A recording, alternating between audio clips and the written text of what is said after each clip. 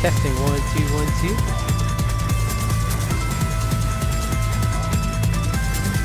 I can hear you. All right, cool. Everyone in the chat, how does it sound? We're live. Like the new setup.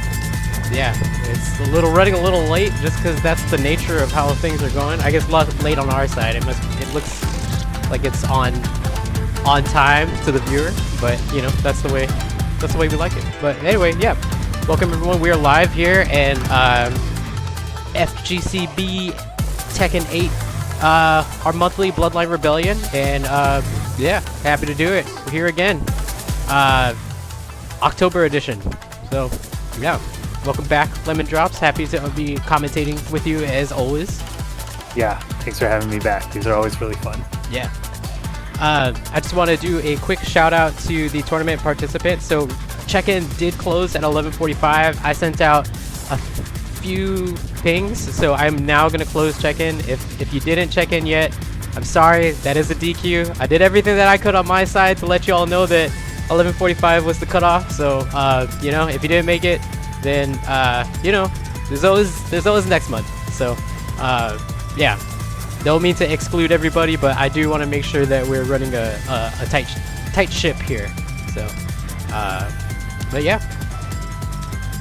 so with that, I'm going to go ahead and close the registration here and finalize the bracket. Again, that is the cutoff, 11:45, so give you 1 10-second countdown to any last minute stragglers. 10, 9, 8, 7, 6, 5, 4, 3, 2, 1. Alright, y'all had your shot. We are finalizing this bracket. And we are finalized. So just change the bracket up a little bit. So, but you know, it is what it is. That's part of the reason why things gotta get finalized, is because Star GG just decides to take on a life of its own. Yeah, after that one debacle where unfortunately we had matches on stream that didn't technically count, you know, got to be a bit more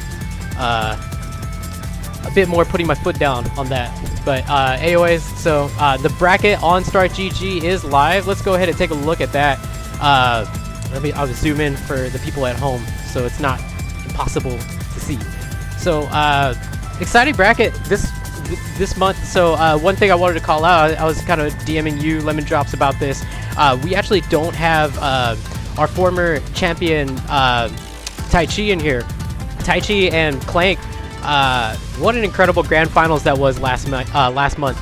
I think that, you know, for me, not wanting to count out Clank, I think that I've been playing with him since, you know, he joined the server.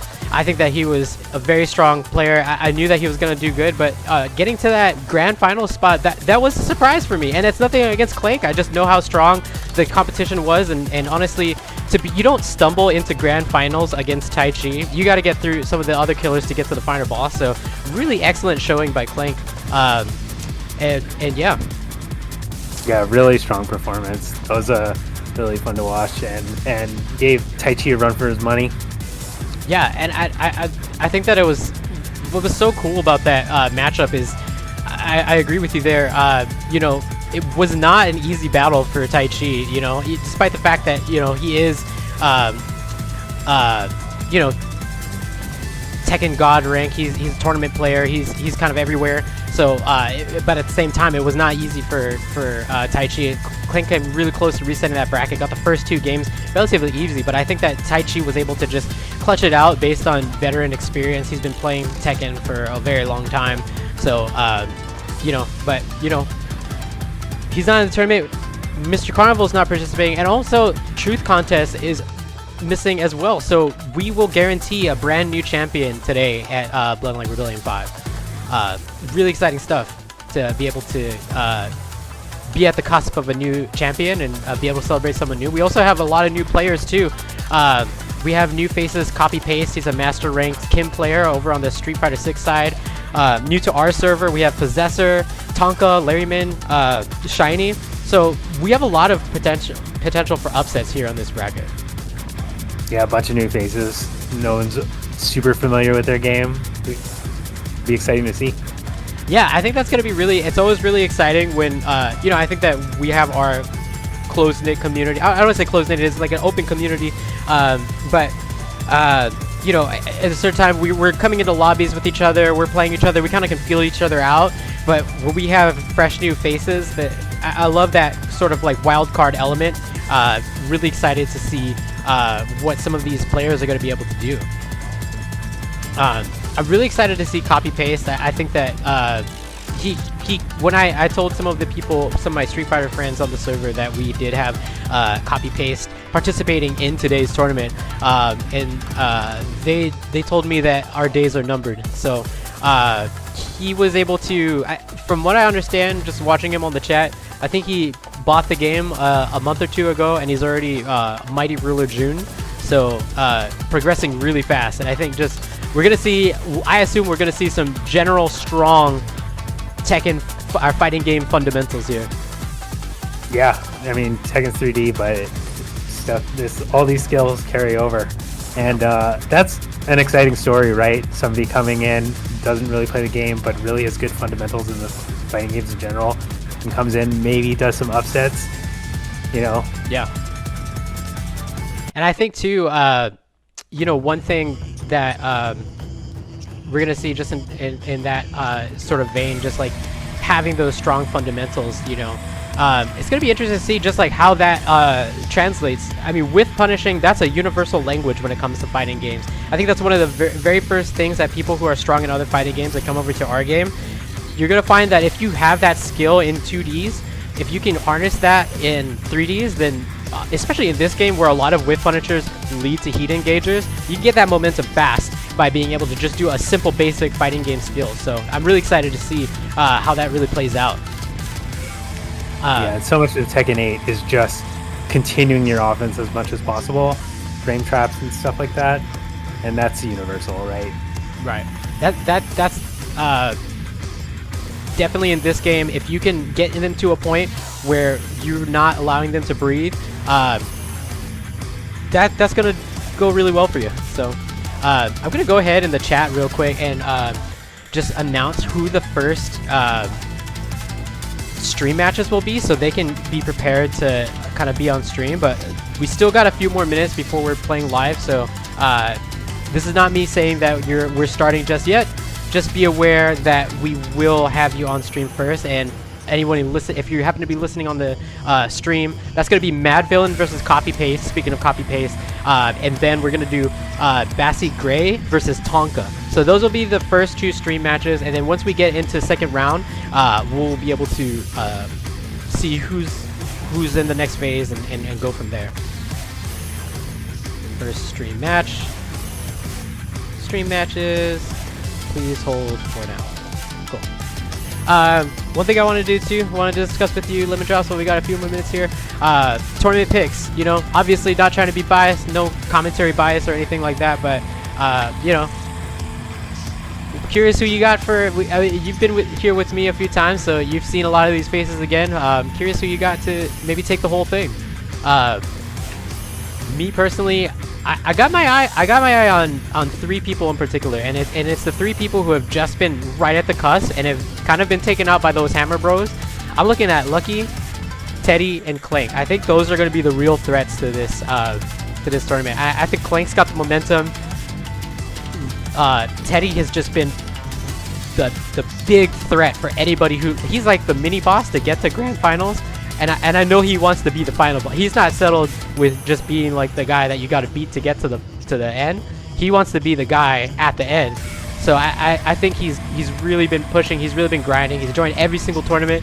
He's gonna be a threat as well. And of course, Lucky's right there with him. Just, you know, always the bridesmaid, never the bride. He's been at second place a couple times, I think. So I think that he's really itching to take that first place spot as well.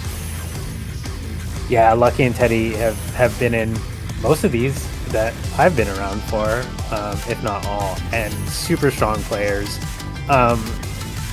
Also, having played both of them, they adapt really well too, which I think is like one of the more important things for tournaments.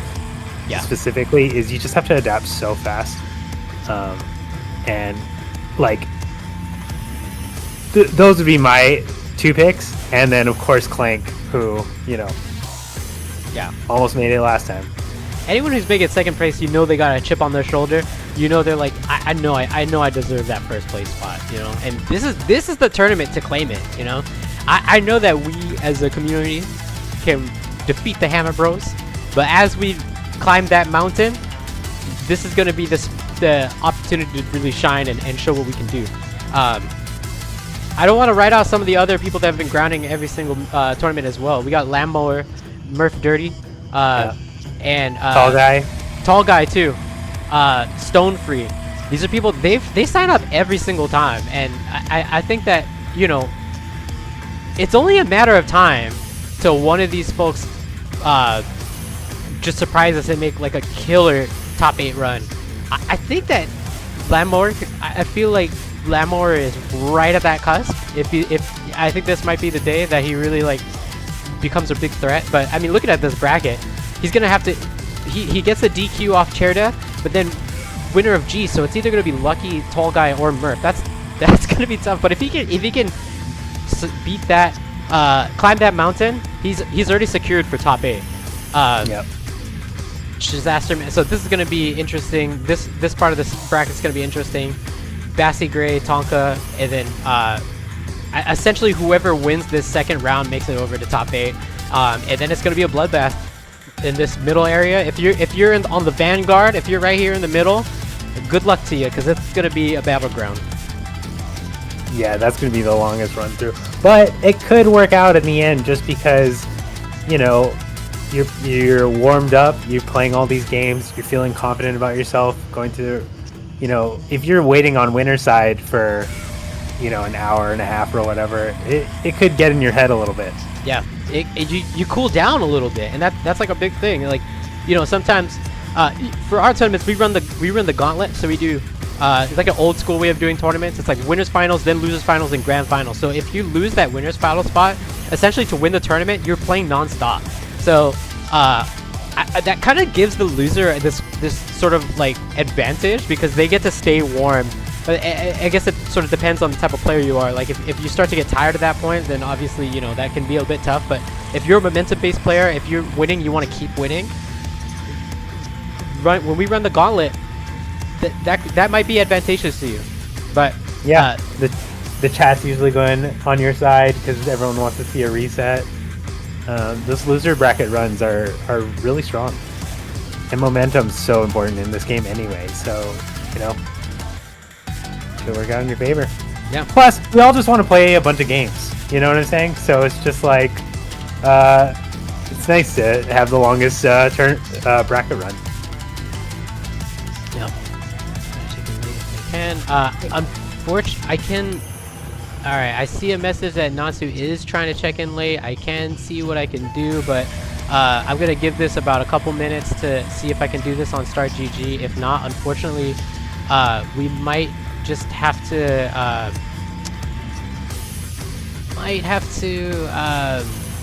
just go through. I'm sorry, Natsu. I did tag you several times and made an announcement on stream regarding final check-in.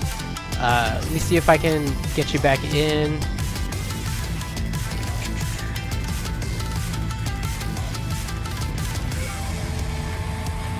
But other than that, we should be starting soon. Let's see what I can do here.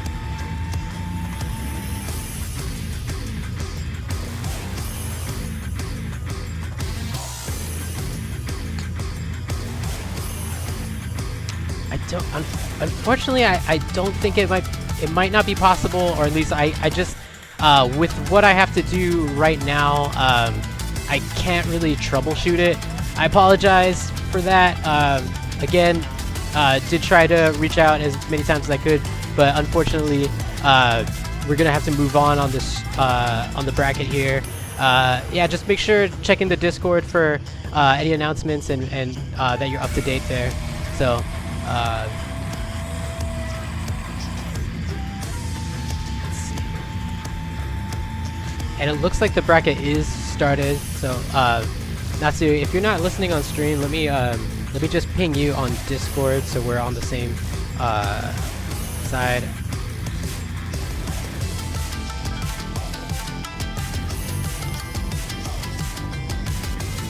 Yeah, that's unfortunate, but we are beholden to whatever start GG wants. This is the true TO.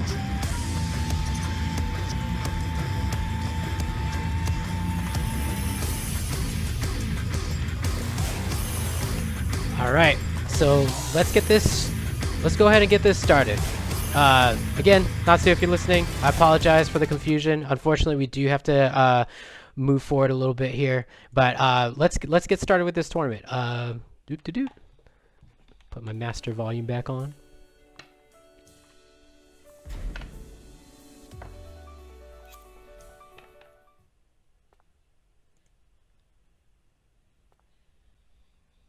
Okay, so again, everyone is dancing. That's pretty cool. Let's get started. So, and we're in Africa 20001. If anyone wants to join, spectate, or do your matches. Let me just do some Discord stuff here. There might be it looks like there's a little Japanese group of people over here. Maybe they're doing their own Japanese FGC Boomer tournament.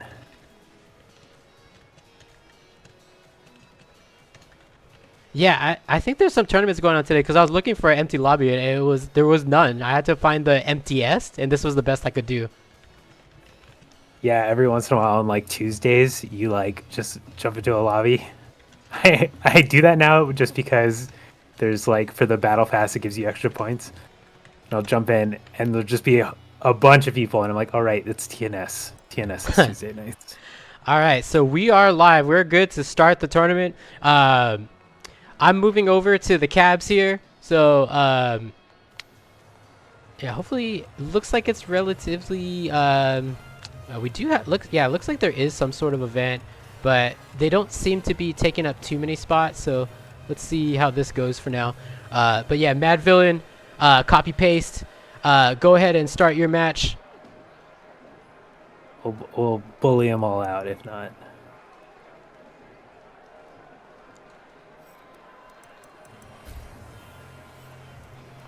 All right, we're getting ready to spectate here.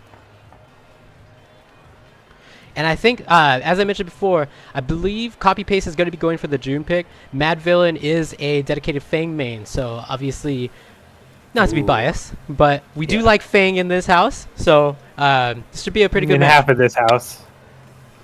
You like Fang too. Don't give me that. you can't play me for like this game for like I don't know how many years we've been playing and not like Fang. I do like this character.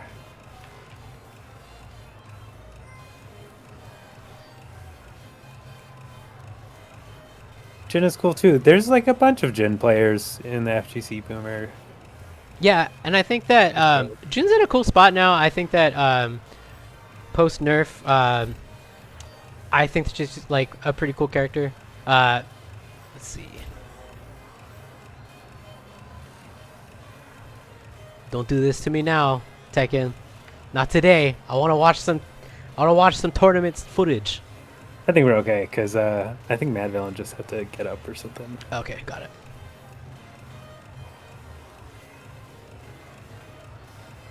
One thing about Tekken moving in from another game I wanted to say is like, yeah, there is a lot of fundamentals, but to talk about the other side of that coin, it's like, you know, as a Tekken player, especially like grinding ranked and stuff like that, you just see a hole in their Tekken knowledge, like they can't break throws or they just let you get away with the string and you just start fiending for it. Like you just start drooling. Right. Over like exploiting that. So I wonder if, despite being similar ranks, if Mad Villain's experience is gonna take advantage of how he paces inexperience.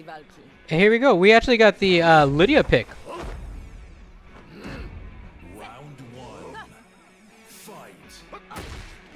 Oh, starting out with 2 lows and a mid into the launcher. And Mad Villain likes that. You know, Mad Villain will test your how much you want to like how much you want to adapt to his mix-up. He will go to a mix-up multiple times. And by mix-up, you know, obviously going for 2 lows isn't necessarily a mix-up, but he will test what you want to adopt to. He will go to the well for the same thing a few times. And there we go. Big snake edge to start us off here in this round. Everybody's looking to start some of their offense on their own. It's a little bit awkward in like how they're starting their offense, but here we go. Here we go. And then the Lydia loops are great. Yes.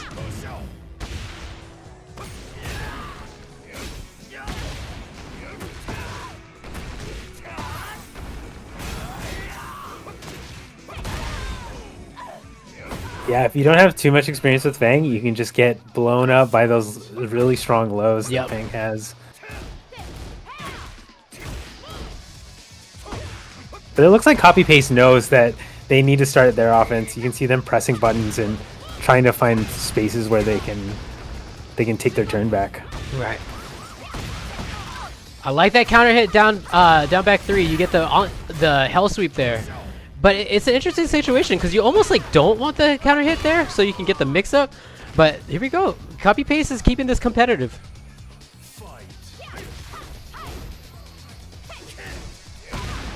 Ooh, nice sidestep 2 into the mix. So that is such a good mix up for Fang. Going into that sidestep 2 puts him in back turn in plus, and so he's got a low, a mid, and that power crush. But here we go. Guess the heat engager, but that Rage Art is gonna be a big get off me. You know, one way to stop a mix up is just to blow him up with a cutscene. Yeah, definitely. You can use your heat smash and the Rage Art like that to just get him off. Mad Villain's gonna draw first blood here. Yeah, and Mad Villain's definitely the aggressor and doing it well, just trying to mix Copy Paste up as much as possible and not let him get started with the Lydia stuff.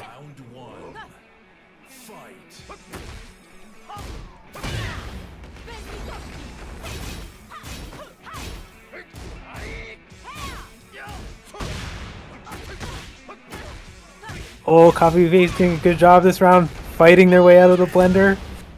There we go. Ducks the grab. Ooh, I like throwing the Kempo there. Yeah, and good Oki. Oh, and it works. Oh, it didn't continue the string though. Oh, Heat Smash. You know, I started using Fang's Heat Smash a little bit more. It is a really good move. I think just compared to other Heat Smashes, it leaves a little bit to be desired. And I think that sometimes like shoulder into Heat Dash is a little stronger. But nice choice there. Yeah, he has a lot of strong options too. Here you go, taking advantage of the throw at the wall.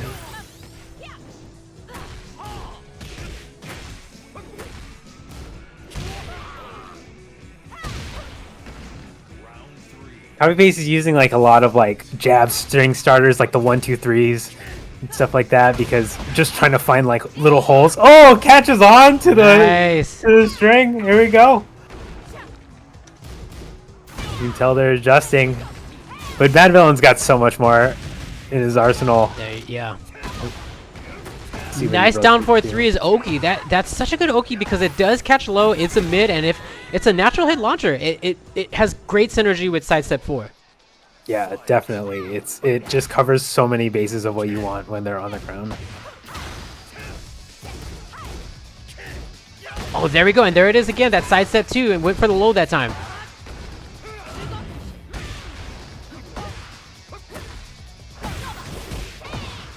Nice Heat Smash. I like this.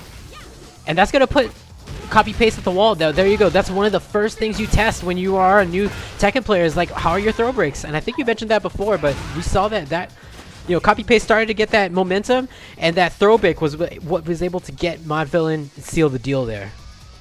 Yeah, definitely. Put up a good fight, but Mad Villain just like had the train going. Yeah, excellent fight. Copy Paste still in this tournament, but really great first showing there. Thank you for putting on a great first match for us here. So yeah, I think next up we have let me double check here. We got Bassy Gray, I think that's what it is, and versus Tonka. So Tonka, Bassy Gray, if you guys want to get to a cab, I can follow you over there. And again, for anybody listening on stream, if you are participating, please go ahead and report your Start GG matches. Just would help me out a lot. I can do that manually, but yeah. The less I have to go into Start GG, the better experience it is for everyone.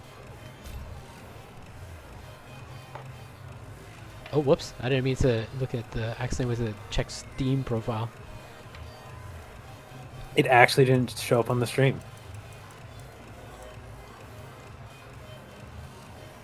It's interesting. Oh, because I'm looking at you. Oh yeah, I guess yeah. OBS is like the overlay. Yeah, OBS is just pulling the direct game feed. Alright. And I haven't seen either of these players play. I believe Bassie Gray plays King, if I am not mistaken. Just from the chats that I've seen. But I think these two have played each other before in lobbies, so this will be interesting. Nice for them to be able to meet up in the ring. Get ready for the next battle. There we go. I got it mixed up. It was Tonka that plays King. The two chain throw characters in the game. You know, I labbed King's chain throws. What? Ooh, He starts with a ground throw? dude, that's crazy. The crouch throw? What a call out. And that's what you get when you're playing two players that know each other. So you think I'm gonna hop kick round start? I don't think so. Ooh. Yeah, and Tonga with a huge, I forget what that's called, the huge uppercut. I think, is that crush highs? It looked like it evaded the high there. Yeah, it does. And that's, as like a Nina player, I will say that is so strong against Nina, because Nina wants to start off her offense with highs. And so hop kicks and high crushing moves are so good. Yep. Oh, he's going for that side step to throw a couple times. Oh, blocks the snake edge. Yeah, really good for blocking that the crouch sweep or whatever. Oh, But no. can he break? Oh, I don't know. I think he should be bashing one. Oh no! He's going all the way to giant swing. Oh. Look at that. That was 40% damage, basically. Nice mid-mid. Obviously, it is punishable, but nothing's punishable if you land a hit. Yeah, and we're still 2 hits away after one launch here, and Bassie could take the round. Oh, goes for a big whip. Ooh. The down back 3+4 is really strong because it covers so much space, but it does take a lot of time to recover. Yep. And Tonka was able to just steal it after that. Nose to duck after the 1-2-2. Yep. Alley kicks and gets the ending on that too.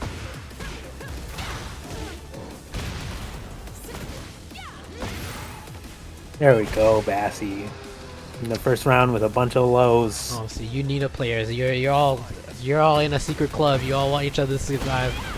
Yeah, you know, everyone forgot how good King is because it's not month 1, but this character's still ridiculous. King is a good character. Oh, there we go. There's that big swing again. Oh, and this is gonna floor break or floor explode. Yeah, it's so much damage. This is so explosive. Oh my gosh.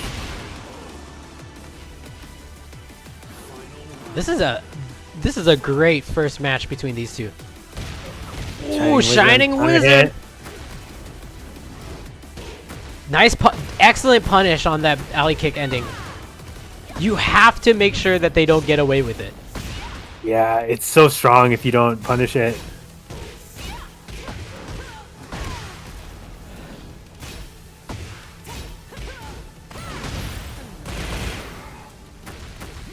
Bassie takes it. Oh my gosh, and it looked like oh yeah, Blasty, sorry, I gotta switch these around.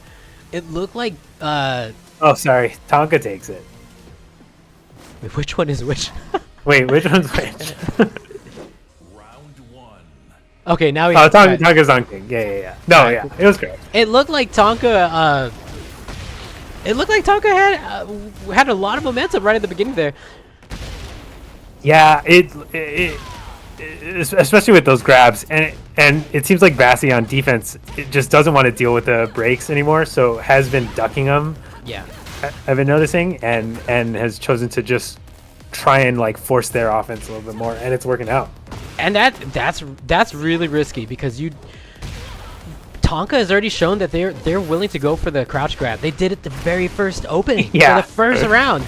So you start ducking those straights, and even if you're not gonna go for like a big read, like a crouch grab, you still get the hop kick. And there we go. We're doing it twice. We're doing it twice. We Yeah, really want that and one. look, it high crushed the jab.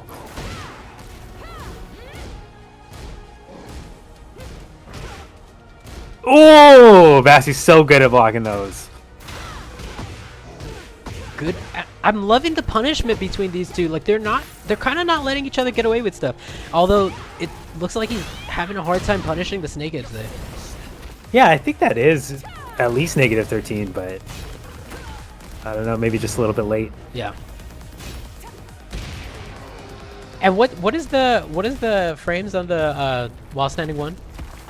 For It's 13. Oh, that is her 13. For the butterfly. Yeah. Yeah, it must just be right at the edge.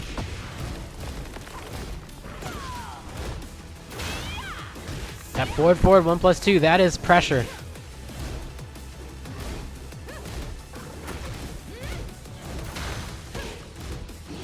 Oh, there it is again! So much mileage on that move. Yeah. And this is going to be a 4 explosion. We're going to see one more grab here. Look at that damage. Look at this character going for the alley kicks, the counter hit. Oh no, it whiffs! Punches it out with a crouch jab. Tonka is still alive.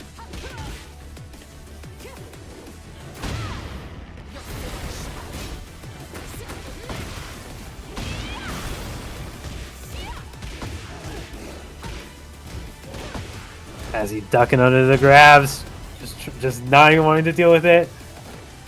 But here we go. This might kill if it goes all the way. Oh, but he breaks out of it.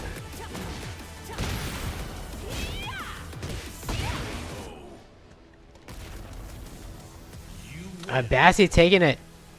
Tonka starting to build a little momentum there, but was just barely unable to seal the deal. But really great showing from both players here. Yeah, that was a really fun match. Let's take a look at the bracket real quick and see where we're at. So let me pull up my bracket window here as well. Zoom in a little bit. I had it zoomed out trying to do some start GG admin, but here we go. So Bassi's going to move on, and he's going to face Teddy Machete, but looks like we're just finished. We're still waiting for round 2 to be able to start losers round 1, just because some of those matches do require somebody knocked down from round 2. So as soon as Fish and Shine are over, we can start. Actually, you know what? Here's what we're gonna do. We're gonna do Lucky versus Murph, and then Baron versus Keefe on stream, and then yeah, let's go ahead and do that. Let's see. I wonder if we should do another. No, let's stick with that, and then I'm just like curious, like, should we do 3 or 2 streams for this round? Let's do 2. I feel like I always like to say we'll do 3, but then like it ends up. Yeah, we want to showcase everyone, but it does take time. I don't know. There's a trade-off there. Yeah. So let's go, and we want to make sure that people get an opportunity to play. And I think because losers is waiting for round 2 to start, we don't want to hold up round 2 a little bit too long.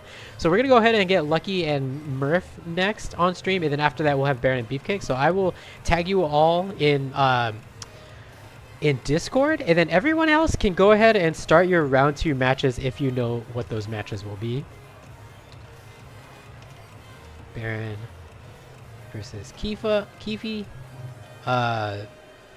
Everyone else, round 2 okay to start if matchups are ready. Boop, boop. All right, cool. So let's go ahead and see what Lucky's got cooking for us against Murph. So Murph, recently switched over to, they were playing Dragunov for a while, and they recently switched over to Eddie. So this is going to be a really interesting matchup. Lucky, of course, having Eddie experience. So really excited to see how that plays out. And if I could just find y'all in here. I see Murph. Oh, there he is. Cool.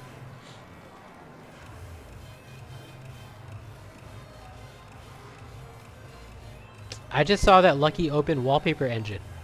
What are you doing, bro? Come on, you gotta play Tekken.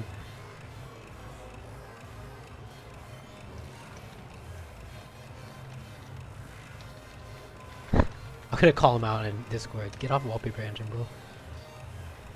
Let's do this since it might be a bit of a delay for. Oops. No, thank you. I'm not trying to play right now. Especially, I'm on pad. I'm on pad piloting my little avatar through the fight lounge. If we're gonna be waiting for Lucky, then why don't we pivot and do let's do Baron and Keefe, and then we'll switch to Lucky. Let's see. All right. I will announce that on Discord. So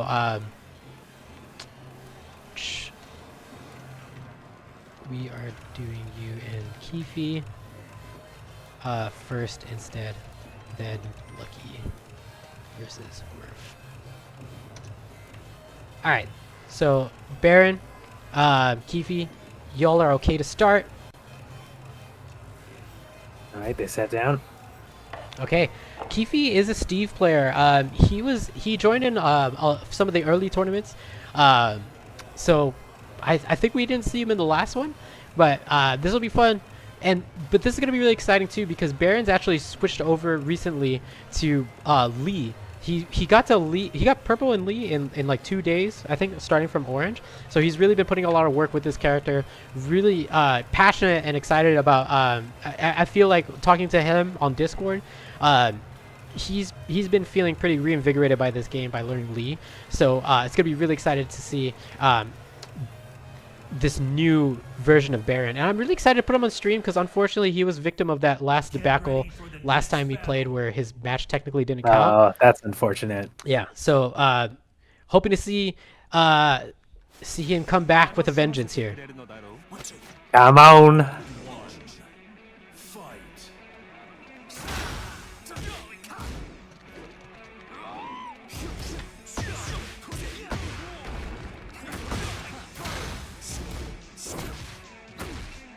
Ooh, they're like feeling each other out, you know?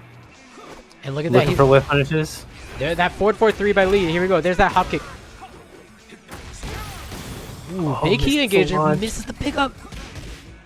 And both these characters are big on counter hits. Get a lot of opportunities from you pressing at the wrong time. But, you know, good old-fashioned hop kick, that does the trick. Yeah, these are like Tekken 7 characters where the counter hit launchers are scary, so you kind of don't want to press as much into them. Right. Oh, calls out the slide. Ooh. And that's scary, being a hitman from a distance. That's kind of, it's got an interesting slide Lee does, because it kind of telegraphs like, hey, this is what I'm trying to do here. But here we go, we're trading round for round. Yeah, you can definitely mix it up, but it's like we all know that is what Lees want. Oh, look at that sidewalk into 4-4-3 heat engager. Oh, misses. No punish on the whiff. Ooh. Ooh. Sonic Fang. And that wasn't even a whiff punish. That was just, you know what? I'm throwing this out here. Oh my gosh, the machine gun kicks. And he was in heat, so those just frames are guaranteed. Oh my gosh, so potent. Ooh, that back doesn't guess right on the grab. And with Steve, he does get access to that clinch, and it's a pure 50-50 grab between a 1 and a 2 break. Yeah, you just gotta guess at that point. Oh, look at that fake 4-3+4 into the throw. I think Baron is just destroying with that 4-4-3. It's been such a potent tool for him there. Yeah, really strong. Whoa, and that's unfortunate. Somehow didn't get the punish. He went for the 10 frame, didn't go for Acid Rain, but just going for the solid 10 frame, but still missed it. Ooh, didn't punish the Sonic Fang. Oh. First blood by Keefe, and this is a Fang that, or I'm sorry, not a Fang. This is a Steve that is showing their aggression early. Yeah, in a collected way too. Like just kind of safe, really strong pokes. I mean, look at that. That was like such a well placed on thing. Oh, big 3 there. 3 Oh, 1. gets the wall, but doesn't get the wall damage off of it. But look at all this chip. It still might as well have been one hit. Oh my god. A little pop off at the end of that round. There we go. That's what he was looking for. That back 3, but misses the pickup. Yeah, you know, you're learning a new character. These kind of drops happen, but Baron's looking really comfortable already on I think lead. he's playing a great match, and I know he's behind right now, but like again, like you said, playing a new character against someone who's a specialist. Keefe been playing Steve as long as I've known, for all of Tekken 8, maybe Tekken 7. There's the big counter hits, and that's Ooh, look at that! great combo. Look at that. Ends with the adjust frame too. Yeah, that was No really, heat needed. really good. Oh my god, the low parry! Baron saying, you know what? Don't get too comfortable. Don't think you're coasting your way through this round. Yeah, picking up some of Kiwi's tendencies. Taking advantage. It tries to high crush with the come on. Come on. This is gonna go to the wall. Oh, nice armor. Yeah, good timing on the power crush. Here you go, and I like that. Was Kiwi. Oh, there we go. Nice slide. And I was just about to call out. You know, he's mixing up his timing on when he wants to go for that slide. He's going in it, and mixing up when he wants to go into Hitman in general too. So he's keeping it tight, keeping him guessing. Yeah, mix up the slide with the 4-4-3. Oh, and Oh, correctly ducks out the high. oh my gosh. And you know what's interesting? Keefe went for that twice in a row. He went for the first one, got the guard break. And so he tried to go to the well again. That would have been the end of the round. He got a little too greedy though. And now he gave Baron some chance to survive and get back. Just the pressure there, but he's still in this. Yeah, we got one round left. Baron make the comeback. Kiwi does so well in the wall. And it's He's gotta that get out of back there. 3 too. He's able to instantly get into Lionheart there, and that's so difficult to deal with, especially since he got the buff where if you can't just power crush through. And just like you called it, as soon as Keefe got on the wall, that was a lot of trouble for Baron. But Baron's still in this tournament, and what a great showing! His first time he picked up this character like what, last week, a week ago. It was able to, you know, really take it to Keefe there. I get the feeling that we might see him again a little later on. Definitely, you know, put the pressure on Keefe and it had to force Keefe to kind of play the stage to his advantage, navigating Baron to that end of the wall there. So great showing. And yeah, let's see. Next up, we got there he is. There's Oops All Bashard. All right, so we're good on Lucky versus Murph. So let me go ahead and call them out on Discord. Okay, to start.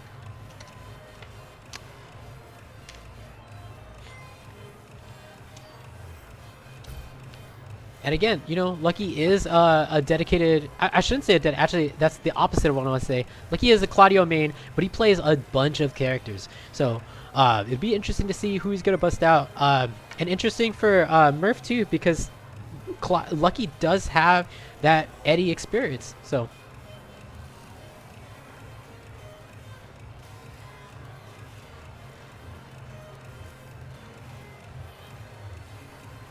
Yeah, and Eddie's a different character when you know the matchup and when you don't.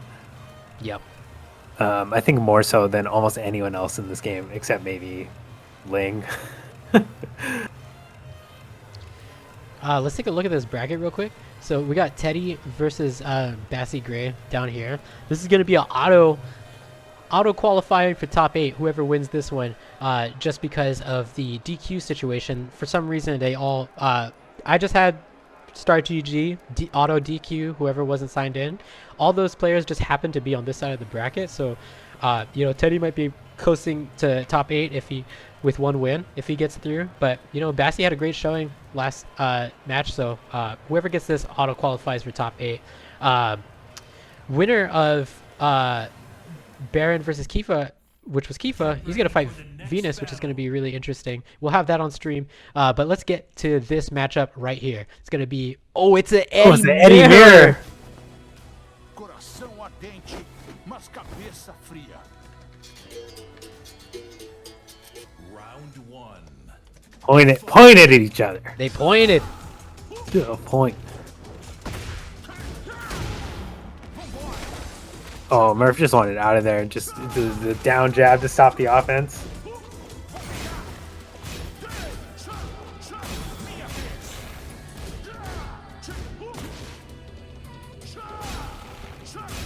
You can tell they both know the relaxed stance is so strong that they're just trying to, as much as possible, be the Eddie that's in the relaxed stance. Right. And I'm saying this for myself right now, but Lucky is the Eddie in the gi, and yeah. Murph is the one in the cheetah print. I said it more for myself than for the people on stream. Lucky's the Eddie that's doing the capoeira. Yeah. This is a brawl. Look at this. You know, that 4-4-3, the low starter into stance is so common from Eddies, and the fact that it counter hit launches too is crazy. Yep. You know they both want to be going for that. It looks like Lucky's trying to assert his dominance here. Nice. The guaranteed crouch jab.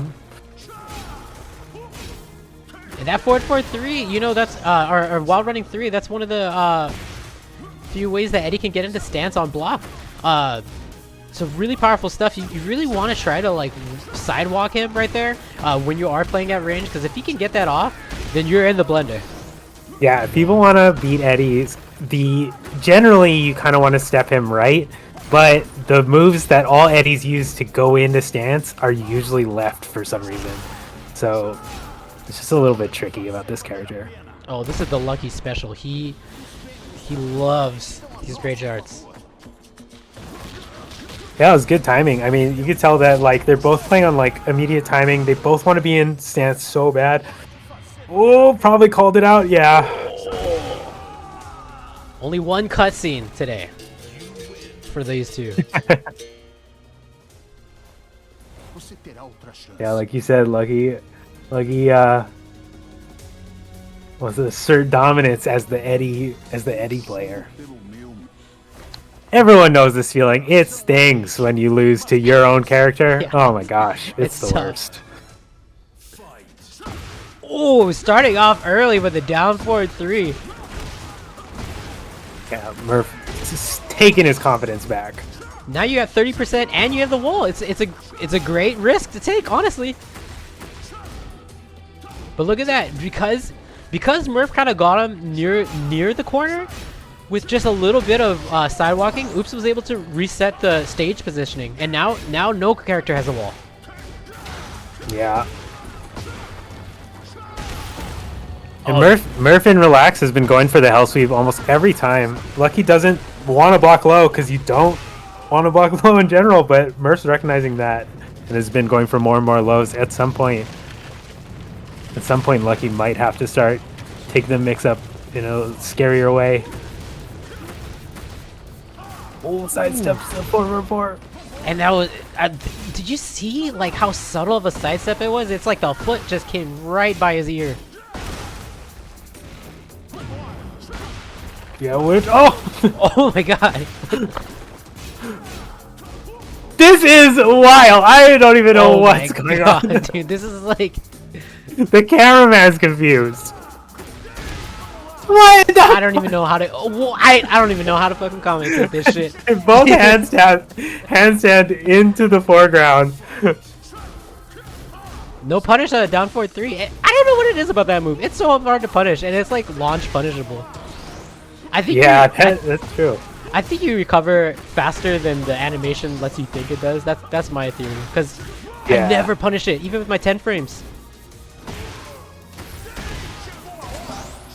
There you go, Murph on the board. You know, There you it's go. the interactions between them are they're both putting up a good fight, is what I'm saying. Yep. But Lucky just seems to like close out right at the end. So I Ooh. believe Murph can take his back. There we go, down forward, 1-3. No punish. Yeah, punish that shit, Murph. Você tem que usar mais a cabeça. He had a whole speech for that throw. Yeah, I've never seen that before. the side throw. Oh, I am surprised that Lucky didn't Oh! slow. Oh my god! What? That was crazy. It just came like right to the edge of his health bar. Like that was the craziest. Like slow. I thought the wall running. I thought that was gonna be enough. Yeah, of I did damage. too. I that's what made that so sick. Oh my gosh. I thought that might have been the right call, Murph. All right, I see you, Baron, in the chat. Give me a second. I can adjust that for you. It was a chaotic match. It's really fun, you guys.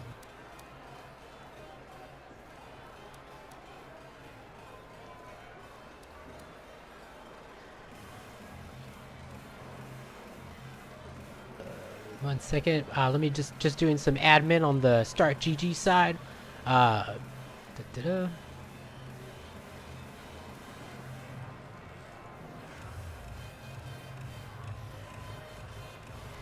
Really great mirror there, though. I just that second game too, with like looked like a kung fu movie, but with capoeira. I would say capoeira movie, but I don't think we have one of those yet. So Yeah, there might be some out there, but now I kind of want to watch a capoeira movie tonight. All right, Baron, Keefe, I got you updated. So we're all good to go there. So we should be good to go there. I apologize for the delay here.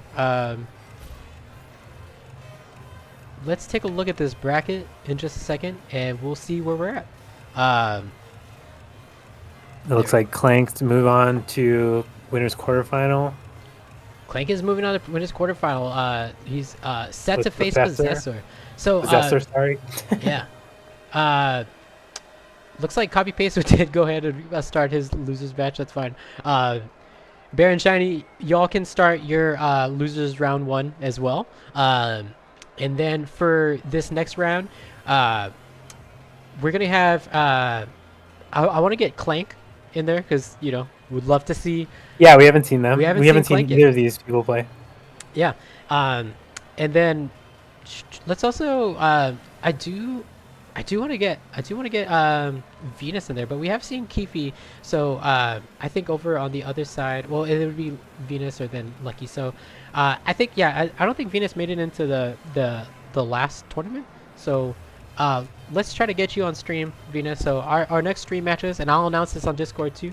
We're gonna have Clank versus Possessor, and then after that we'll have Venus versus Keefe. So we'll see Keefe again right there, and then Baron Shiny, you're the last. Oh, and Mad Villain and Stone Free. So you all can start your matches as well. All of this will be announced on Discord. And then losers round 2. Just hold off for now. If you are in winners quarters and your name is not Clank, Possessor, Venus, or Keefe, so I guess just Lucky or Lamb, you all can start your matches. Everyone else just hold. All right, because Teddy's already hopped on over into top 8. Yep. Congratulations to him. So let me just get this all. I wanted to see that out. match though. Bassie, the fellow Nina main. Possessor. Next on stream. Then Venus versus Keefe. Hold for now. Alright, cool. Let's get back to the game. So what did I say? Clank, right. Clank and Possessor? Yes. Alright, there's Possessor. Possessor plays a lot of characters, so it's going to be interesting to see what they pull out. They're kind of a generalist from their own saying. I played Possessor yesterday for the first time, and they pulled Elisa on me, and it wasn't pretty. It did not look very competitive for me. Possessor kind of took control there. So this will be interesting to see what character Possessor uses against Clank. Clank is a dedicated Leroy main, from my knowledge. If you do play other characters, I don't want to speak for you, so you know, just you can let the chat know if what your full resume is. But I've always played Clank with them playing Leroy, and of course their excellent tournament run last game was also with Leroy. So I think that's what we can safely assume there. This is going to be, we're guessing this is going to be vertical knowledge versus horizontal knowledge. That's a great way to put it, yeah. Leroy, Clank, the Leroy specialist, versus Possessor, who can kind of do a lot of things, so.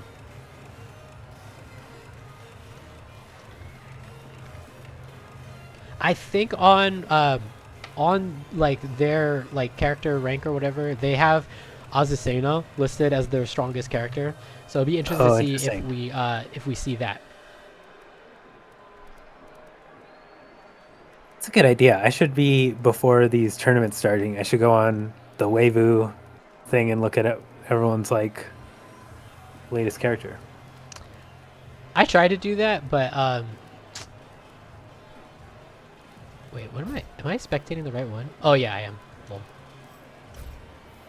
I saw Oops All Bashard, and I thought I was accidentally spectating Lucky. Oh, looks like Clank got a crash, so we'll just wait for a second there. Unable to spectate. Let's shift a little bit. We could do Venus and Kiwi. Yeah, let's move over to this Venus and Kiwi then. No problem. We'll shift to.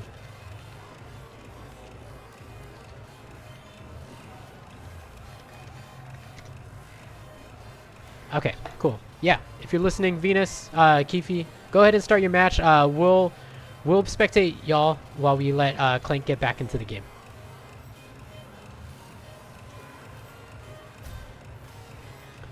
And again, we saw an incredible showing from Kiwi there in that first match. That Steve pressure, it did not look fun to play against. No, it did not. What I liked about Kiwi's play is just that use of Lionheart stance. Really good ways of like getting in there. Would come in with the down back 3-2 with you back against the wall, and that's such a pure guess. Like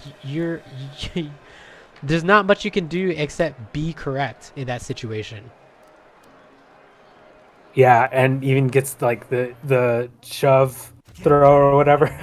Yeah, in the wall too. Like the fact that you have to guess between those things is a little scary.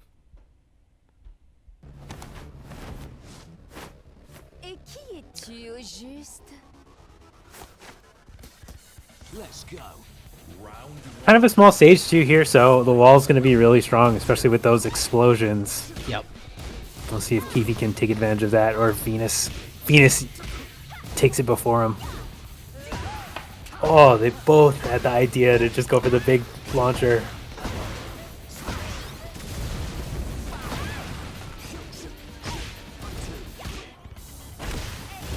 Venus using the down jab to just like stop Kiwi's pressure. I've seen that a lot more often. People just using the crouch jab to just tell people to cut it out. Yeah, and it works against Steve because especially if he goes into peekaboo, Steve has to do some specific things to stop crouch jab. He has to do forward 2 and down forward 2 also stop it, but it's not like, you know, when you're trying to stop crouch jabs in general, just low parrying it or sidewalking it. He has specific moves that he has to do to be able to stop that. So it's extra strong. Oh my gosh, just grabs him into the wall.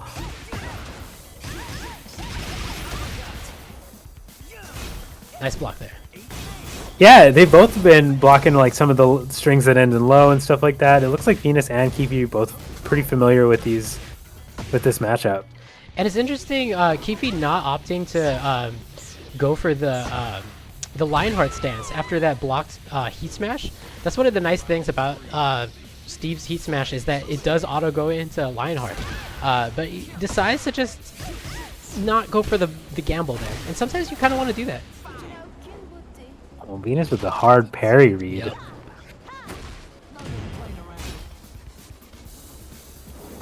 Oh! Isn't able to convert off of it.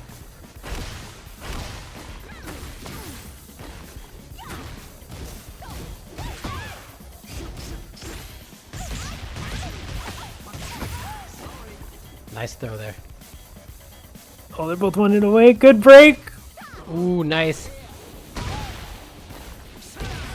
Oh, and that while running too.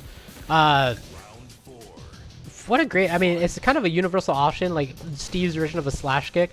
You're just kind of betting that your opponent's going to block low, and if they block high, you know, you get like +6 in a lot of cases. Oh, Big wall combo. Venus. I love that Venus did not let that opportunity go to waste. That is such a round-defining interaction there. But Yeah, even like confident enough to play around with like the Lucky Rabbit jumps.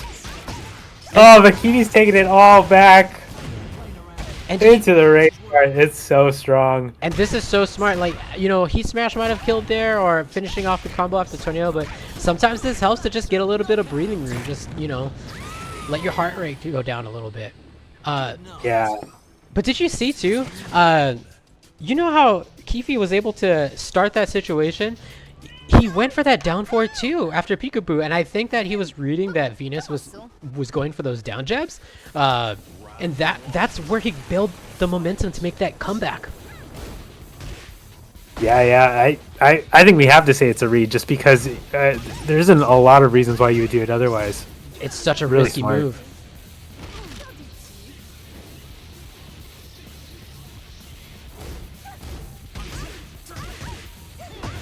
Oh, here we go. Big opportunity. And this is going to go to the wall. Yeah, this is where he wants it. Throws it away from the wall, though. That running 2 getting so much mileage. Like you said, it does so much damage. You good mid. Plus on block, I think. I don't know. Interesting. Punish there on the whiff. Nice parry. Yeah, 2 for 2 on the parries.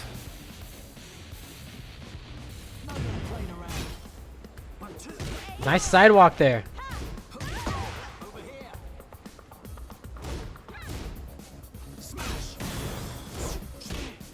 That's such a good duck to beat that flicker pressure. Oh, finds a clean hit. Okay, that's a round. There we go. Round 3. Fight. Down jab, just stop the pressure again. There we go. Big back 3. Look at that combo. You guess this go finish with the Sonic Edge and then I guess quarter circle 2. Yeah. Oh, high crushes. Oh, and that's Matterhorn, baby. Matterhorn. Wall to wall too.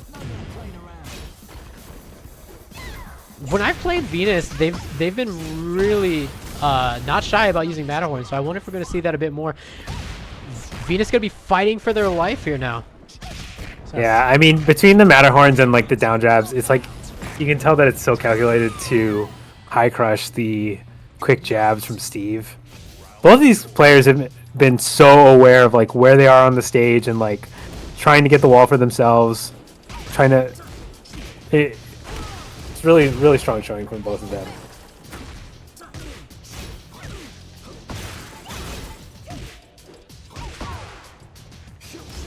Is that a parry? What was that? I didn't know Steve could do that. This is a huge combo. Goes into the clinch.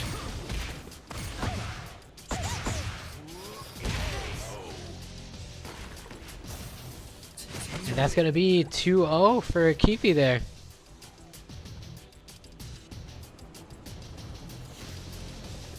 Yeah, really strong performance. All right. Yeah, and Kiwi, Kiwi has been part of these tournaments before, but I think that this is sort of like unlocking a new level for him. Like, I don't know if I've seen him just perform this on point. Oops, I'm not trying to play.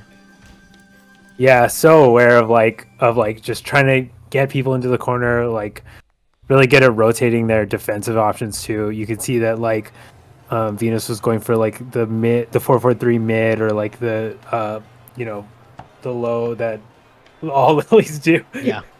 And yeah, he was doing a really good job at rotating those options. And we still got Venus in that tournament. I'm suspecting that we might see a top 8 run in the future and later on in this tournament from Venus. But for now, we got Clank versus Possessor. Let me let you all know in the Discord that you're okay to go. Oh, I think they're going. We might be able to jump in on the match, but I actually don't know. They're just sitting down. I'm not trying to snitch here. Yeah. No, that's cool. That's cool.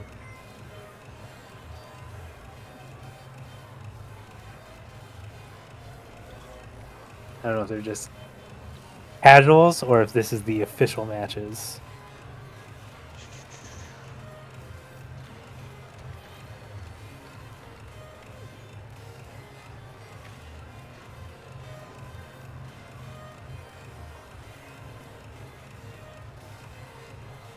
Yeah, this will be an interesting fight. Again, like we were saying earlier, it'll be really interesting to see what character Possessor is going to pick with.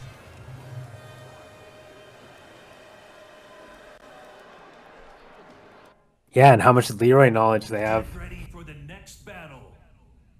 Here goes the Elisa.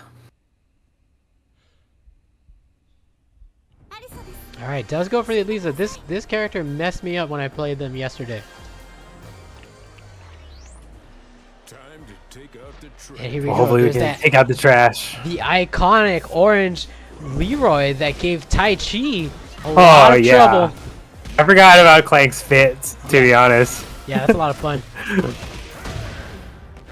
And that power crush by Elisa, that is punishable, but Clank opting to go for the low there. Here we go, sugar attack. Gets the sugar hit. Round one. Clank having fun out there. And you gotta have fun with your character. Oh, ducks the throw. Nice orbital, but misses the pickup.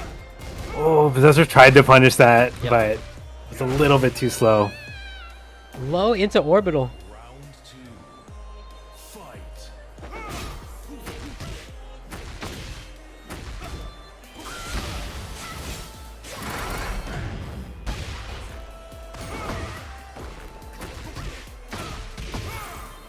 Nice launch there. Nice whiff punish on the orbital. That. Oh, breaks Oh, the and good throw. break.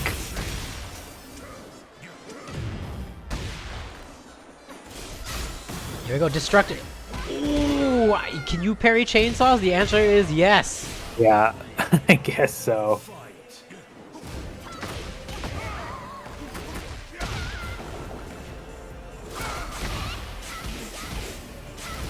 You gotta guess now. This Yeah. is Possessor's moment.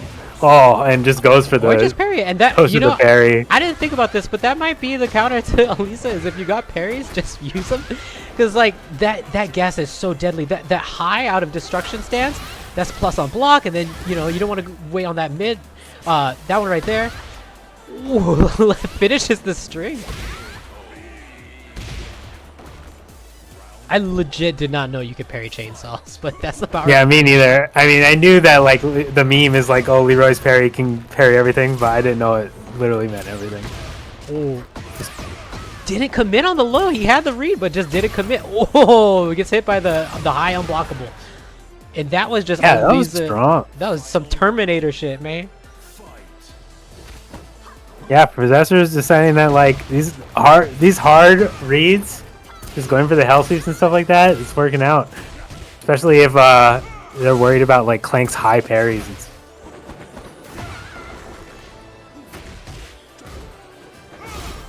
Nice sidestep 1+2, but it wasn't able to take advantage of the plus frames. And look at that, the adaptation from Clank just goes for the backdash off the high destruction stance, not opting to challenge it anymore and just trying to create space. And that slash kick seals the deal. Yeah, I think you're so right. I think Possessor like showed how strong they were in when the destruction was going on. So Clank decided to just back out at this point.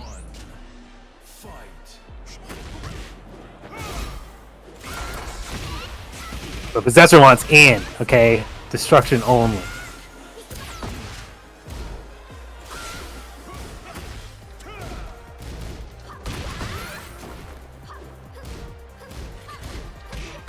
Oh, the relentless rush down. Clank just couldn't find an opening there. Yeah. And that's the thing with Elisa. I mean, you gotta really be. It's tough. There's an answer there, and look, and I love that Clank is searching for answers to deal with that move. They had the awareness to recognize that by just challenging it, they were getting punished. So they're experimenting with how they can get through that situation. Yeah, looking for the backdash or more defensive options. I swear Clank was at full HP like 5 seconds ago. That was like so much chip. And Elisa's not, and that's the dangerous thing about destructive stance. Like, typically you see those times of chip interactions once a character enters heat, but Elisa did all that just from chainsaws. Destruction stance is not a fun stance to block. That unblockable too. That is a high. You have to duck that. Yeah, getting a lot of mileage out of that is working out. It's one of those things where it's a knowledge check.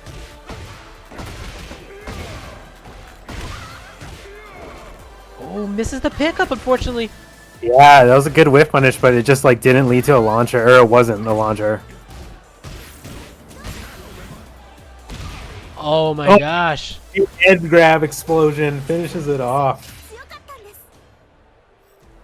Possessor just, or Clank wanting to muscle his way through that situation, which has been caused him some success as a means to get out of destruction stance. It's kind of like a Pyrrhic victory because you do take some of that damage being a power crush, but it's getting him out. But that throw beats the power crush, and at least Possessor taking advantage of that.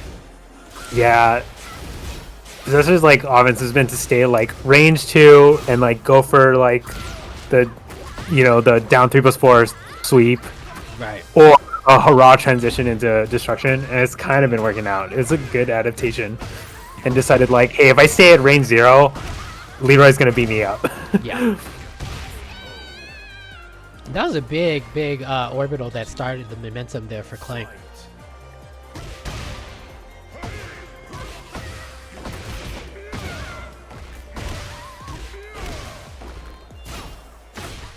Wow, that's a lot of wall carry. Yep.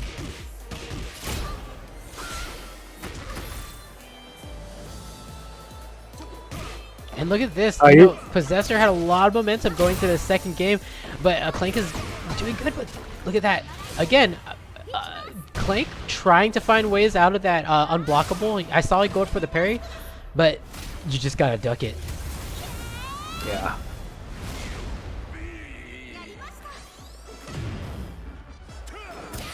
Oh, Raw goes into heat, and that was the right call because he could whiff punish to take off 20%. Yep. And Elisa has one of the best heat smashes for whiff punishment. It just travels so far. Yeah, I don't think I've thought about that before, but that was really strong. There we go. There's that back 2. Or I'm sorry, 1+2. He's back in the blender. You can see Clank fuzzy ducking the low in neutral, just trying to see when Possessor is going to go for the down to the floor. And Possessor is on set point here. Ooh, nice. Finishes the string, and that's one of those classic high-low strings that you need to recognize to be able to stop that simple. Those little hits, they add up.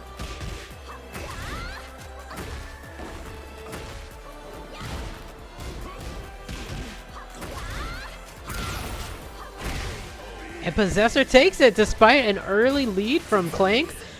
Possessor taking the first game from our finalists on last tournament. So great job there. Yeah, that was really strong and good adaptation. Clank in the beginning was a little overwhelming with the Leroy pressure and the parries, but Possessor just found a game plan that worked around it. Yep.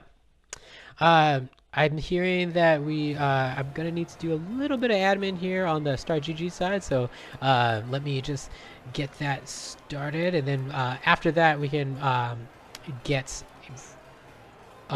more of the losers matches out of the way. So just get that situated. But yeah, really great stuff. I'm sensing that kind of like what I was sort of wondering. I kind of felt that Possessor was going to be creating some upsets as a newcomer to the tournament series, and that's proving to be, in his first game that we've seen on stream, proving to be true, as we've seen him take the game from our former grand finalists. Let me do an announcement here. Losers round 2 is set, so you all are okay to start. Let me let you know in Discord. And let's take a look at this bracket real quick. So this is let's look at the loser side. This is what we're looking at for the bottom half of our bracket. We got Tall Guy versus Bassy. We still haven't seen Tall Guy on stream. Shiny versus Copy Paste. So these are the two of the newcomers will now be facing each other off here. We got Stone Free versus Fisharo. Fisharo playing Paul, and I think Stone Free Ling Specialist. Yeah, we haven't seen them on stream either. Yeah. Stone Free taking a match taking 2-0 to Mad Villain. Mad Villain looks like he was knocked down by Possessor there, and then we got Tonka and Murph. So it's gonna be crazy down here.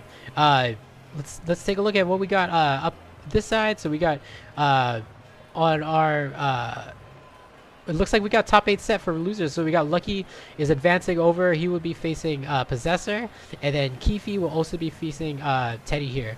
So you know what? I did not realize that we didn't have a winners set up. So I did tell them to start. So let's see if we can get a match going. You know, Stone Free and Fisharu, if you're listening, we're gonna have you on stream if you haven't already started. It looks like you started, so I'm just gonna go ahead and start spectating. Let's get going. Oh yeah. We're just trying to catch as many people as we can. Yep. I think they just sat down though, so this is probably game 1. I don't think we missed anything. They might still be in character select, cause yeah, I just told them to go like a minute ago. Get ready for the next battle. Yeah, there we go. Xiao Yu versus Paul. Just as we called it. And we're not doing the super speed up. Hat. This is an amazing costume. The tiny hat. Oh my gosh. I don't know why I want to call him Ceramic Paul, but I do.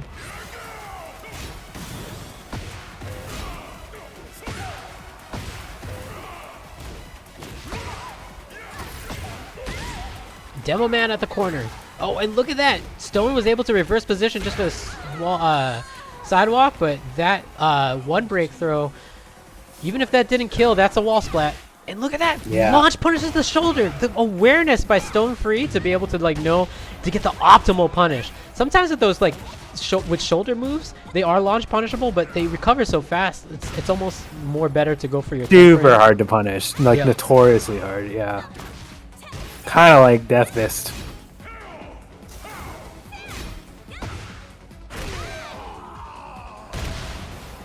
They're brawling out here.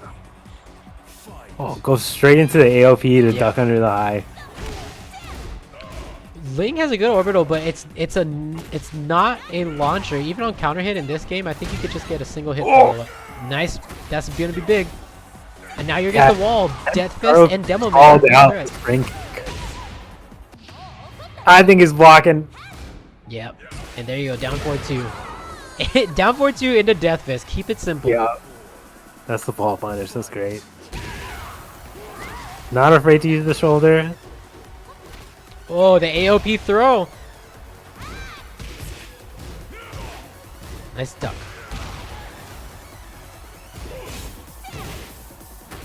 There we go. The down 1+2. Such a good keep out. It's kind of like Ling's down 4-2 in a sense. Yeah, off of the down for 1-2 that Fisharo tried to do. It was just trying to press out of frame there. Oh my god, look at that. Just the reversal off the wall climb. And he's just done enough. No, it drops. And doesn't want to deal with that string. I agree. The course will go back 3-2-1 or whatever.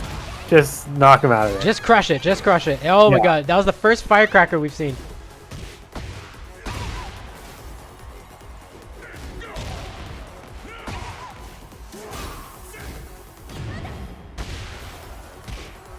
Oh, down jab straight into the grip.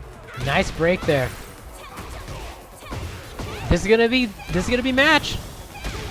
Oh, I was wrong. But that does it. And Stofreen is up 1.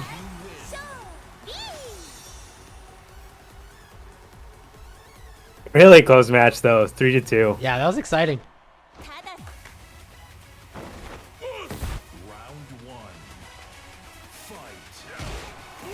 Straight into the down 4-2, but it drops the combo. But it doesn't matter. That's enough damage with the death fist. Whip punishes with the death fist again. Whiff punishing with a death fist, that hurts. It doesn't just like hurt your health bar, it hurts your soul. Yeah, that hurts your mental. For sure. Stone Free's been showing, he kind of did a lot in the last tournament where he wasn't really hit confirming the back 4 into the 1+2 heat engager, but it can be helpful.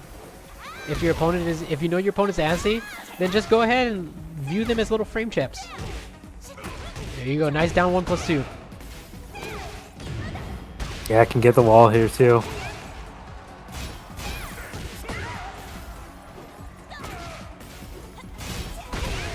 Nice. Yeah, these guys are brawling. It's almost like whoever gets the first hit really just gets to carry their whole offense into the corner. Right, and for a medium small stage like arena, it just gives a lot of these. It makes stage positioning so important here. Just a few hits and you're already back against the wall. And that should, I'm gonna correct my statement too. Like, it's whoever gets the wall first is just taking the rounds. This is like 3 times already that Fisharo has called out the spring kicks. Yeah. And dude, look at that full charge death fist. Letting it marinate, and Stone just, you know, you get to that point where you're like, should I press? Should I press? And he just waited too long. Oh, perfect time to go for the mid. Stone's been like going low off of AOP this whole time.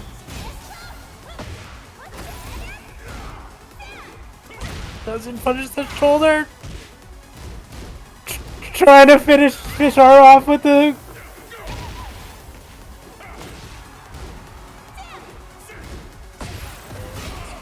Oh, it's just... Oh my god. Fisharo takes game 2, 1-1. And a neutral jump of celebration. Yeah, that's such a Paul thing to just celebrate bombastically like that.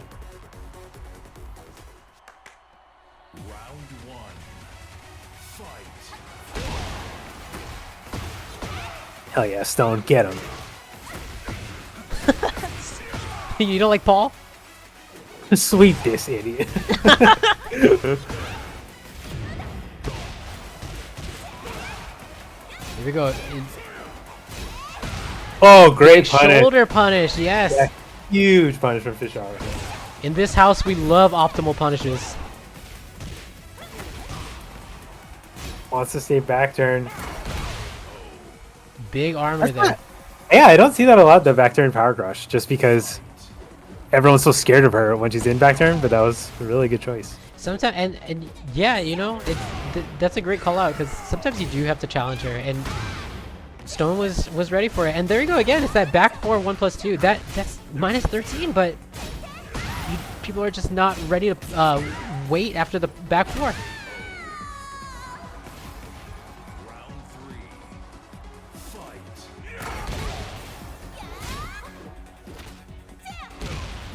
Nice throw there. Oh, the classic flame starter. This is looking to be all Stone free this round.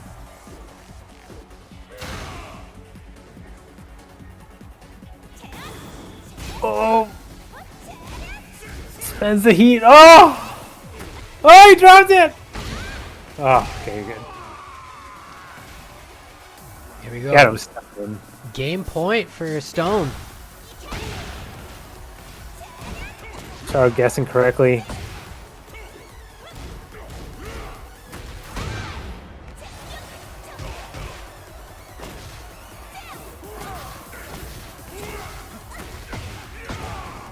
Oh, spends the heat. This is gonna be a lot of damage. That was a clean wall hit. Oh, and again, punishes the power crush. And we're gonna go in back turn here. Fish is fighting for his life. Yeah. This is his tournament life. Oh, he takes Oh it. my god, and now we're down to the last game, last round. Loser goes home. Ooh, starting off with the evasive shoulder. Yeah, it was a risky shoulder. No punish. Down 4-2. Got it down 4-2, but it was kind of a float, so he doesn't get a full punish, full combo here. But, you know, Yeah, Death but at Fist. least it's wall. Yep. Oh, it's a power crush, but you almost want to take that trade. All the damage you I know. absorbed. And all this time, Stone has so much health to get back. So Yeah. anytime Fishar is blocking, it is not good. Oh, and just closes it out with a while standing 3. That might have been my favorite favorite match of the day so far. Yeah, it was really fun. Brawly. And I'm going to assume it was an upset just based on the Tekken prowess. I know rank doesn't matter, but I'm just going to call it in my mind that that's why I was rooting for Stone. Yeah. But Fishar did a really great job. Super on point with punishes and regular block punishes. Yeah, I think that was just such an incredible match. And actually, with that, Stone Free punches his ticket to top 8 from the disqualification from Shazaster Man earlier. So congratulations, Stone Free. You are in top 8. Oh, yeah. Jumping forward. Yeah. And Fish, you know, great work there too. Again, that was maybe my favorite match of the tournament so far. It was just so like back and forth, exciting, just like spectator wise too. Like even that was one of those matches where you show someone who like doesn't know Tekken, like dude, just like watch this. You don't have to understand frames or like high power crush and all that stuff. Just enjoy. Why is that guy wearing a tiny hat? Look at that guy wearing a tiny hat. And Look at that. Crouching Tiger, Hidden Dragon. Lemon Drops. I'm gonna ask you a quick question. You're not watching through the Discord stream, right? I'm watching, trying to keep up with both. Okay, I'll keep it on. I'm assuming we're unsynced. Yeah. Okay. Let me. I want to give some resources to the stream. I just checked it. It looks like it's a little bit. Oh, if you need to close the Discord, Okay. I think that's fine. Okay. It's gonna require a little bit of time on me too, because I gotta. I'm just gonna put this out to the chat. Since doing this, we've been trying to find a way to because sometimes try to just sync up the screen on mine and Nice Eye's screen. If anyone knows any tips on how to start the replay at the same time, I don't even know. This has been a ongoing issue. I think that the Discord stream is I feel like the most accurate, but then it the resources on my PC just get kind of messed up. So y'all get to see me mess with this now. This is OBS magic.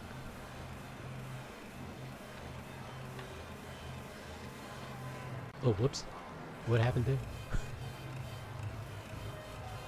Get a third person who streams to Discord. Third person. That's not a bad idea. It's not a bad idea.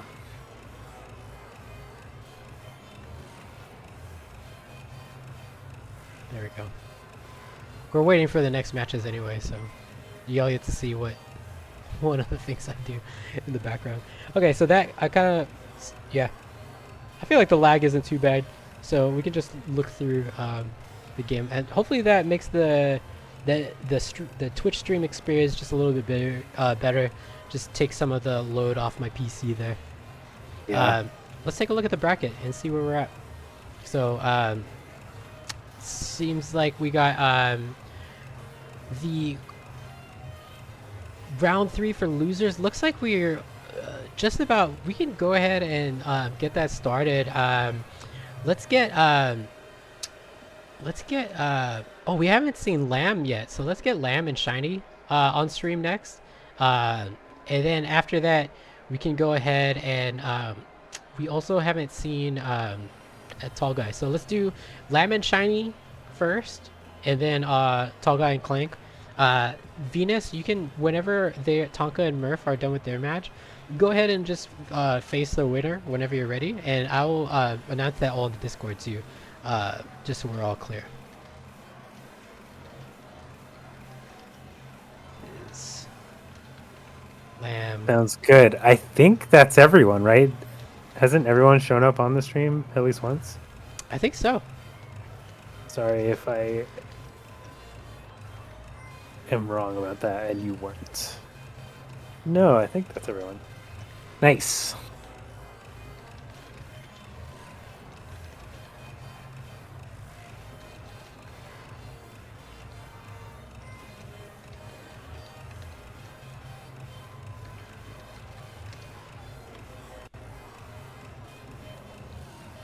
All right, so yeah, we'll have Lamb versus Shiny Bidoof next. Oops.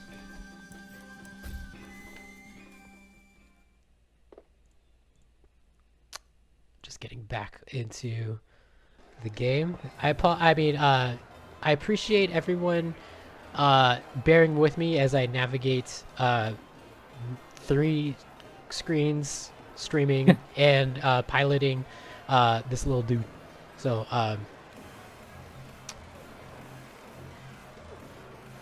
so I see Lamb. I think they're over. Oh, that's cool. These are singular cabs now. They used to be the group phase. Oh yeah, that's right. Oh, that's cool.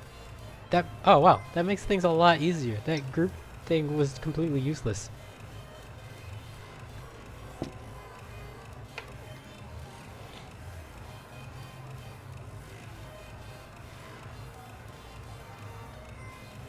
Yeah, okay, I see the chat. Yeah, getting a third person to.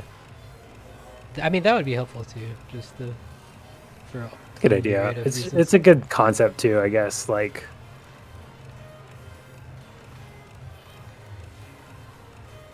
but this should be interesting. Going back to the match, so we haven't seen Lamb yet, but they are a Reina specialist. They only play Reina. Don't even consider playing other characters. why do you need to? This is Reina's best girl. Reina is best girl, and I can't recall if we've seen Shiny Bidoof yet. If we have, then please don't be mad at me, Shiny. It's not you, it's me.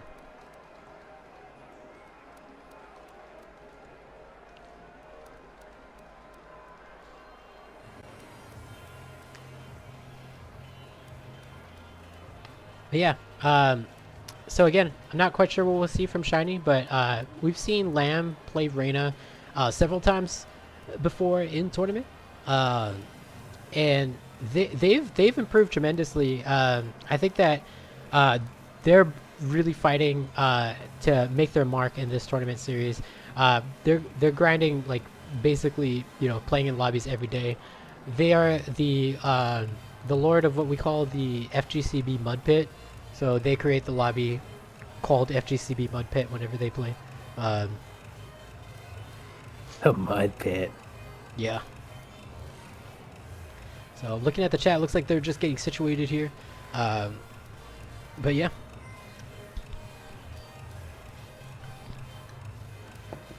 Shiny plays Raven. Cool. Get ready for the next battle. And Oh, nice. just right on target. This is certainly Yeah, well, I just took that in. oh, versus Waluigi. Let's go. Chipotle Waluigi versus, I don't even know. Versus the VLC logo. Yeah, Burning Man. Yeah, Burning Man VLC.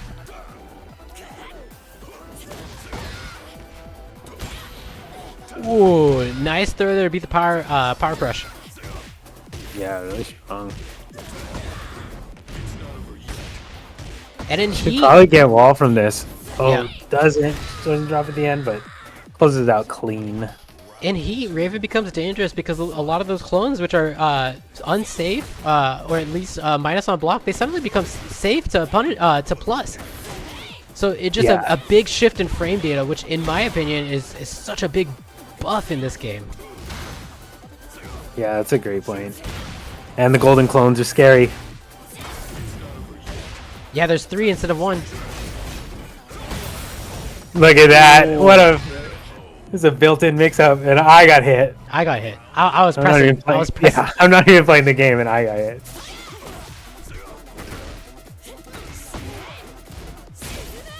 Gets the hell sweep for those Heaven's Wrath mix-ups. And Reina, a character, you know, very unique take on the Mishima hell sweep. Instead of getting a knockdown or a blender, it gets Reina's most powerful stance. So it kind of incentivizes you to keep pressure, keep momentum, and stay offensive. Yeah. But it looks like Shiny knows that and is just trying to keep Lamb out of stance as much as possible. But good patience by Lamb this time. Yep. And look at that. Was able to stay out of range. Sometimes with these mix-up based characters, your best defense, if you're not familiar with the matchup, is just a whiff punish. And that's exactly what Lamb was able to do there. Here you go. What's the Oki? Oh, Heaven's Wrath Power Crush. It gets the plus frames off the Sentai 3. He's jabbing all the clones.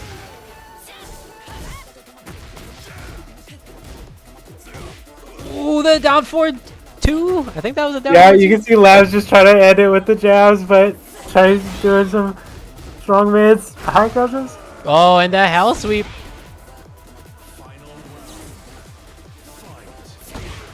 Big down forward 2. That is a call out at the beginning of the round, just saying, you know what? I think I will launch. Yeah, and honestly, you know, that down forward 2 is what makes Reina so good in this game. It's like a Mishima with classic tools as well. Yeah. And look at that, you know, it's such a crazy intro to this round. You get a down forward 2 into almost 40% on the wall, and with the momentum getting the health back, now Shiny is in the lead. And that's the second time we saw Lamb punish with the heat and smash. Yeah, totally zen stance, not even moving, like staying out of range completely. Knows that it's gonna happen. 2 callouts to win the first game. Round 1. Fight.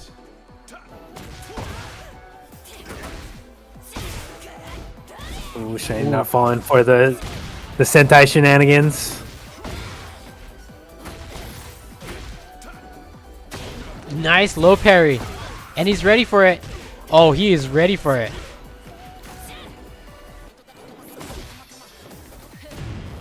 Both, all right. Lamb pops heat, but unfortunately just out of the range to start that offense, and Raven able to whiff punish there. Oh, it's 4-4-2 into nothing. 4-4-2 into nothing, and then just goes for the hell sweep. I thought that was a really smart. You just get a timing mix-up, you know? Yeah, Lamb's clearly like feels like they have a read on Shiny and wants to bait out certain like moves, and it's been working so far, but yeah, but not look this at round. That was such a good sidewalk there. Pops the heat. And a good response, albeit somewhat risky once you get caught onto it. It's just a sidewalk. It pays off for a Shiny there and gets the round. And it looks like Shiny's responding with his own heat smashes. Yeah, he smashes so dangerous, man. Here you go. Here's the Heaven's Wrath. Ooh, big opportunity. Yeah, just runs right into it. Again! Holy moly. He drops it!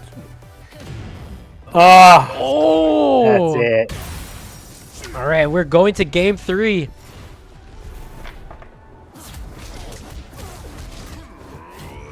Shiny calling out with his own whip punish. Oh, hits him with the nothing personnel. And just like that, Wario's gone. I always forget which one, like, doesn't Waluigi also make that sound? I don't know.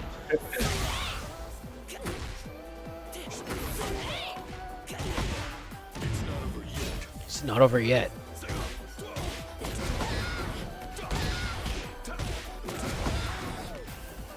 I was just gonna say, what makes Raven so strong too is his wall carry on his combos are so long.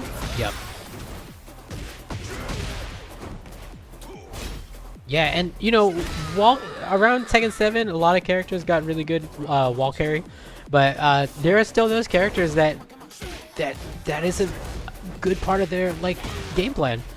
Characters like Raven, characters like Law, and even when you play those types of characters in a stage like this that's very long, you're still scared of getting launched just because of that aspect. Yeah, definitely.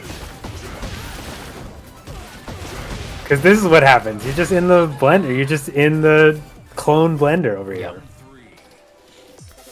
And Lamb looking so... Oh my god. That sidewalk is a throw just to beat that 4-4-2. Really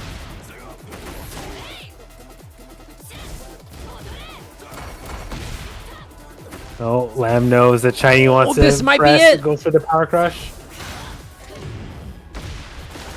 See? Go straight into the wall. He crashed. There's a guess for game. Oh, the grab. That's not enough. Good block. Whoa, can't believe the block. I can't believe the block. Dude, Lamb is not done. He's not done. He's pissed. Block and punish. Oh no! Gets the float off the heat engager. Or yeah, no, I don't know. He burst. There's too many. There's too many. And look at that, 4-4-2 into heat engager, and gets his whole health bar back, and now he's back to the core. Dude, health doesn't matter in this game. I'm telling you. It definitely does not. It's your least important resource. Oh my gosh! Lamb just couldn't get out of the blender over there.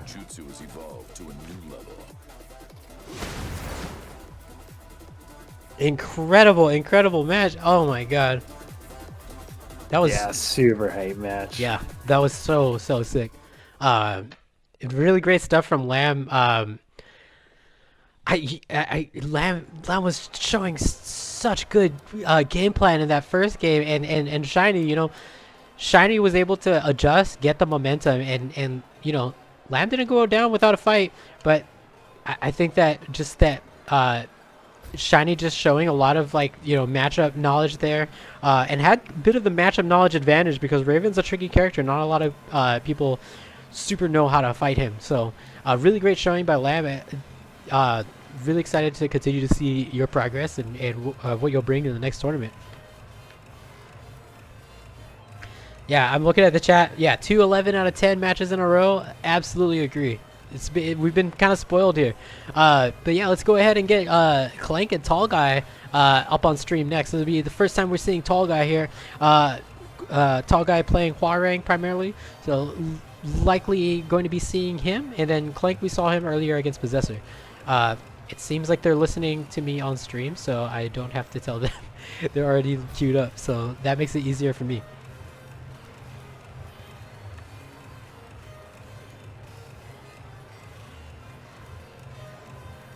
Be interesting. So one thing to note too, one thing about Clank, we've actually seen him in this position before. If I recall correctly, Teddy knocked him down into if I remember correctly, in the last tournament, he knocked him down to losers, and Clank was able to make that legendary run all the way to grand finals.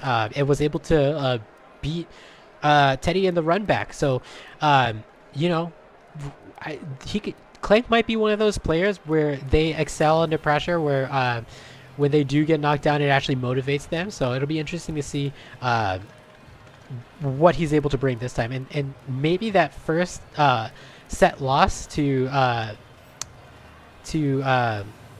Possessor might be something that, you know, we'll see some adjustments to. I am assuming we're dealing with a crash here. This also gave me flashbacks to the last tournament, Clank. I think I remember you crashing a lot then too. Yeah, but that's a great point. He did make that huge comeback and beat his demon in the losers finals with Teddy. While we're waiting for Clank to get back, let's just take a quick look at this bracket here and see what our top 8 looks like. So Shiny's going to be moving on into top 8. Lemore just barely not making it in. And I see in Discord, yeah, it's first time playing that matchup. So really strong showing for facing a matchup for the first time and doing it on stream. That's really that's a lot. It's a big ask, and I thought he played brilliantly. On the other side of that equation, on the loser side, we're gonna see Stone Free versus Murph, and kind of a crazy. This is one I'm really excited to see because both of these players have been grinding out these tournaments for a long time, and both have been improving tremendously. So we're gonna see likely that Eddie Ling matchup, and my expectation is that Eddie Ling is gonna be wild. Oops, actually queued up for tall guy. Over on the winner side, we got Lucky versus Possessor. That's also going to be a really fun one, I think. I don't know. We saw Lucky play Eddie at first, but it'll be interesting to see who he's going to pick to fight somebody that he hasn't fought in tournament before. And then finally, Keefe versus Teddy. That's also going to be... Who we haven't seen on stream yet. I just realized that. Yeah. That we haven't seen Teddy. And he got kind of like a the free pass he down there. He got a free pass, but Yeah. you know, it's not like he wasn't gonna work his way into that position either way. He's one of our strongest players, but hey, you know, he's well rested. So it looks like Clank has Clank's back. joined us. So we'll get that spectator started.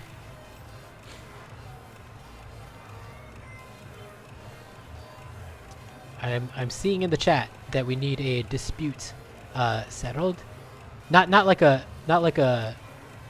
dispute, just like a misclick on I see. yeah. It looks like they got it settled. So it's all good.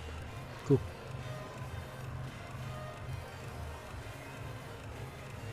So this is our last match into the top 8 then, because Yep. it looks like everyone's all filled out. Yep, so after this we'll do a you know, the 8-minute breaks are cute for Tekken 8, but we're gonna do a 10-minute break. 8 minutes is so weird. So weird. We'll do a quick 10-minute break and then we'll get back to top 8.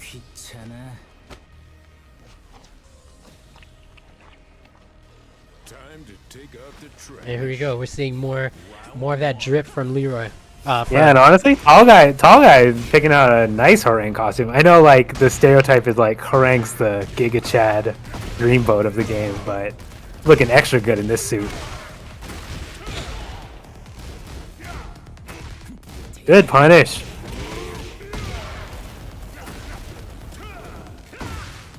Ooh, big back three. Yeah. Tall guy is super aware. Oh, and look at that. Gets for the plus frames on the right flamingo stance too, and goes for the throw. Here you go, big heat engager. Goes straight for the heat smash. Gets into Hermit. Goes for the launch, but that's punished. Yeah, tall guy showing real good like poise, good defense. Only pressing when he's like in a good position to do so. And again, I said this earlier, but I like that tall guy finished with the optimal punish there. I think a lot of things would have killed, but I think that also shows like, hey, you know, like if you do this to me and it's not a kill, like I know how to get the most out of this. I can get a heat engager off it. So that's scary. Clank uses that 1+2 really well. It's such an active move, and you can hit confirm it into the heat engager. So really good stuff from Clank to be able to like keep those hitboxes out there and hit confirm it when he sees it, the bait being taken. Yeah, that was such good corner pressure from him against tall guy. He was like trying to finish off strings, put like a little bit of delay on the ones that he could delay, but tall guy was holding up, you know, not pressing too early, not falling for the frame traps, but you can only take so much with Tekken 8 in the corner. Right, and look at this. Tall guy's pressure, he was looping those left flamingo forward threes to get those plus frames and looping the options off that. Really good pressure. Oh, just bad. Honestly, nice try with the spring kick. I think it wouldn't have been expected, but Clank was looking for that at that point. Yeah. It's And a it's nice ride. it's in the game. You gotta use it. Good Oh whip on my it. god! Damn, tall guy.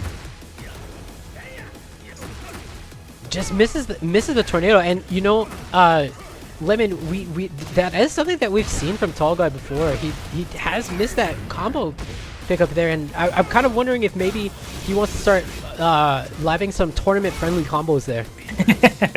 And that's not. It's not. Yeah, no, I love it because it is true. I draw my combos all the time. Yeah. And I know Horang does have some hard combos. Yeah, and that's nothing against Tall Guy. I'm not throwing shade at him. Like I have that problem too, where if I go for like the technical combos, I sacrifice some of that damage just to be able to guarantee some. But we've seen that drop a few times now, so. Yeah, that's true. You can't. Yeah, you can't dispute the facts. There we go. Oh, it finally opens him up. Uses the plus frames off sidestep 1+2 there, Clank did to get that opening. Kind of knew he was gonna stay down too. Good round by Clank. And Tall Guy started with some great momentum to open up this match, but Clank has been the Leroy show. Yeah, his Tall Guy's defense has been really good. I'm really impressed with this game, but you can only take so much, and you can just see Clank like rotating through the options. Like, okay, maybe if I like frame trap him here, like maybe if I just delay a little bit more here, or this time I'll just go for the throw. This time I'll just hit him on the ground. Like, Yeah.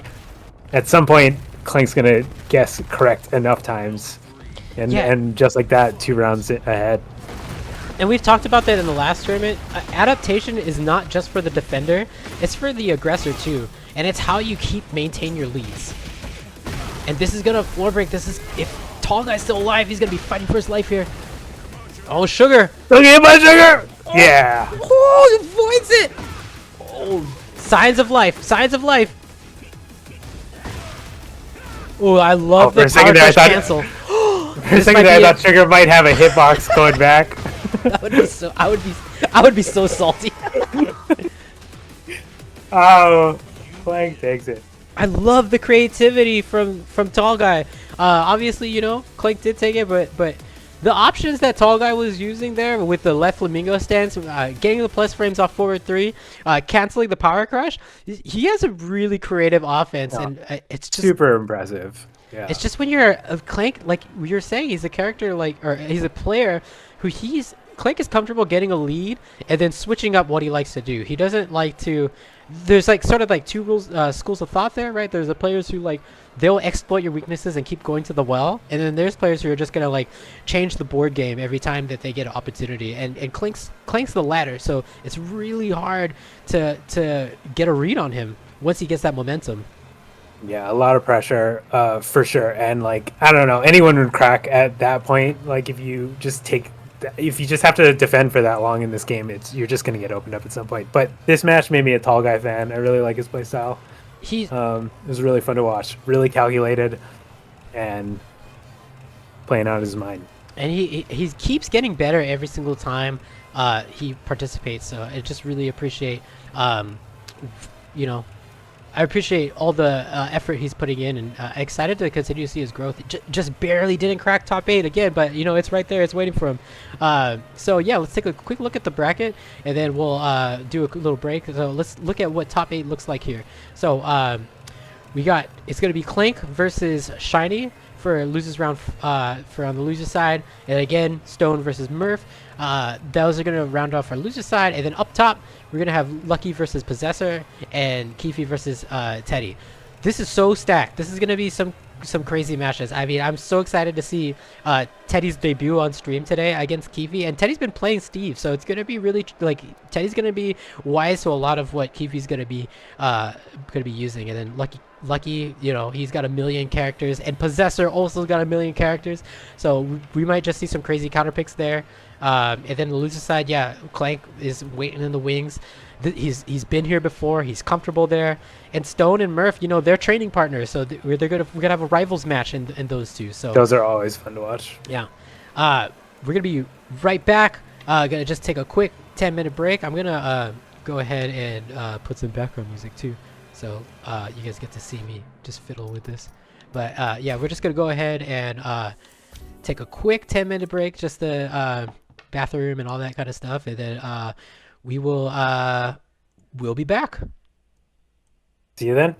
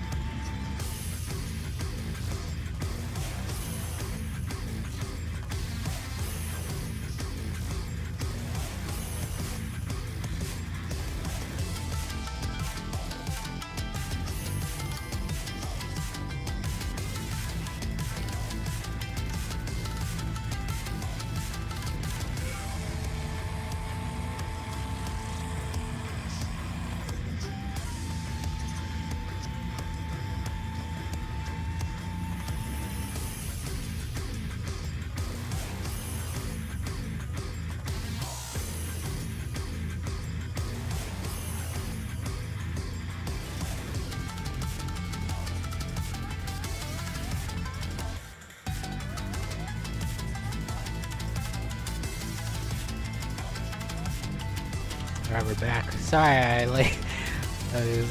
forgot to look at the time. But we are back. Yeah. I mean, how was your break? Good. It goes by way too fast. I don't know. It's like that 10 minutes feels like 2 at most. So, yeah. We're gonna start off Tekken top 8 in just a second here. Let me kill the music and go back to in-game music. There we go. And we're gonna start off with we're actually gonna start off with Teddy versus Kifi. So let me let you all know in the Discord. But if you're listening to me on stream, then you all are okay to start. Teddy versus Kiwi, okay to start. And I kind of wanted to skip the line a little. Oops, I hate how it does this. I wanted to skip the line a little bit because they're at the second half of winners. Because I'm just so excited to see Teddy play. We haven't seen him play at all today. And yeah, I think that with the Steve knowledge that he has now from playing the character, I think we're gonna see an exciting matchup.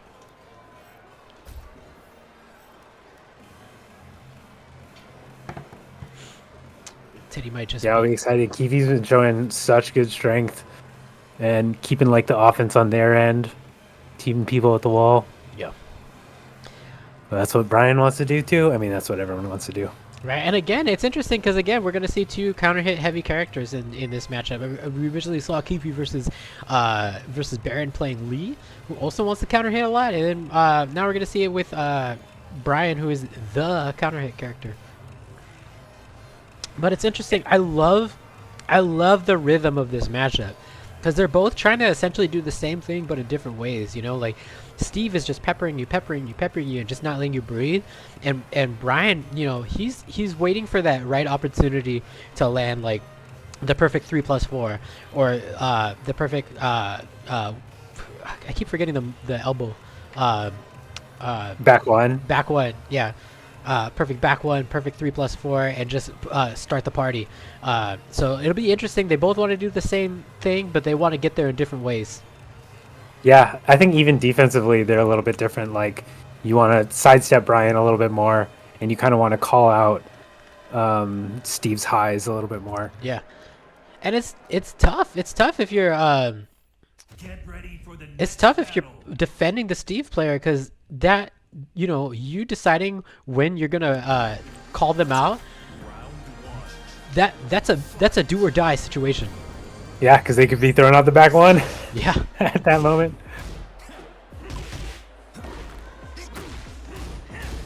A little bit brawly. Oh, this time Kiwi ducks under Teddy's jab. Yep. Look at that, half health gone. But what a good orbital.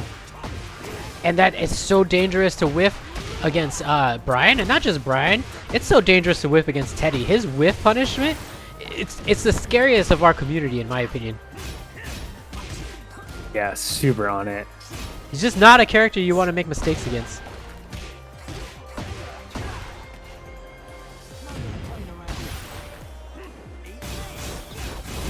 Both of them have a lot of recoverable health to work with. And maybe Kiwi's just trying to back out of this. Oh, good break! And there we go. They're the hatchet kicks.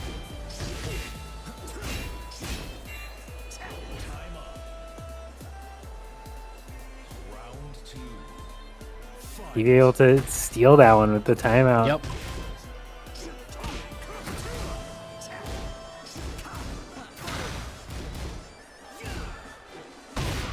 Big back 3, and there we go. That is the key Steve tool that every Steve dreams of.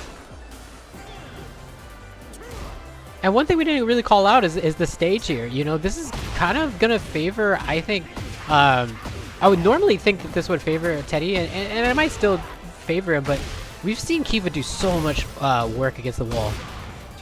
Yeah, that's a good point. It's like Brian obviously has like so much wall damage with the down forward ones. But Kifi's game plan against the wall has been like so good. Yes. So essentially infinite stage. I don't know. Maybe it's a wash between the both of them. Look at this. We're down to 10 seconds already again. This is so much more methodical than normal. And Kifi's really he's really cognizant of when he wants to go into Lionheart there. So pre-buff, like when this game released, that 4-2-2 is the auto Lionheart, and he just opts to kind of use that as a rangefinder. Mm-hmm. He's really he wants to pick when he's gonna go for those mix-ups, and again he goes again. Oh, nice parry! Yeah, good parry. And that time he went for it. But Teddy correctly blocks the low. And that back 3-2, that you need to block that, because in this game it does lead to Lionheart. Used to be a launcher. Yeah. You do have to launch it too if you can confirm the high afterwards. Yep. Just because it's such a good opportunity. This is like 3 times now we've seen Kifi high crush one of Teddy's like counter jabs. I think this is why like we've been seeing people go for the down jab a lot more. It's like the same amount of frames just to get people off, but you don't get into these situations. Yep.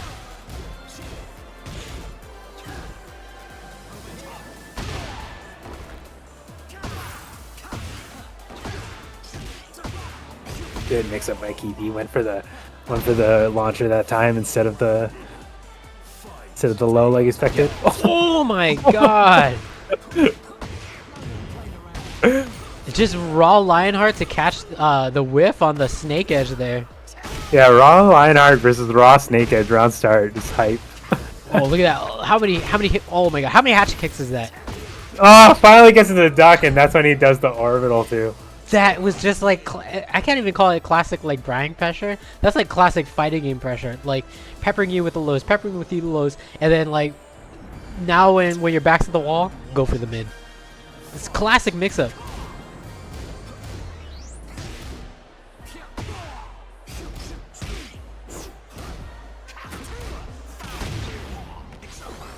Perfect Sonic Bang. Oh, big back 3.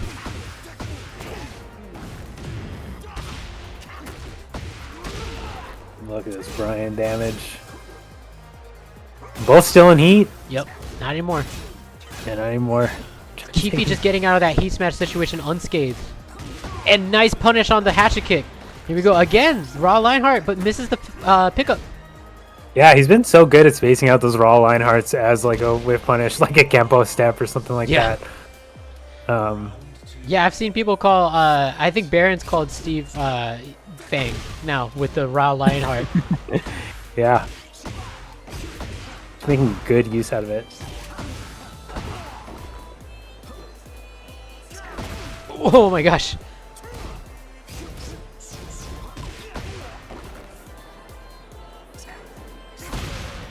Three plus four. Yeah, the keep away 3+4 is just so strong.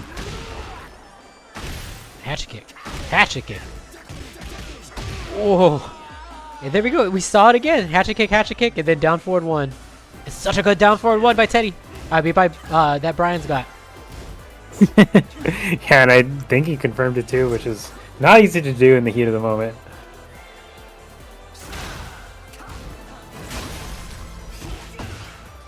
There we go. There, Yeah, that Lionheart. Oh my god, the duck 2 pressure. Yeah, Kifi kind of knows that Teddy's wants to just like backdash out, doesn't want to block low, so he's been going for the armor break a lot. Yep. Going for a lot more lows. And you know that the next time, my money is on the next time he goes on Lionheart, he's gonna go for the mid. Oh, just kick him up there. Kick him up. Kick him up there. Oh, he runs into the heat set. Run up, down forward 1. And it looked like Kifi was trying to do something to interrupt, but he might have just got caught. Yeah, maybe ducking low, looking for a hatchet kick. Look at that. They're both using the same technique. You can tell, like, neither of them wants to block low, so they're just trying to force their opponent to just acknowledge it at least. Nice block. Oh, good punish.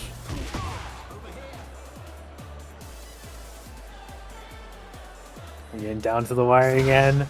And it's interesting too with Raw Lionheart, because he can't use it in exactly the same way that Fang can. You can't really use it at super close range like Fang can do it, but when you're at like, oh my gosh, and that's gonna seal the deal for Teddy. What were you saying about Fang? Sorry. Yeah, no, it was a very hype moment. Yeah. You gotta kind of be at range 2 or 3 to be able to Lionheart out of there, and then you know, kind of navigate it from there. Usually using a duck afterwards if you don't see the bait, them take the bait. Just because it is a bit of a slower startup compared to like Kempo, and I don't think there's an auto block on that.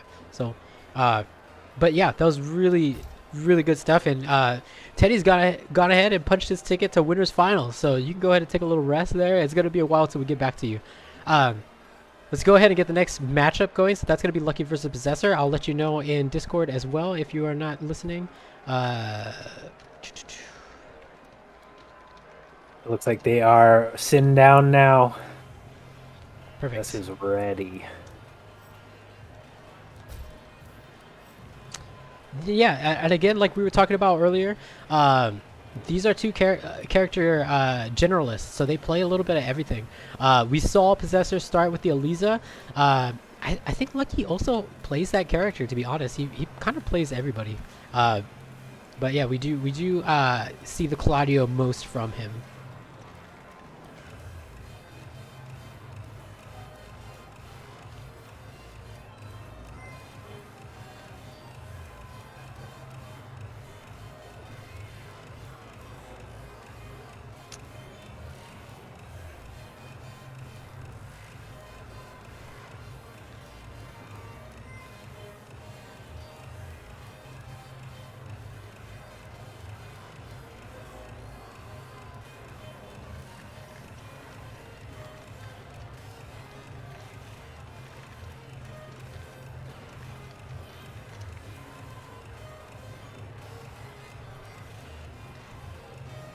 Alright, just waiting for them.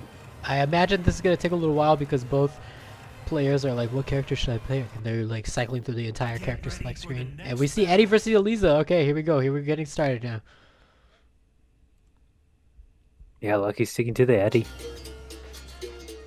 And you know, there's advantages, of course, to being able to play a lot of characters, but it's also a risk because we've seen last time that Lucky was able to get to grand finals, he did lose some lives, so to speak, starting off with Eddie against Teddy Machete. I'm not Teddy Machete, but Mr. Carnival. That's right. Oh, Possessor calling out the 4-4-3, that low that Eddie's used to get into relax.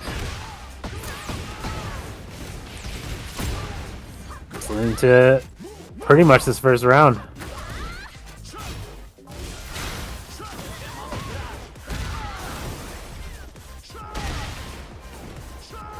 The one heat smash and one running three. We're just totally ready to run. That was like the fastest throw break I've ever seen. Possessor.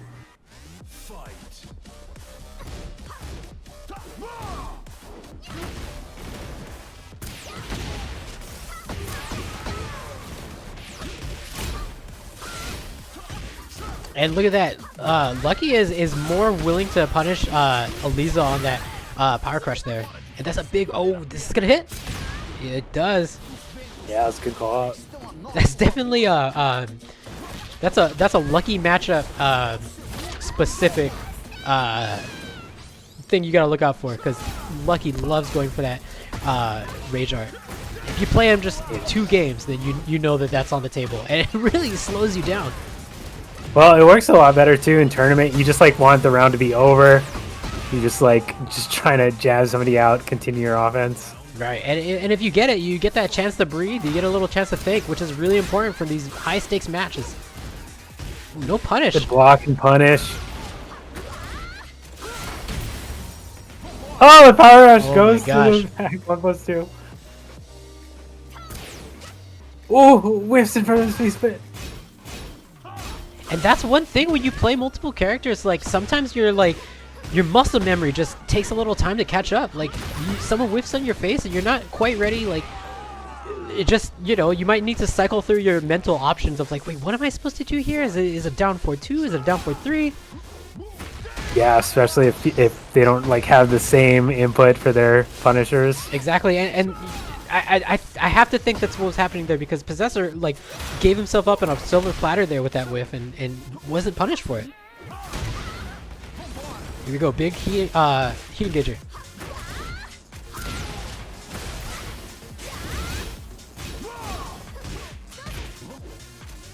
Oh, nobody's throwing anybody this game. Those You'll love to players see are it. super good at breaking the throws. You love to see good Tekken fundamentals. I say as a power crush just blows through. Like he's throwing 8 power crushes a match. I mean, that is good fundamental. I mean, good for this game. Another back 3 just like whiffs. I mean, that is a hard thing to confirm, especially if you're ducking and you want, you know, you're trying to block that move. Yep.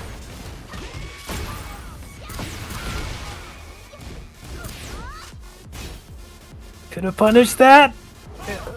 Lucky's still got a bunch of resources. Oh, here we go. I feel like the first throw of this match so far. Oh, another whiff. Oh, and maybe. Oh, wanted to punish with the rage art. Yeah, he might have, and that might be what's going on here, because like maybe, you know, their rage arts are great whiff punishers, but it's still very risky. You know, you're just a few frames off, and then now it's blockable.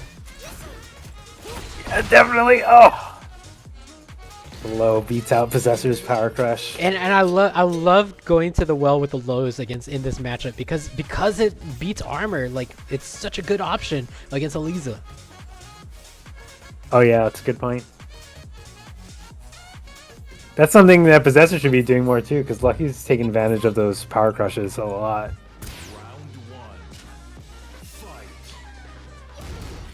Ooh, doesn't block the low there.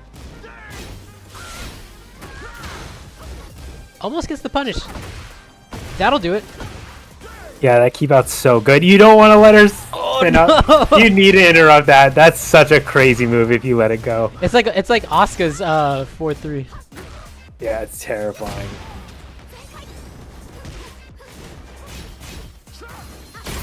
Ooh, and again, we saw Possessor get a lot of mileage, some matchup mileage out of that unblockable. Yeah, it looked like it high crushed Eddie's forward 3. Pretty good move.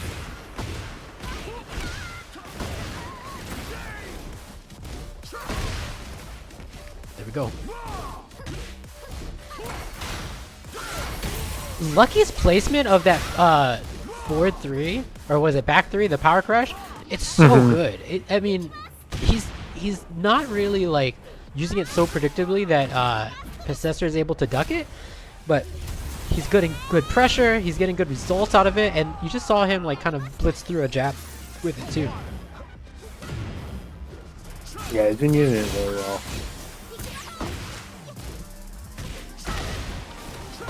He's got to make this count. Drops it, goes for the grab. Okay. But he's able to stay alive. Good old down forward 1. Nothing beats that. Yeah. They're going for that down for 1 3+4 a lot. Yep.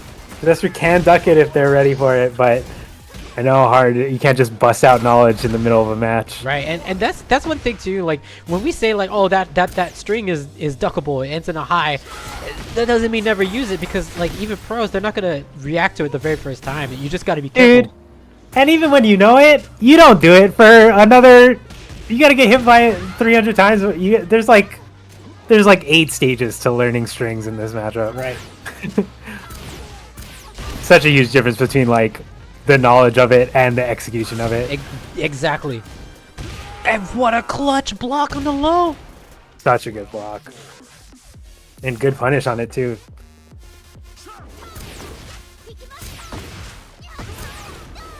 Oh, that was unfortunate. And look at that, Lemon. Like we were talking earlier about like Lucky not having the punishes. He was ready for that down 4-3 now, so he might be settled in on Eddie now.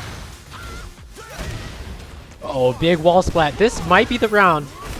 As long as he doesn't drop it. And Bullying Possessor in this wall. it was a tricky angle though. It was a tricky angle. I don't really fault Lucky for not having that combo there.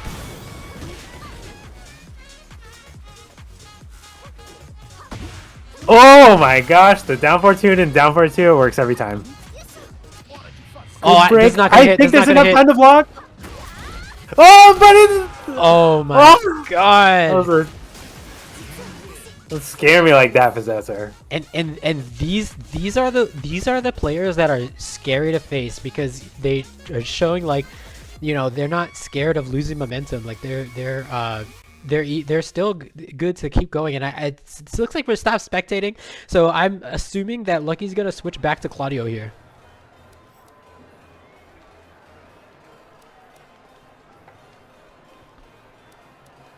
So we are currently 1-1. And it's interesting. This is the first on-stream character swap that we've had so far. Yeah, it kind of threw me off. I didn't know what was going on, but that's a good point. Yeah, switch the matches. And I think this is gonna be like Lucky's Claudio is really tricky. He likes to use movement to get around Claudio's kind of subpar down forward one mid checks. And he's able to like keep that pressure on you. If he can get Starburst off, it's a really tough time against Claudio in general, but specifically Lucky. He really knows how to use every tool that Claudio has. And look at that, sidestep in the back one, just was completely ready for it. Yeah, exactly how you said. And has Starburst now. There you go, 4-2-2. That's such a funny move because it's like -20, but the pushback is so far away. It's not. It's actually safe. Look. The other thing too I was gonna say about Claudio is like when you play characters that have hop kicks, you kind of get addicted to them. You know what I'm saying? And Yeah. when you can't use it anymore, so maybe that's another reason why Lucky's just like, well, I could be high crushing all these moves if I just had a hop kick just like that. Look at that. Oh, does it? Oh, I think he was going for something. Trying to extend before the tornado, but just misses it. But it's okay because look at it. In 2 rounds, Possessor's only done like a 16th of damage. Yeah, so much sidesteps, like you said. Yeah, and that's not taking anything away from Possessor. He's shown he's so strong, but just the change in the matchup with pick to Claudio here. Oh, gets picked up. That might have been a launcher, but oh, just off axis, so it drops. Yeah, I think that Claudio or Lucky was looking for a time to go for the tornado there, and just risked too many jabs. Oh, he's trying to press into Elisa. That's hard to do. Look at that, and look, like we said last game, Possessor showing that he's someone who is not scared of losing momentum. They're still in the fight. Oh, got caught out of the hop kick there. Yeah, adjustments on the fly by Possessor. Yep. Good awareness to punish the high. Oh no! You're trying to go for 4-4-4, but accidentally got 4-4. That could have been game changing. Yeah, that could have been game. That was like half health. Ooh. Oh, Lisa's got a hop kick of their own. Yep. And I think that's a situation where, you know, Lucky does like to sidestep when he's on minus because Claudio's pretty poor mid frame. Oh my god! That's huge. If it comes down to the grab punish on the power crush. Wow. Yeah, and that was such a risky wall running to there because like that every Claudio just dreams of like just spamming those plus frames, and when they're at the range where it's like a very easy execution ask, of course they're gonna go for it. I was very surprised that Possessor didn't anticipate the duck. Possessor's a super strong player they've shown today. I know that they have it in there, but I think they just gambled on it, was suspecting that Lucky was going to go for the knee, is my guess. But that set up Lucky to be able to go for the mid afterwards with the up forward too. Really strong stuff. Super great match. What an incredible showing there from both players. Yeah, both played really well. And it's hard to adjust when your opponent character switches. That's why they give the option to the loser. You know, it is a comeback mechanic to switch characters. It's like Possessor just has to adjust on the fly, right? Like that, and did a pretty good job, but just wasn't fast enough. And with that, Lucky punches his ticket to winners finals. I'm so excited. Teddy versus Lucky, grudge match. These players play each other all the time, and both have been in second place, third place. They've been so close to just sealing the deal. So it's going to be really exciting to see them try to fight for that grand final spot. But next up, we got Clank versus Shiny. I just let you guys know in the Discord. So if you want to get to a cab, if you're listening on the stream, please go ahead and do so. I see you all there. Perfect. I love people that are listening on the stream as they're playing. It makes it so much easier. Yeah. I gotta say, this little, battle lounge, I probably made fun of it when the trailer first got announced, but this is pretty cool. I like Everyone it. in here with their avatars. I'm kind of surprised. IRL online tournament. I didn't realize they improved it with the extra cabs. Like I'm kind of surprised we don't use it more, to be honest. Maybe I'll try to start using it more.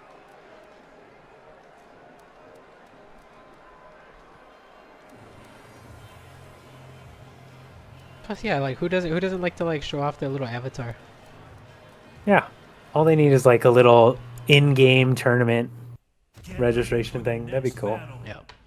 Here we go. Raven versus Leroy. No surprises there as far as matchup. Okay, as far as like matchup knowledge goes, character knowledge, these two are probably the bottom two in my well. So I'm just gonna enjoy these costumes and react with oohs and ahs. Big down for two Ooh. here. I got the clue. Ooh, ah. Oh, it's so dangerous. We saw that same setup like versus Lawnmower too. Went for the down forward one into which in heat gives him the clones, and then right into the heat smash. First blood by Shiny, and there we go. Yeah, Starting off with the big parry. Ooh, that's negative 14. It's negative 14. Again, there might be some matchup dodge there too, because Clank opted to go into Raw Hermit, which is, that is weak to throws. It's an auto throw if you connect. Yeah, and Ravens aren't gonna want to like press into that because they know they're negative. It's Right. a little bit risky. But it's all good because Clank managed to get the round anyway.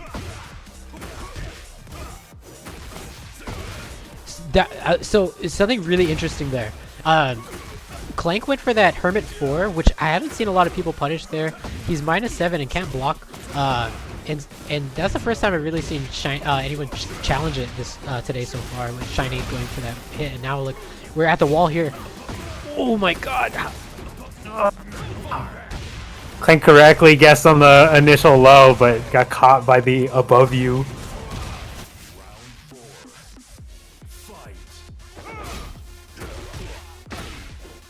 Oh, nice sidestep. But Yeah, but Shiny's been good about just like catching Clank off of the sidestep. Just with the down forward too. Yep. Oh, heat smash. Shiny looks like he's, Raven, again, I'm also a character that I'm not as familiar with, but it looks like he's got a good range of that heat smash. No punish on the 1+2 from Clank. I guess the full launch off of this too. Yep.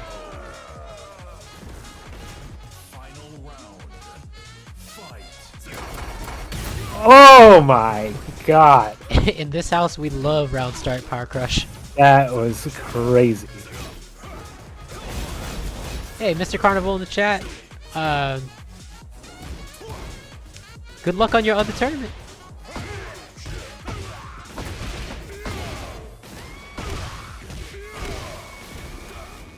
Clank regained Nice all weak that punish. health. Did you see that? Oh!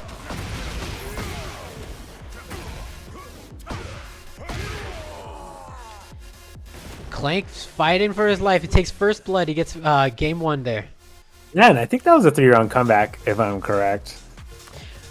I think that Clank had a... You could be right. I forget. It's such a blur with these two characters.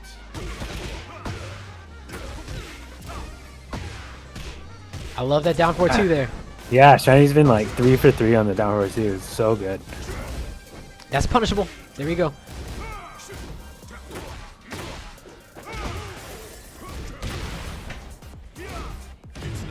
Shiny went to chest the waters on that 4th 1+2 out of Hermit, but went for a down 4-2, which is I believe a 15 frame for Raven. I think it might just be 13 frames, so we'll see. Like I point that out specifically not to get into frames, but it's interesting because I think that Shiny's trying to like feel himself out for his punishes mid-match, you know, and it's yeah, I think you're right. Yeah, and even if you play this game at a professional level, like there's still so much knowledge. Sometimes you still have to do that. You still have to like figure out a matchup. Yeah, as you're playing.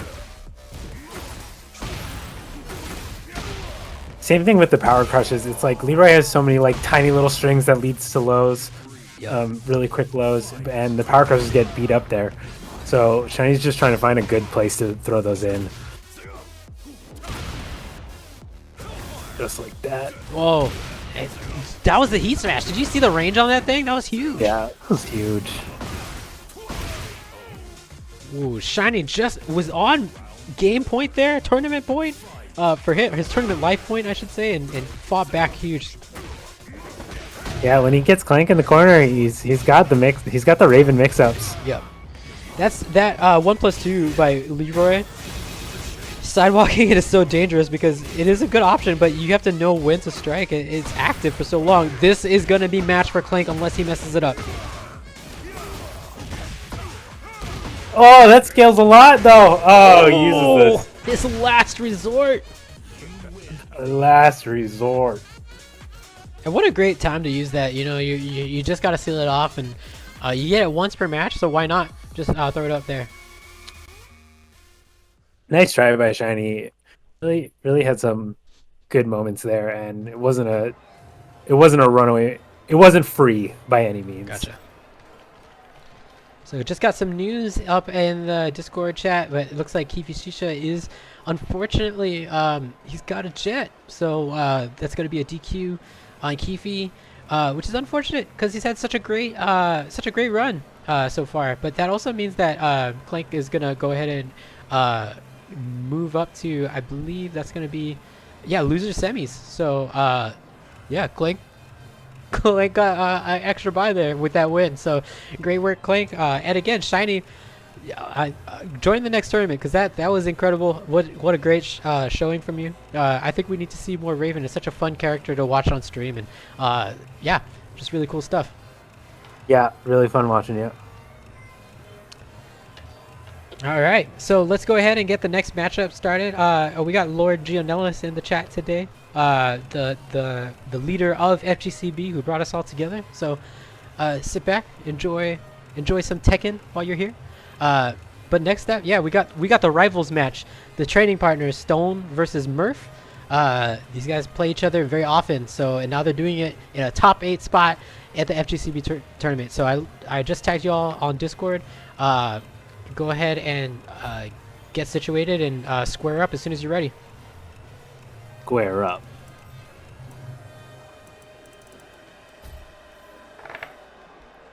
I love the training partner matches. It's just like you really get to fight player versus player rather than character versus character, which Tekken is like known for. Yeah, and it's so funny because like, you know what I noticed? Like I've been playing other Ninas and I thought that I knew that matchup. I kind of don't, because I just know you. When we play, like, I know what you want to do, and I kind of like, you know, I have like at this point hours of Nina experience, but at the same time, like when I like see shit I've never seen before, I'm like, what the fuck? This is not what lemon drops would do. Yeah, definitely. But yeah, I agree. It's really fun. You see those. Obviously, there's that like slight. I guess if you could even call it a disadvantage, I don't really think it's a disadvantage, but it's really lucky for us as spectators because we get to see really deep matchup knowledge and some usually it's like a ticket to high level. It's like your first ticket to high level gameplay. Right. If you can play with a training partner for a while, yeah, I totally agree.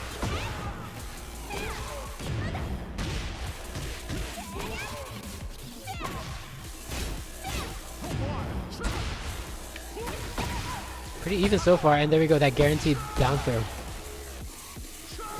Oh, there we go, and again, we talked about, oh, what an answer! Doesn't want to deal with the handstand mix-ups, it just goes for the power crush. Yeah. We're already seeing it from Stone. The character knowledge is no Murph's gonna transition after that. Yep. Misses the punish on the down 1+2 there. But there we go. And that is Stone's favorite heat engager, the back 4 1+2. Yeah, it's so good. I don't know why it gets everybody, but it just looks like it's not coming out. Yep. And it does. Oh, the biggest smash mix for the in the wall running game. 3. Here we go. Is Cali Roll coming? Go back turn? Oh, yeah. What a call out. Like, you gonna try to Cali Roll on me? Into the Rage Art dimension with the ancestors. There we go. Now, Good break, push down. no heat, no rage, just classic Gonna have to Tekken. guess. Oh my gosh.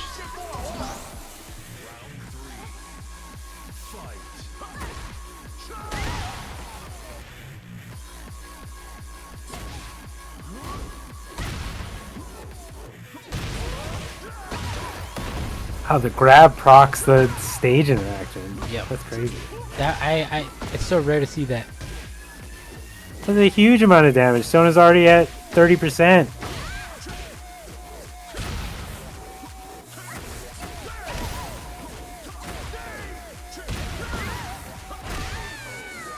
Wow. That first game was all Murph, just doing whatever he wanted to in the stance.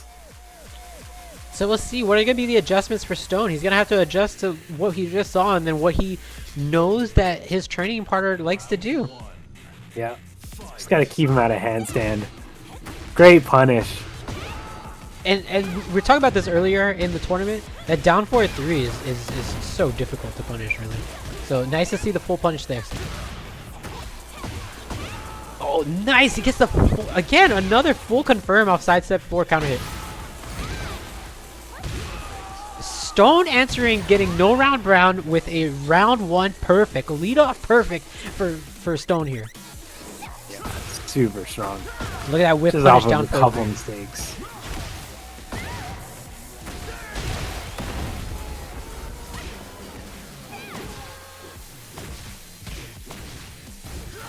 Murph answering back. Both going for the power crushes. No punish. Oh, double counter hit. Oh, I didn't know. Oh, yeah, he's got the Dingus and Dinga emblem. Nice You one. rarely see that one because everyone wants to go for the low and handstand. Yep. Stone was really trying to just feel out a big opportunity and got punished for it there. Oh, I think that's the first time we've really seen Hypnotist from Stone. It wasn't even a heat. There he goes. Now he's realizing that he's got Hypnotist on the table. Oh! Actually gets the whip punish there. That was so late. I was like for sure that was missed. Heat smash, you know what? I don't even want to think about confirming anything. Just eat this heat smash.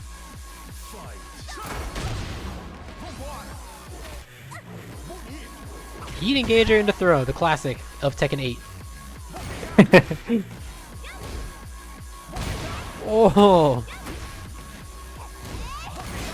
Uncharacteristic drop from Stone. They had some really good pickups there, but it wasn't able to make anything happen. Now they're trailing here, but still got heat on the table. At a sliver, but with Raw shiny heat. activate. Here we go, down to tournament life for Stone. Oh, and the round start down 4-3 is not how you want to start your final round of this. Oh, but he drops it. Nice block. Not another one. Luckily, this wall explosion has already been used. But now this is dire for Stone. Wasn't able to get anything off the counter hit. Both players with heat, so health doesn't matter. He gets the health back right there. Just like I said. Did I not call that? Did I not just call that? Both players have heat, so health doesn't matter. And then he gets a heat engager into the win. Yeah, Stone hanging on to tournament life. Bird's been timing those launchers really well. Yep. Ooh, no punish on the shoulder.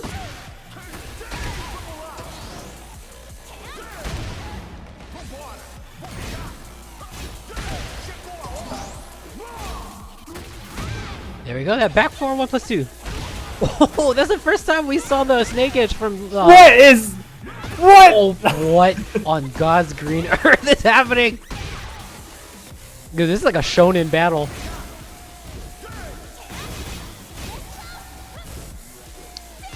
The Roger. Oh my god. Oh my god.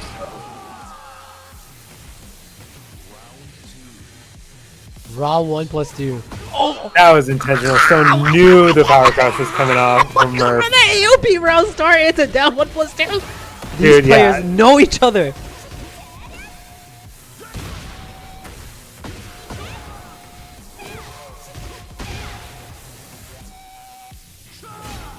There we go. Oh, now, good now duck. Oh, I can't- No. This is now Stone is playing Xiao Yu. He's letting AOP do the work for him. And that's what you want to do. Yeah, Murph's got to find that momentum again.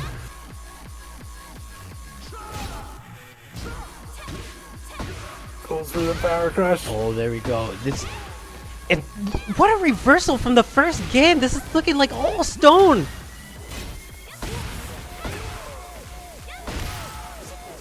Oh, but Harada doesn't want him to win. What the heck was that? No, and again, what did I say earlier about both heat table? Okay. Murph is not done. Doesn't press. Gets the down forward 3. Well, it's time for Murph Murph is to hold on not to their done. tournament life.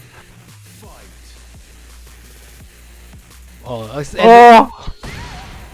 That's so much damage. That counter hit 4-4-3 is so strong. that was such an interesting round start too, because I feel like they start swinging all the time in the first start, and I think they're both mentally tired. They're like, all right, let's backdash for once. Yeah, we're both tired of just doing hard reads.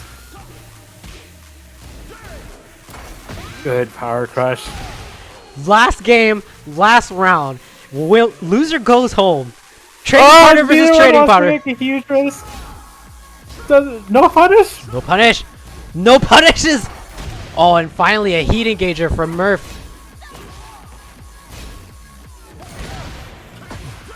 Oh, this is going to the wall.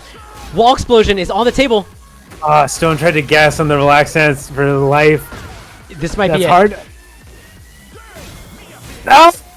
Stone! Oh my god. Relaxed stance helps you. I mean, what are you gonna do? What a crazy match. That might have been the match of the night for me so far. That was incredible. It looked like Murph had it in the bag from the very beginning. Just he had so much momentum, and then Stone turned it on, and then the first 2 rounds of that third game, Stone was just like going to the well with AOP, just like getting the all the pickups, all the counter hits. It was incredible, and Murph gets the 3-round reversal in the last game. I can't believe it. It swung back so many times. That was just absolutely incredible. Really entertaining. Let me do some moderator magic here. It looks like, because I think that Lucky and Possessor just gotta confirm the results. Game 1 is Game 3 as Lucky. But I think we're gonna be moving on in the bracket here just a little bit. And let's take a look at said bracket. So here we are. We just saw Stone versus Murph. Such a credible display there. Lucky is gonna move on to fight Teddy. So let's see, winner of AL. Okay, so cool. So these winner final folks. Let me refresh to see if this will refresh the bracket since we got the results in. It's still giving me trouble. Okay, well we'll deal with that in a second. It looks like, so I forget what the result of Clank versus Shiny was. Was it 2-0 Clank? It was like, I don't remember. Give him the 2-1. No, it was 2-0. Yeah, I remember. But it was 3-2, 3 rounds to 2 both times. Okay. Okay, you're all of you on stream are you watching me witness this. This is not collusion. I'm doing this with all eyes. Oh no, the FGC power rankings gonna get all messed up.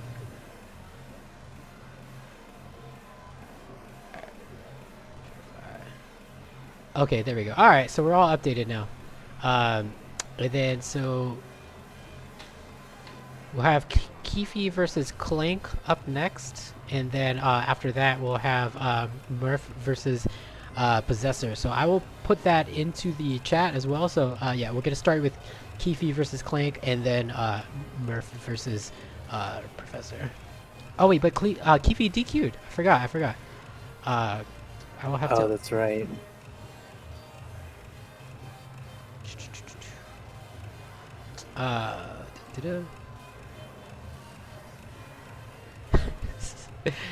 Keefe's profile pic. Do you see what that is? Oh, it's it's Lay smoking a pipe. I think I could actually do this. I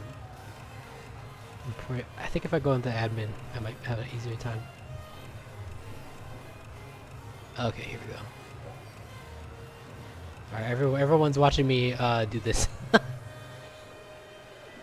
it's okay. Start GG. Oh yeah, like I said, it's the third co-caster. It's the real TO that we all have to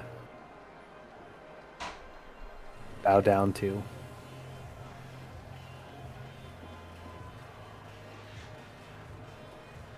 Oh, I can just do it here. So Clank will move on, so you can actually relax for a little bit, Clank. And next we will have I'll just go ahead and do this here. Oh my gosh, how can I for opponent. This is why I love people who do this for me. So don't forget to report your matches, everybody. Oh yeah, players should be doing this. They should. I guess it's hard if you like DQ and stuff like that, or if like people leave. Yeah, it's tough at this phase because each match is basically dependent on pretty quick reporting. Right, totally. But yeah, let's. So we'll go with Possessor versus Murph is gonna be our next one. So yeah, I will report that into the stream. We were in the process. Oh, sorry, Murph. I didn't mean to call you out like that. Y'all are good. Y'all are good. So let me get the record straight. Murph and Stone are solid. They're upstanding members of our community, and they would never do anything to slow the bracket or any sort of collusion like that. So thanks, Teddy. I used to have Binge helping me out with this, but now I just send memes to him. Okay, so where are we at? Oh yeah, we're at Murph versus Murph Possessor. and Possessor? Yes. I will tag you both.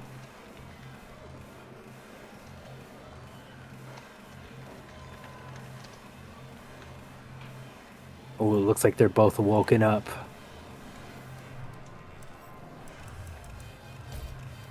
And you gotta feel for Murph in this situation because typically without the DQ we would have Clank versus Keefe here to be able to reset a little bit. So you know, Murph just fought for his life out there. Yeah. Fought for his life, and now he's gonna go fight Possessor. So I don't know. He could be a momentum player too, like we talked about earlier. Like whoever will have to run the gauntlet. Yeah, sometimes you want that. Yep.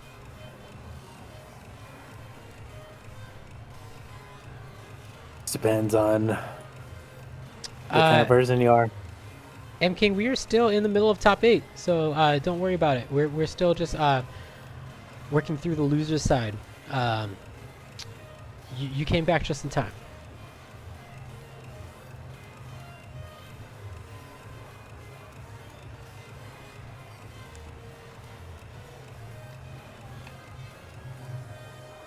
All right, it looks like we're just Get getting ready for the initiated. next battle. Eddie versus Eliza. So it seems like Possessor's probably gonna stick with Eliza, with the Eliza pick, unless they try to like reset grand finals or something like that. Você vai ver. Yeah, I like it. It's been working out for them, obviously, so far. Yep. Really good. Round one. Fight.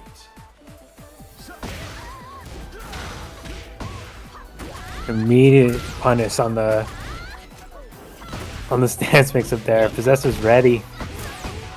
And I'm really curious how that how Destruction stance is gonna interact with Eddie's mix-ups.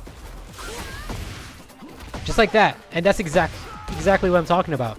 Because it seems like those power crushes are going to be able to burst through all the mid options, but those lows are going to lose. So, what do you do in that situation? Yeah, that's a great point.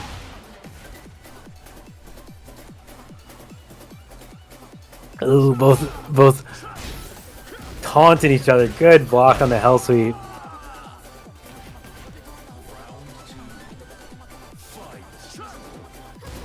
Round start down 4-3. We saw Murph get a lot of mileage out of that in the stone match that he just played. But Possessor didn't take the bait. Yeah, doesn't want any of that. Just hop kicks out of there. Yep.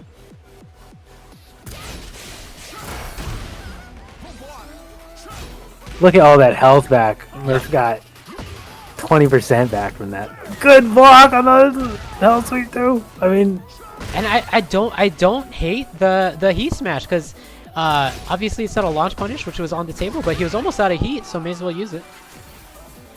yeah, that was good enough for sure.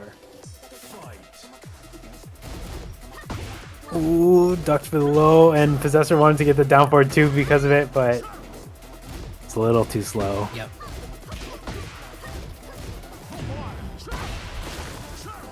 Ooh, just misses with that down 4-3. Heat smash. Now you're eating this mix. Ooh, using the handstand. Oh my Ooh, gosh. good mix-ups. Murph. Oh, So Possessor gets right twice on the relax low. yeah. I like the idea to use the power crush to get through the destruction stands, but he unfortunately didn't have the fuel. Yeah, and absorbing those attacks, they just do double damage or whatever like it is. And well, this is just throwing like 18 highs in your face. That's going to add up. Nice duck. And there we go. The mix-ups has already begun. Yeah, not afraid to still go for the relax low just because Possessor blocked it twice.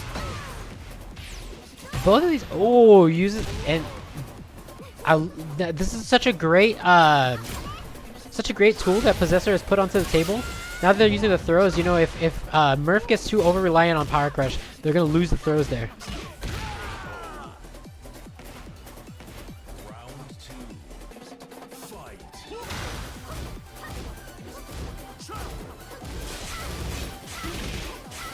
Ooh, playing with the plus chainsaw frames.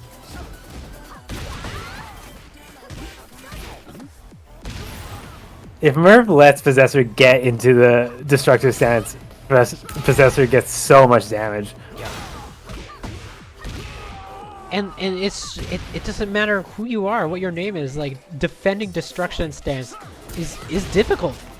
Yeah, no, like his character's crazy.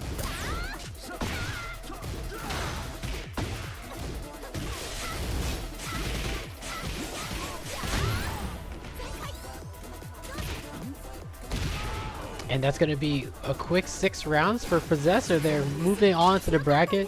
Such a great showing from Murph, though. I really can't take anything away from him at all. Like especially that last game. That was such an incredible game. It'd be my favorite game still.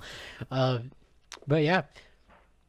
Yeah, really good tournament run from him. But Possessor just like did a really good job at like controlling Eddie there. Would just go for the grab. In destructive would just go for the 1, which is like plus, and go into it again. Yep. And yeah,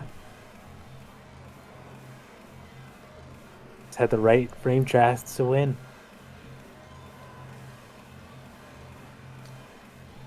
right, so we're gonna be moving on here to Possessor versus Clank, and then the winner of that will determine who is in losers finals and who is gonna be in the gauntlet, or gonna be part of the gauntlet, I guess. So, let me tell the competitors that they are good to start. So Possessor versus Clank.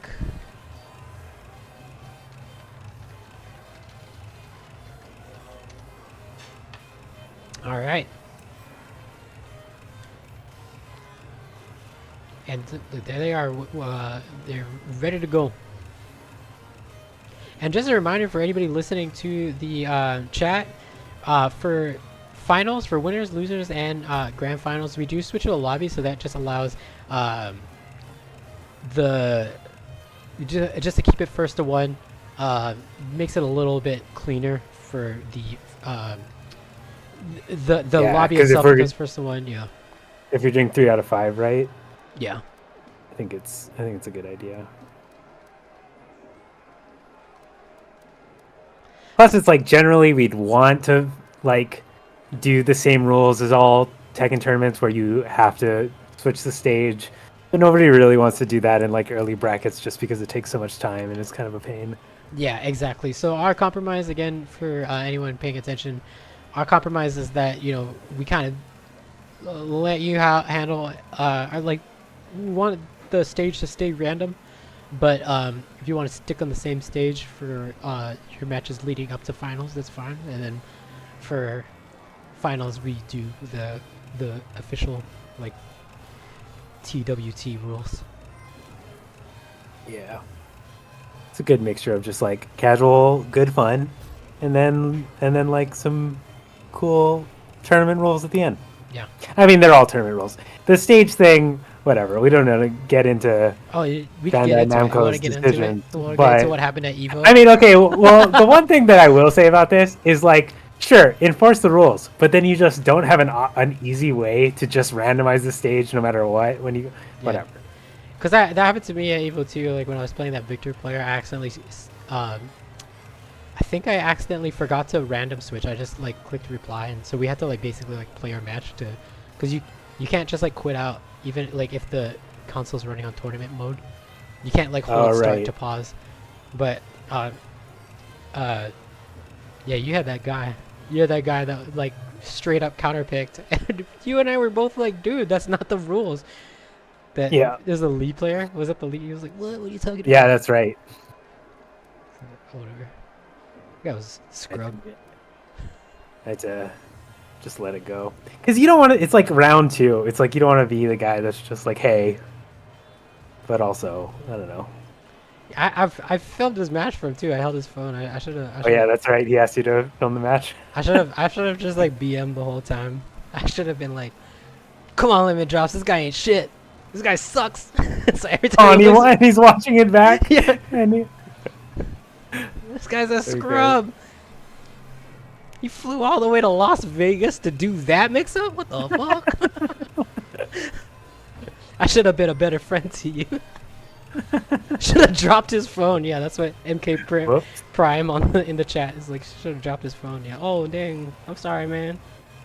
As soon as I lose, you spike it into the concrete. Yeah. Oops. Sorry. Anyway, good luck next. Either way, it shouldn't be on the players. It should be built into the game. If they want these as the tournament rules. Yeah. Clank dropped, so I'm just assuming it was another crash. Yep, check the Discord, it is a crash. So just, yeah. The classic Clank mind game. Oh, he's back. He's back. Look at that. He's back with his hat. Yeah, he came sprinting in. This Kid Tono person. Get out of here, bro. We got a tournament. We're playing a tournament.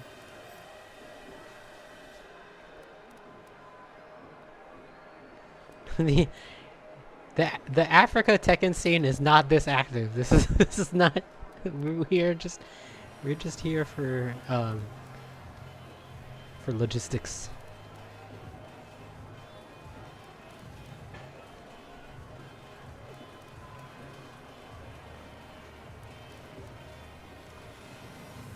I was like worried about that when we occupied like another region.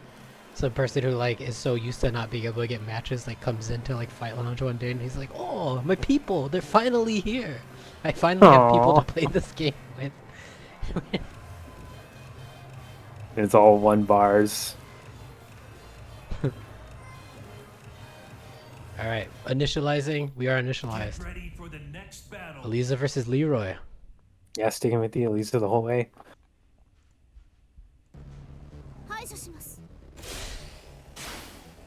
Gonna be interesting to see how Clank, again, navigates destruction stance. Did we? Wait a minute. They fought before, Yeah. didn't they? They did. Yeah, It's they the did. run back. And that's how we found out that Leroy's parries beat chainsaws. I just remember because I'm pretty sure I used that exact phrase before. How is Clank gonna navigate destruction stance? But here we go. And so to that point, you know, Clank has been in that situation, this situation before. He got knocked down by Teddy, and then he was able to beat Teddy in the run back. So he's not unfamiliar with having to face people who have beat him and then come out on top. Nice mid-low. Yeah. Yeah, already we're seeing like correct blocks, and the Possessor just knew to go for the power crush there that Clank would press. Yep. Ooh, no punish. Possessor showing that he knows where that is. He knows where that mid-low is. Yeah, the matchup knowledge is getting him far.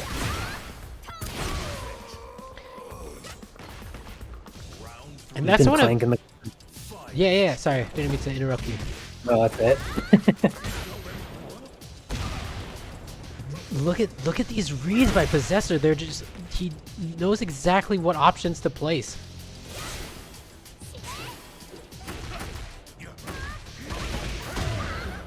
Here we go. Now, opportunity for Clank.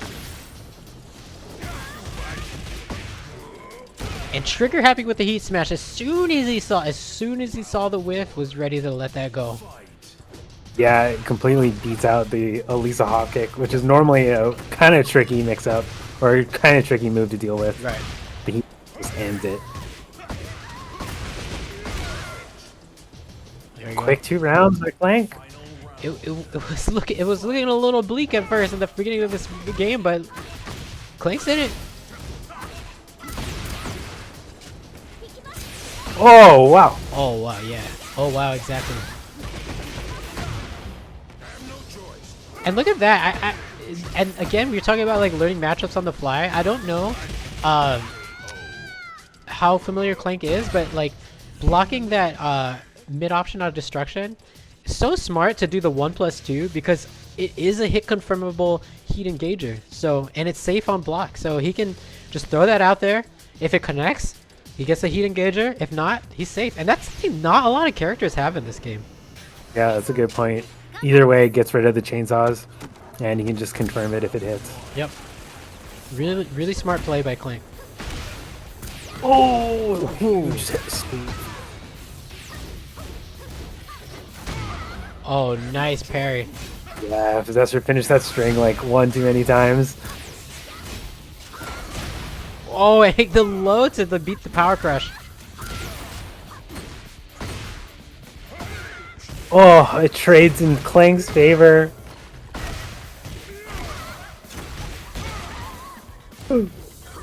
Oh my! I think the wall's gonna explode. Oh no, it doesn't. Oh, and shut. It moved it to the left. That was crazy.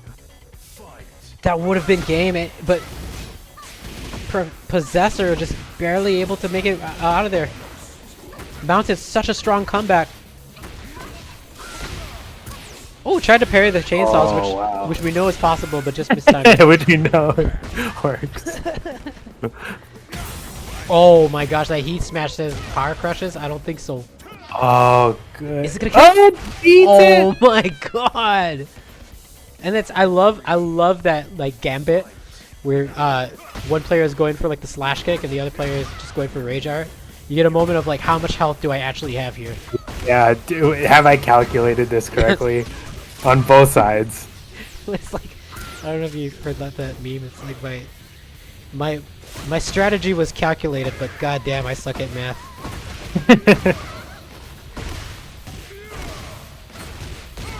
Look at that damage off that confirm.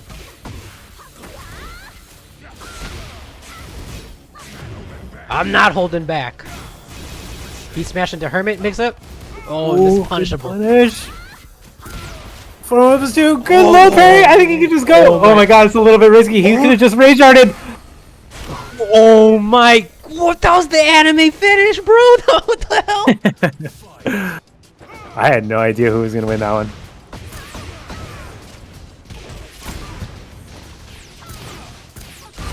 Look at this movement and attack by Possessor. Oh, good block. You just can't press on Clank too much. He's so ready for those parries. And what a good time to orbital. I agree. If you got the run back and you got destroyed the first game, you don't have to do this, but like, yeah, feel yourself. You earned it. You earned it. He might have just wanted to secure it. Just, yeah, that's true. Like, leave nothing. No, a person who cares about character drip this much just wanted to watch the cutscene. Yeah, Right. and like I said, I agree. I agree. If I were in that same situation, I'm running back the. I'm either doing that or I'm doing something like slightly BM, like back turn 3. Even though I don't. All I need is like a down forward 1. It's the essence of Wing Chun. That's what Clank said. But oh my gosh, what an incredible first showing by Possessor. That was so cool. I mean, I just played Possessor for the very first time yesterday, and I saw that they were signed up, and I was excited. I was like, all right, I'm glad. I'm glad you joined our community because I know that you're gonna give us some trouble here. But yeah, the Aliza pressure, the not just like the character knowledge of their own character, but they had so many great defensive reads throughout the run that we've seen on stream. It's just like overall like a very solid foundational player. So really excited to see what else you'll bring to the table at the next tournament because this was such a treat to watch. Yeah, really good run. We have the gauntlet, so we got to create the lobby. But before we do that, I'm gonna take a quick 2-minute break to just use the restroom. I got this. I've been pounding this Red Bull, so it's making my body flow. So I gotta take care of that situation. Just a quick 2-minute, and then we'll be right back. I'll get the lobby started, and then we're running the finals gauntlet. We're right there, so don't go anywhere. We will be right back.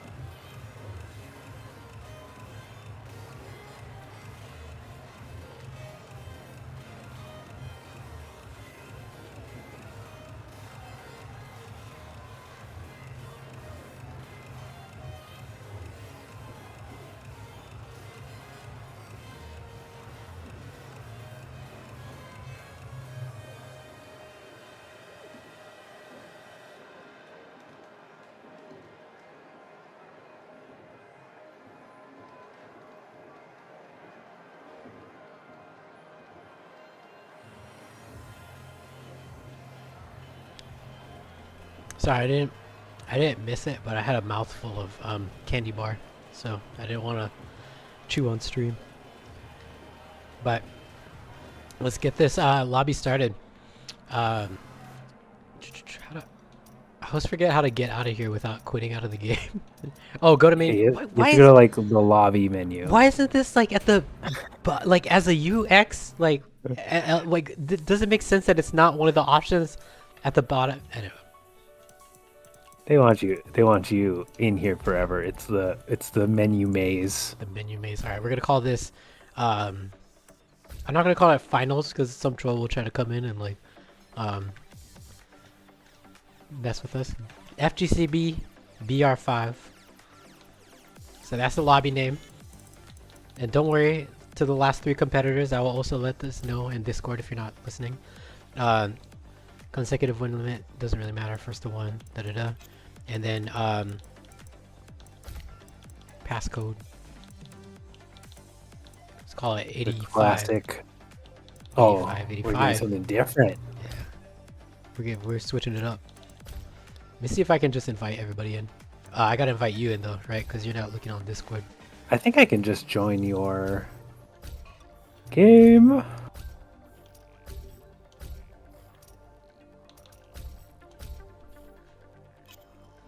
Alright, invites have been sent to the final 3, and let's take a look again at that bracket. So, let me just pull this up on my side here as well. So yeah, we got, it's going to be Lucky versus Teddy to start this off. The winner of that will go down to face Clank here once all this gets updated. And then we're going to have our grand finals right after that. So yeah, we're going to start off with Lucky versus Teddy, and I'll tag you both in the chat here. Teddy up next for winners finals.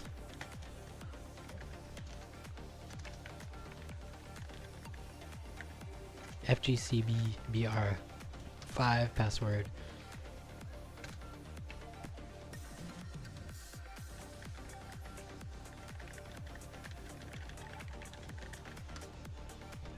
And yeah, so we're gonna start with Teddy versus Lucky. It's gonna be interesting, you know, because we're now at first to 3. I get the sense that Lucky is going to start. If I'm a betting man, I'm saying that Lucky's not gonna start with Claudio. I think he's gonna start with an Eddie because he's got the extra life. And then if it doesn't go good for him in the beginning, that's when he'll switch over to Claudio, because we saw him do that in the matchup against Possessor. He started with Eddie, and he only had 2 lives on that one. That's true. He's not afraid to switch characters. Yep.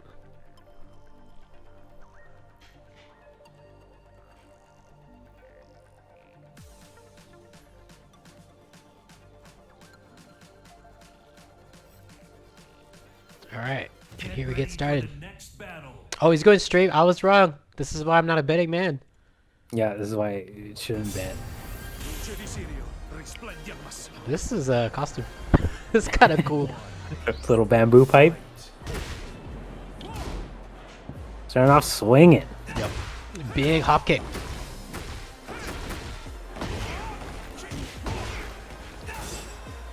It doesn't go for the while running 2 for the combo ender, which gives Claudio Starburst.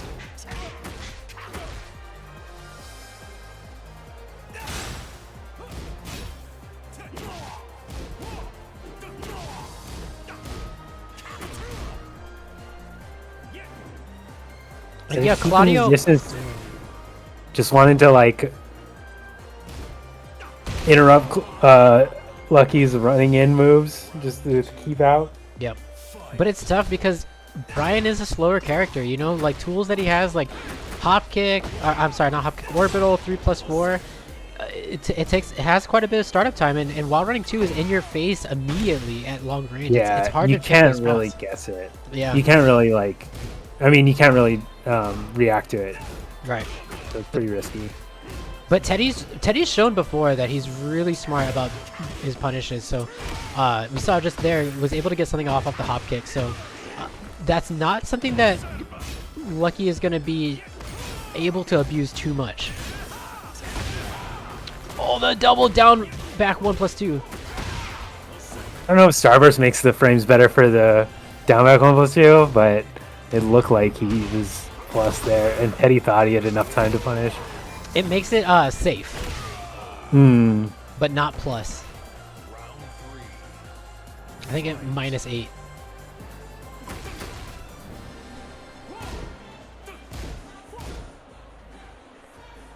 Nice forward 4 by Lucky there and using the down forward 1.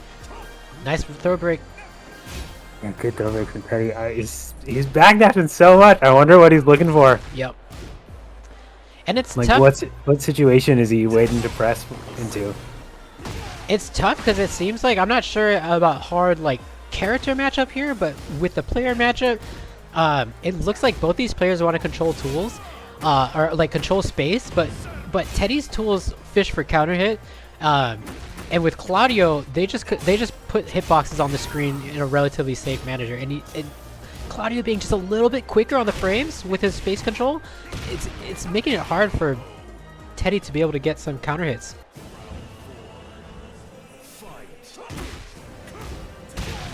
There we go. That is the opportunity that Teddy's been looking for, that back 3. Yeah, just started off dashing in that time, just looking for the aggression. One Confirms the down forward ones. Yep. And that's what makes sidestepping so good with Claudio, you know? Like, he has, like, not the best frames on his down forward 1, but if he can get a counter hit sidestep 4, he gets a little pickup. But there That's what he was looking for. The forward 3-2 mid-high string. He was looking to duck that. And look at that. One sidestep into a hop kick and he's made up all the life difference. I know, and now he's got full starburst and heat. It's all scary. And he can't whip it. Oh my god. I thought for sure we were going to see Rage Art from Lucky.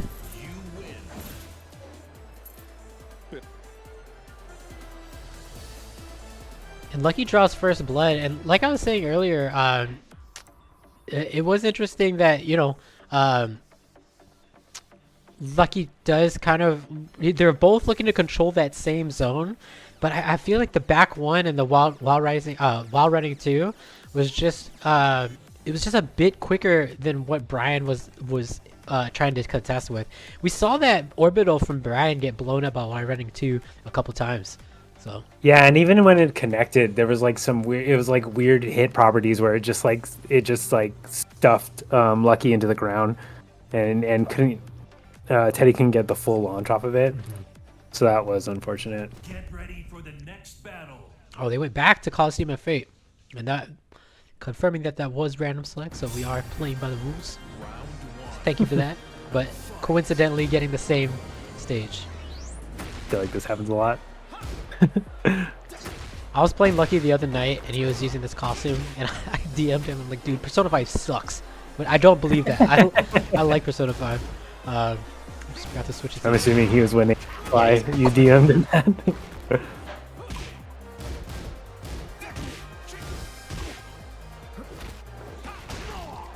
Nice break there. I mean, Yeah, Lucky's not ready to continue going for the grabs there. Even though Teddy is normally good at breaking him, he's at least keeping it in his mind. Well, one thing too, Lucky's going for the generic throw, not the command throw, and I'm kind of wondering, you know, is he using it just as a tracking move? Yeah, could be. He's got some throws of his own. He's got to get in there. There's nothing he can do. Rage Art would have been the only option in as long as Lucky wasn't going to press.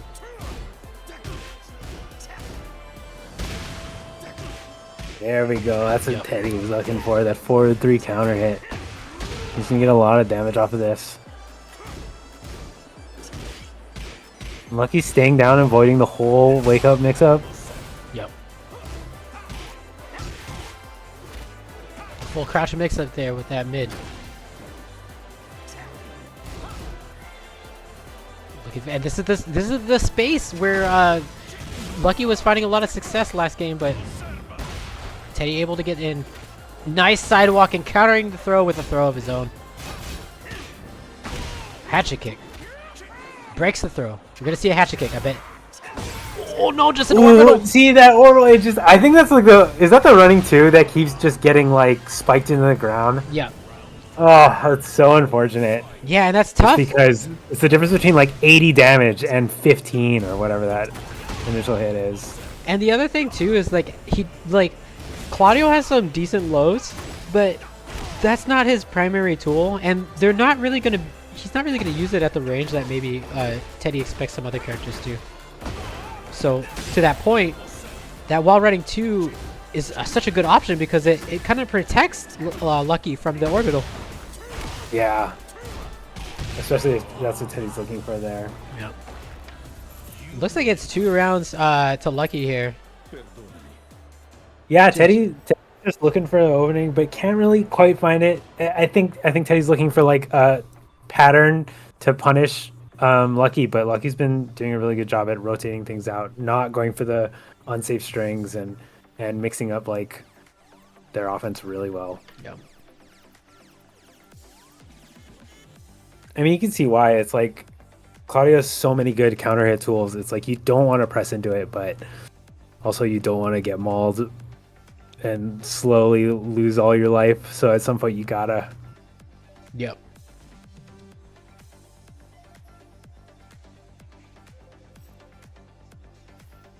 Get ready for the next battle.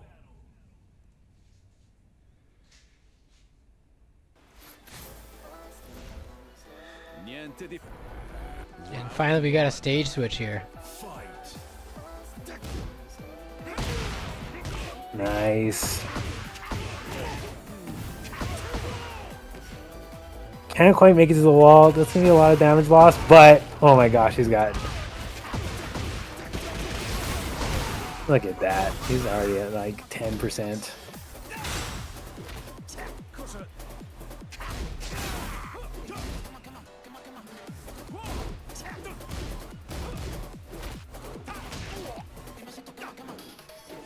Oh. Nice sensitive. The block of the hatchet kick. Lucky's been gaining health back this whole time, and now Teddy's on the bad end of it, and we got like 10 seconds left. Advantage Lucky here on the health. Jab to steal his turn back. And look at that. It was the crouch jab, which gets him the plus frames, which makes the while standing 4 uninterruptible. Just really good, safe round ender for Lucky. Yeah, and had a couple of good steps there that like turned it around and got Teddy into the corner. Oh. There we go. When he's on offense, Teddy knows how to keep things going. Oh, finally, and you know, if you can't orbital, just duck. Yep. It's also a good call out. Drops the combo, but it works out. He should be throwing out those core circle back ones more often. He's got his own wall running too. Yep.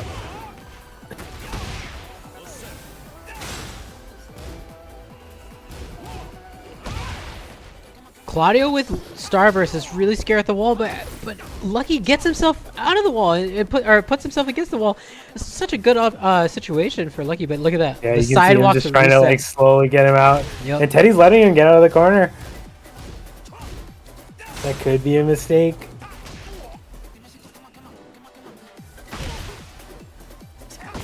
Oh, finally. Good orbital. He's definitely making it to the wall here, and this is Brian's crazy wall damage. Went for the taunt, but canceled it in time. Nice, Teddy. That was so scary.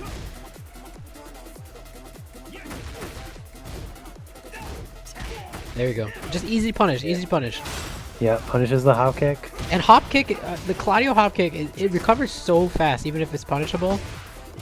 sometimes you can't always go for your 13. So you know, getting a 10 frame off of it, that's still a win. Yeah, the animation's weird. It's so fast.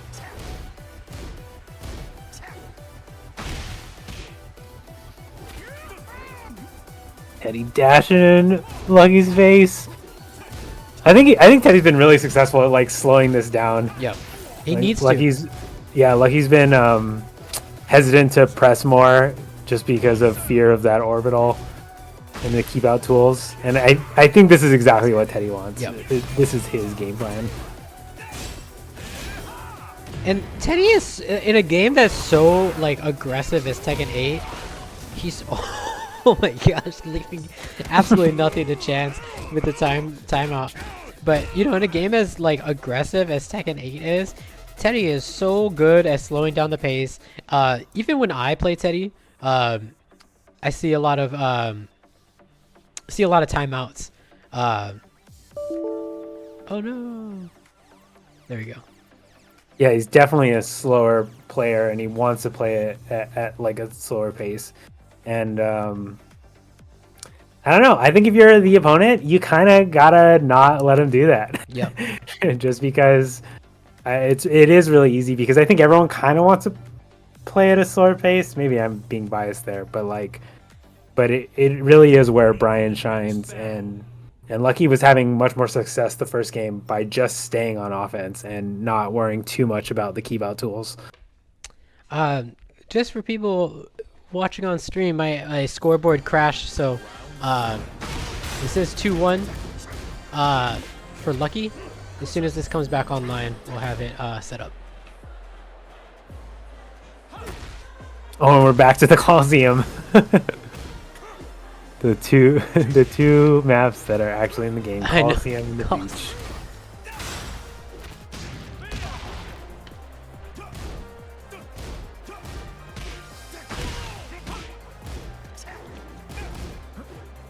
Lucky using those down jabs to just take offense back when.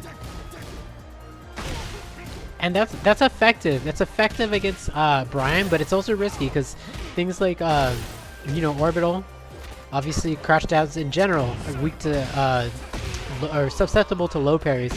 So it's an option, but it's a risky one.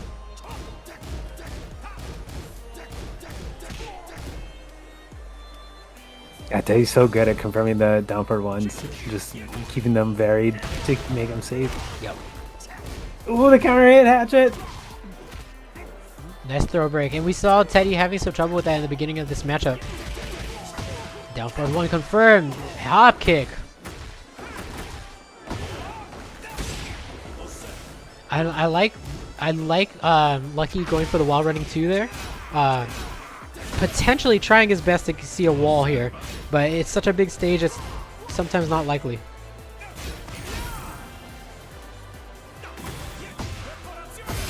Oh, at the tip range of the low heat smash. Yeah, and Claudio, one of the characters blessed with a low hitting key smash. Yeah, it's so good.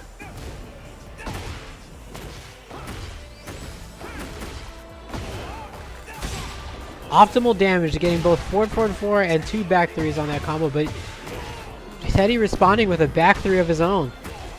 Yeah, and he's got to win 3 rounds straight here to tie it up, or he's going down to the loser's bracket.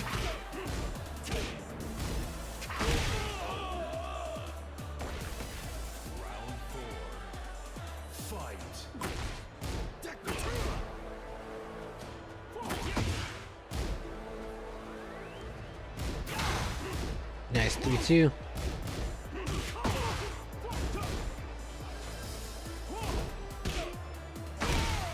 And there we go, the hatchet kicks begin. Yeah, and Teddy's using that jab so much to like just assure that it's his turn next. Right. Take it back. But what's scary about that, and after having played Lucky a bunch, it gets blown up by the hop kick. Yep. And if Lucky starts recognizing that, it could be a disaster. I love the throw there. Just beat the power crush. Yeah, wow. Totally just beat the activation. Wants to confirm the downward one. Oh, And that was so like that defense was subtle, but really, really strong from both players there. Just like blocking the low, going for the wall rising floor, just really small, like minimizing risk. But here we go. And it's, by that same token, Lucky's made half life just with pokes.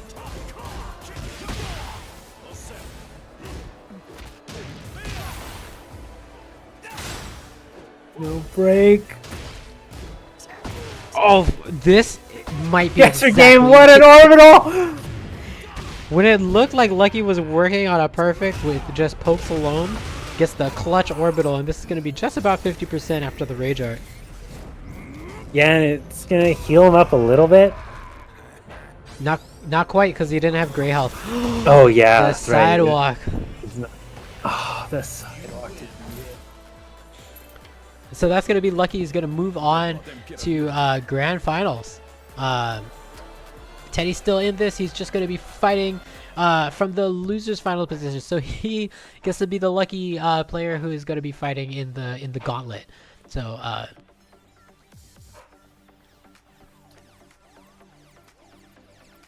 I will get that submitted here. Back.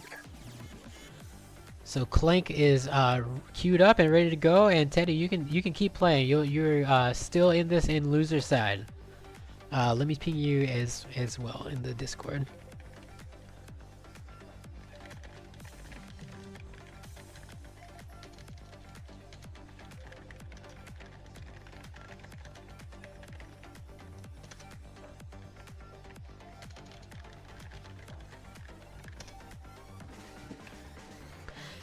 What is the gauntlet? In case anyone is wondering, if it's something that tournaments like Evo specifically used to do a long time ago, where for that top 3 spot, you do winners finals, then losers finals, then grand finals. So whoever's in that winner spot and they get knocked down, for them to win the tournament, they basically are playing non-stop. It's one of my favorite things of the old ways they used to run tournaments. So I like to do it for this. I think it just makes things a little bit exciting. Yeah. It's always fun to send somebody on a journey like that.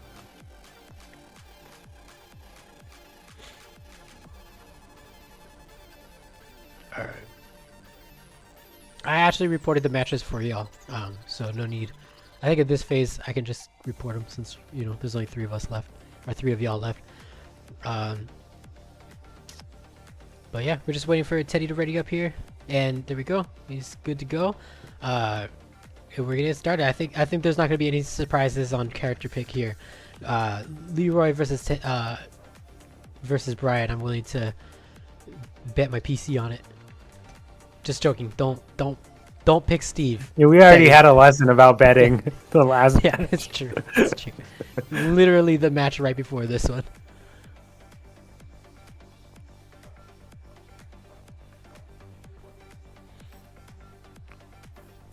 Get ready for the next battle. All right, sweet. I still keep my PC. The PC's safe. My PC is safe.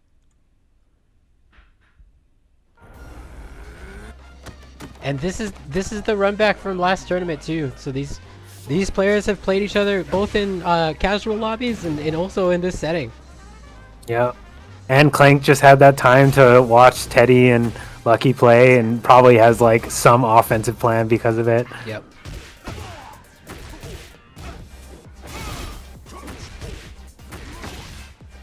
Going for the stance mix up. Yep. And look at that. Teddy's saying, "All right, you want to just like pepper me with stances? Here, how about just a couple of hatchet kicks?" Oh my gosh. Primes him to the block low.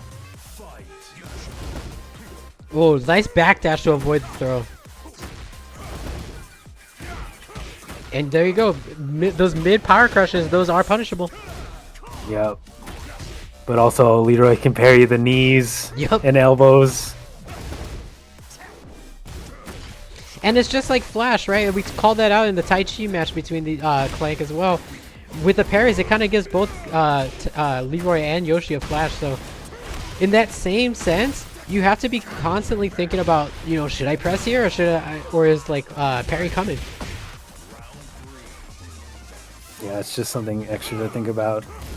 which I don't think will be that hard for Teddy just because of how slow he wants to play the game. Yeah. And look at that. He's gotten, like, I think 90% of his damage off those hatchet kicks. I was about to comment that, you know, missed opportunity on the whiff punishes, but the hatchet kicks hit it. But look at what you said earlier about parrying the knees. That's exactly what Clank got off there.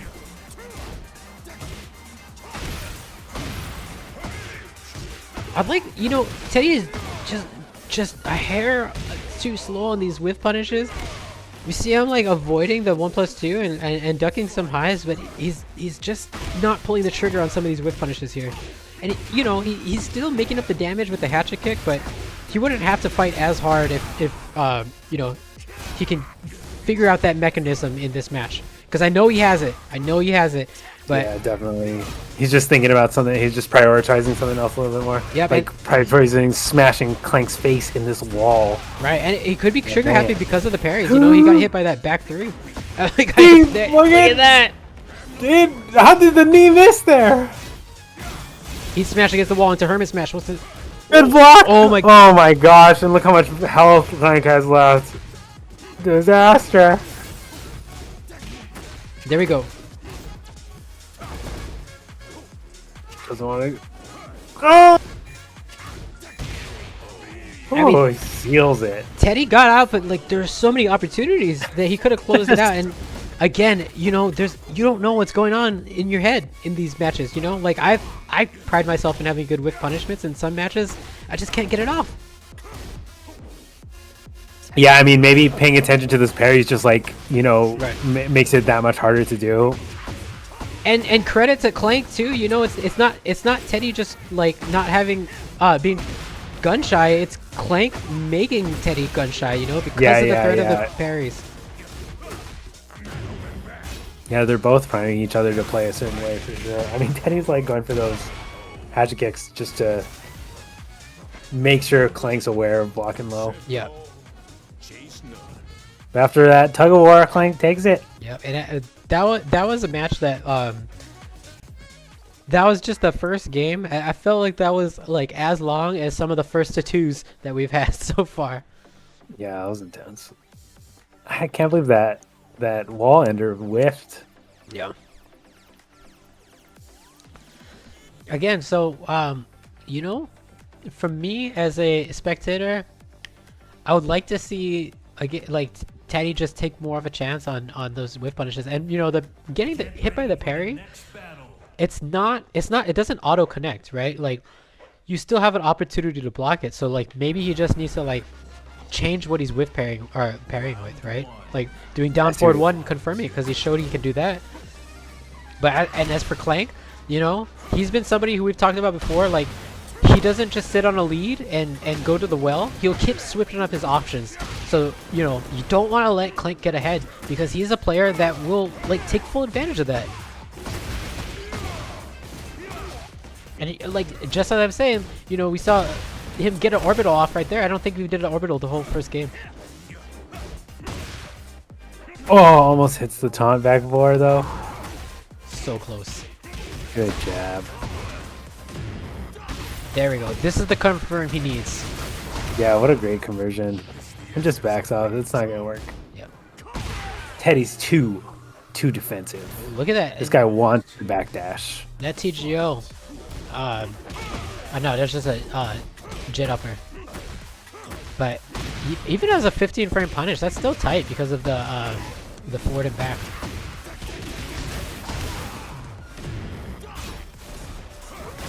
Oh, nice sidewalk into heat smash. Yeah, just a quick little baby sidestep into heat smash, and it was just enough to avoid it.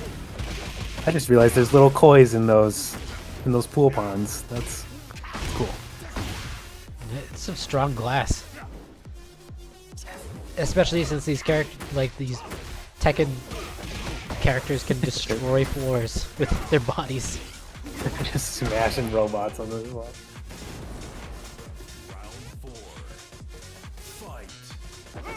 Alright, early lead for Teddy on the round count, but Clank is still in this. Yeah, definitely. There's those hatchet kicks again. He's really... Clank doesn't want to start falling for it. He knows that if he starts blocking low, Teddy's gonna get the counter hits and mids that he wants, Right. but it just adds up so much. And orbital is such a scary, like, has such scary synergy with those hatchet kicks. Yeah. We've seen it earlier this tournament, just like Teddy going to the well with hatchet kick and then finishing off the round with an orbital. But here we go, jet upper. Yeah, great punish. Doesn't get the wall, but has the snake eyes to get the wall anyway.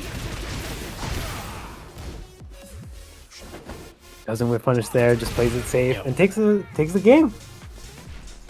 I 1-1. thought good compromise between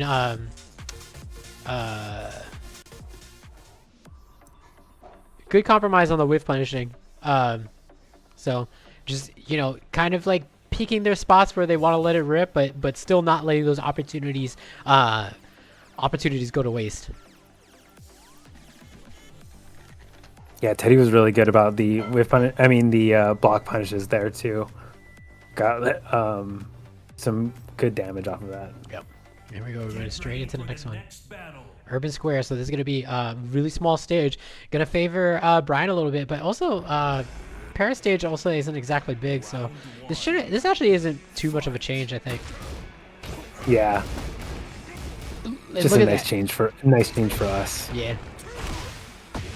Nice little poke there from Teddy, and that was great because he was able to still block the parry. And knee whiffed again at the wall. Yep. This is a Leroy thing. You fool. Dude, that look like that throw animation looks like it hurts. He kicks the knee, dude. This is FGCB boomers. FGCB boomers. FGC boomers. So we all have like shit knees. Weak knees. Yeah. That should hurt everybody watching. Yeah. Oh, my sleep apnea.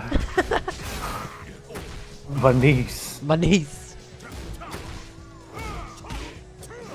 Oh, there you go. I like that. Nice duck on the throw. And there we go. Big back 1+2. Well, gets a lucky like roll off the wall, so Teddy's got a good chance here. And good duck. Yep. That was interesting. Teddy kind of sidewalking away from the wall. I think it might have been avoiding a spring kick. Oh, the Tekken 8 classic. The best keep out in the game. Yep. Just just losing your health so you have access to the best keep out. This is the strategy. Am I correct? Are we 2-1? We're 1-1. 1-1. Yeah, but Teddy's close to making it 2-1. Nice low parry. Oh, he didn't have a tornado there. He thought he did, and he thought he could get the wall damage for it, but... Yep.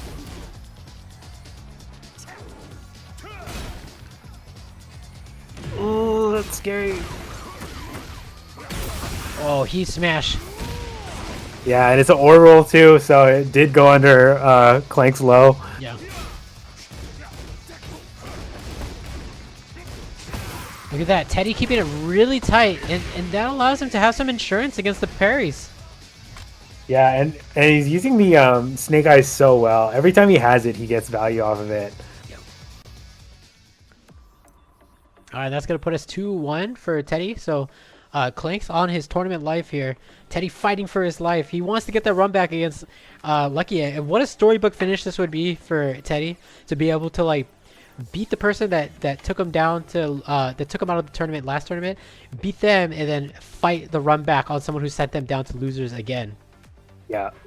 We were following Clank's story last tournament, but the whole time Teddy was the protagonist in his story that we're now catching up with. Ready for the next battle.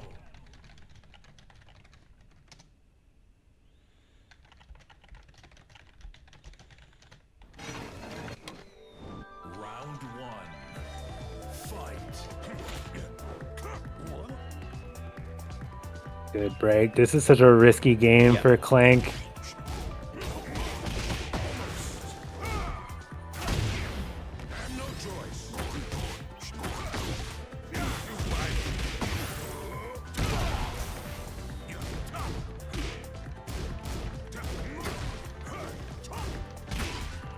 Oh, huge corner 3+4. And now Clank's in the corner.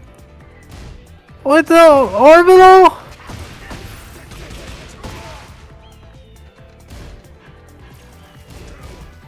Oh my gosh, I can't believe Teddy took it back from there. I feel like we just see that. I feel like the comebacks are more common than the normal rounds. Yep. It's so crazy. Nice duck there. Back one. Oh, and gets the counter hit there.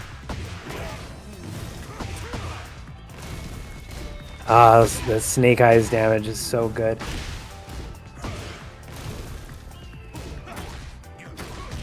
Clank has been so good at just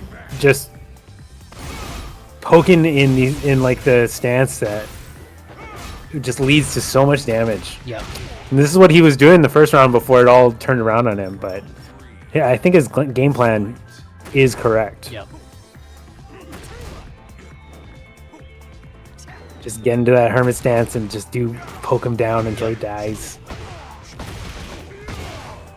Threatening parry too. That's really scary for the for Teddy.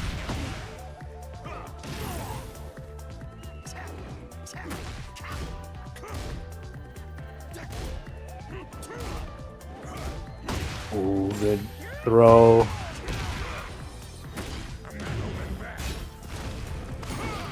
Oh my gosh, just super ready on the rage art. I forget, do Radars breaks walls? Is he going down? No. No, that would be. But he's got the whole corner to work with on both sides. Goes straight, just ends the heat. Heat on heat. Ooh, that is No punish? no punish, but he gets the down forward. And you cannot challenge. You gotta be careful. I should say you should be careful about your challenge of hatchet kick. Very risky move because it does leave Brian plus. So good at punishing that or crush. Clank is on his last life. Yep. He's just not letting up. I think he just figures that if I can just overwhelm Teddy with offense, I should be able to take this. Yep. Oh, he covers block. himself with a parry. Oh, he's got his own orbital. This is a great comeback from Clank. Look at that chip damage. He's already at 1 health. The jet upper. And look at all that. Because of the gray health, it doesn't matter how close he was. It's how close he is. Oh, His this is the last resort. Oh, he does it. Oh my 2-2. god, his Clank- literal Clank's last holding resort. on. The last resort. My last resort. You're going out with nothing to show for it. And look at that. It was Clank started off the match. Teddy comes back too, and it looked like he was just on the cusp of sealing his way to grand finals, but Clank's showing he's still got fight. Yeah, but this is going to be the last game, so all the knowledge that they have on each other in the last, I don't know, 4 games, and plus previous tournaments, plus casuals, they're just going to throw it all out right now. Yep. And we're going to Yakushima. Wonder if we're going to see some nonsense. Round start, sugar call. Oh, and Clank came dressed for the 9s. Hatchet kick to break the parry. Oh 3+4. man, Clank getting a little too antsy. Teddy's doing such a good job at keeping him back with the counter hits.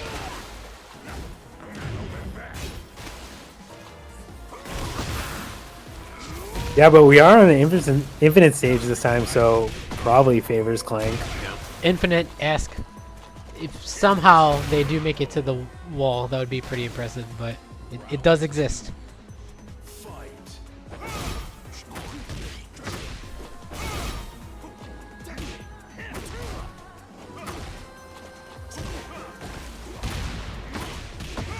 Oh, it's guaranteed. Yep. That's a lot of damage. Nice block. There you go. And counter hit launcher by Leroy.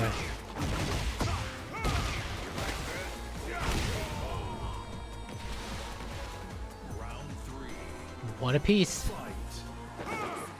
Whips in front of his face. And Whips and the look at parry. that. He whipped again and immediately showed parry. So and that's what's slowing Teddy down. I think. Yeah, just being hyper aware of that. Look at the block. Not going to whip punish that last one. Frank has been relying on like the hermit mix-ups, but Teddy's been so good this game of like blocking everything. Yeah, look at the patience from Teddy. Oh my gosh, what a read Oh my gosh, back. on both sides. Wow. And he's able to do that because back 4 into Hermit is actually plus. It's a super quick load that's plus, and so that gives Clank enough time to set up the parry there. Once again, Clank is on his last life. Trying to poke Teddy down to nothing. Oh, did you see that? Look, he let Clank show parry and then went for the jet upper. So yeah, smart. he's really. These are the whip punishes that are just like. Oh, it breaks the arm! I had no idea. And like 9 times out of 10, that would have been a great read. You know, someone's coming on your face, and then you use the heat burst there to be able to activate. And if they're doing like a slash kick, they creates a juggle situation. So like again, 9 times out of 10, excellent read. But Teddy was just going for that heat smash that time, and that's the one thing that can beat the heat burst aside from like a rage art. Oh, what a good choice. Another good run by Clank, though. He played really well, and his Leroy's always a pleasure to watch. Yep. Excellent showing by Clank. I think that at this point he's established himself as a player that you need to look out for. If you see him in the next bracket and you play him first round, second round, then you better start labbing Leroy and just like praying. You see that sun hat in the Tekken Lounge? You better run. Yeah. Better get out of there. And what I love about Clank's appearances both times in these tournaments is he kind of gets knocked down to losers, like not super early, but you know, a bit. I think both times he kind of got knocked down before top 8, and then he's able to like make that run back all the way to losers finals, and both times he's defeated the person that knocked him down. I think that shows that's a good point. Such good like resilience, and it makes him scary everywhere that you see him on a bracket. So really great stuff by Clank. I think that Teddy is just using the restroom real quick, and then we got a grand final set. We got Lucky versus Teddy. Finally, this is Teddy's storybook ending that we were talking about earlier. Gets knocked down by Lucky, beats the person that knocked him out of the tournament last time, and now gets a run back against the person that knocked him down. So it's just revenge match after revenge match after revenge match. You know, he is in the gauntlet, but to be fair, he also got those DQs that gave him a little bit of extra rest, and that's not me taking it away from Teddy. Like he was gonna make top 8 most likely either way, but it is just like one of those things. Like in any sport, really, there's these little outside factors that play big into like how you perform in the game. And so we got an interesting situation. He's got a little bit of both worlds. He's got a little bit of rest in the early part of the tournament, and then now he's got to work super hard at this last part. But yeah, that's a good point. He did have a lot of time off in the beginning. But yeah, again, that's not me taking anything away from Teddy. I mean, we've seen him in this position many times before, so I know that, you know, he would have been he's a threat no matter where you place him. You could have started him in losers, and he would have found his way here. So yeah. So yeah, and he's also a baker too, by the way, if you look at the chat. Nice. Yeah, I think we share pizza pictures. And again, just to be clear, I know there was some confusion. I got some DMs on confusion. When we get to this lobby phase, it's going to be random select each stage. It was pointed out to me that the Start GG has the old rules. I forgot to update that. So for Lucky, Teddy, for both of you listening, just make sure when you're going back to stage select, just make sure it's random each time. And I'll just do a double check tag with you both on Discord as well. Just to make sure that we're super clear on that. I apologize for the old rules. Too late, they're going in. Oh, Lucky going for Shaheen! Shaheen?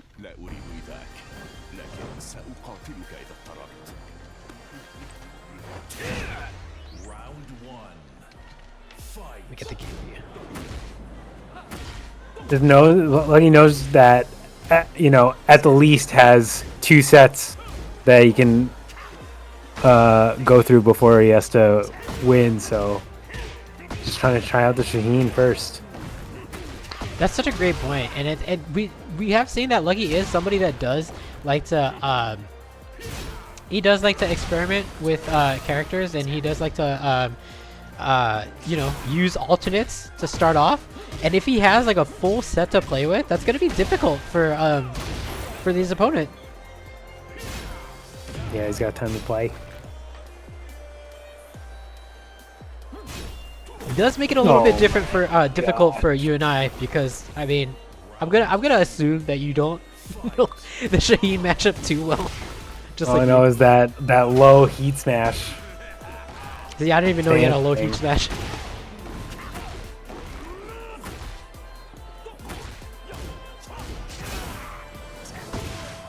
Nice orbital. Yeah, such good keep out. And look, we've made it to the wall in the Coliseum. This is where Teddy wants to be.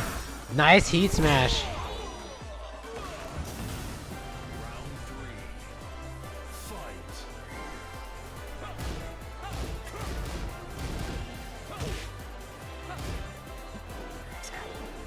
We're both just standing in each other's face.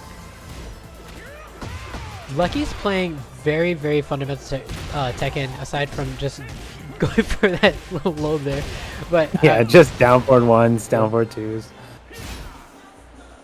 While running to hatchet kick, down forward 1, jab. They're just trading pokes at each other's faces.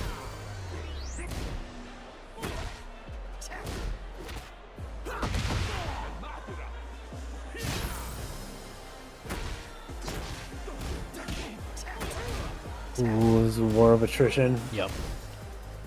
And we're getting down to the last 10 seconds here. Oh, he tried to confirm it, but it didn't. But not a huge punish on that.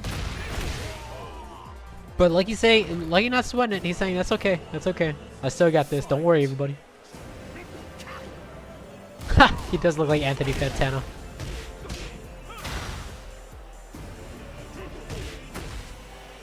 Oh my gosh, what a hop kick. Lucky's so good at timing that hop kick. Yep. It's something he learns from playing Claudio, and it's a tool that you need to. With some characters, you don't want to be too like, you don't want to abuse that tool too much because of how punishable it is. But like, sort of flips the script with Claudio. It teaches you that do spam it and see if they're able to react to it. Yeah. Especially if Teddy's gonna like go for the jabs a lot. It's just in his favor to do it. Yeah. Lucky's in the chat. He's like, no, that's Lucky Chloe. That's what Lucky Chloe does. Oh, this is the Chloe mindset. Well, Lucky Chloe is a high crushing hop kick. It does like, dude, come on, man. Why?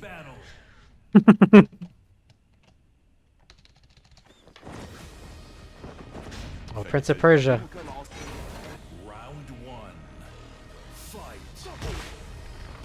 Heavy shattering, never faltering from default Brian. Yep.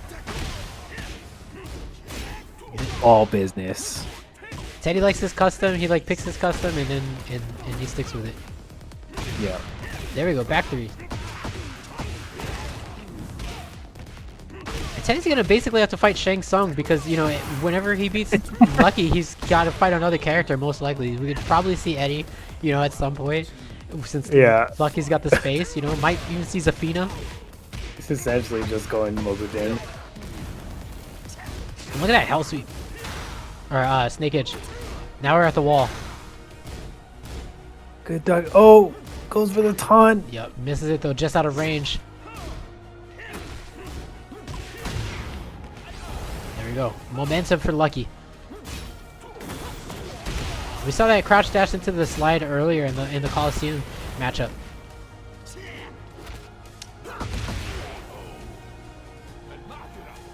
Round 3. Fight. Double low into the slide. Just going for the slide mix up. And Shaheen is a character that, like, you know, doesn't really have anything too, like, he's interesting because he doesn't have anything particularly unique, but he's just kind of got a collection of some of the best, like, overall tools of Tekken. He's got a slide, good hop kick, orbital, all kinds of really good stuff. Yeah, which works well for somebody who plays a lot of characters, obviously, because Yeah. now they have this is essentially the Mokujin character. It's the Seth Right. of Exactly. Tekken. Oh, but again, we talked about this earlier. It's still able to close out the round, but like when you play multiple characters, it is a an issue where sometimes you just don't have your combos on deck right away.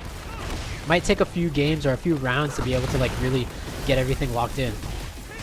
Oh my gosh, and he gets the wall break on this stage. That's so much damage. It's already looking in Lucky's favor. Teddy needs to figure something out here. Yeah, he doesn't want to go down 2-0. Oh, and it looks like he might. Simple one into down 4-1, and Lucky is up. Lucky's up 2 games. He's using his first. He's still just in his first form. And that's daunting to be. If you're Teddy, that's daunting because you know, you once you figure out how Lucky wants to play Shaheen, you might be facing Claudio next. You might be facing Eddie next, like we talked about earlier. Right. As soon as you figure it out, it's just Yep. on to the next thing. But you know, we've seen Teddy backed into the quarter before. It's definitely not over. So, we'll see what the adjustments are. It's tough though. It's tough against a character that not a lot of people play.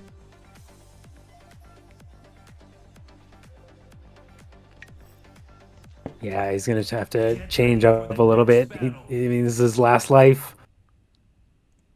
All right, we're going to the beach. Round 1. Fight. Tekken 7, Shaheen.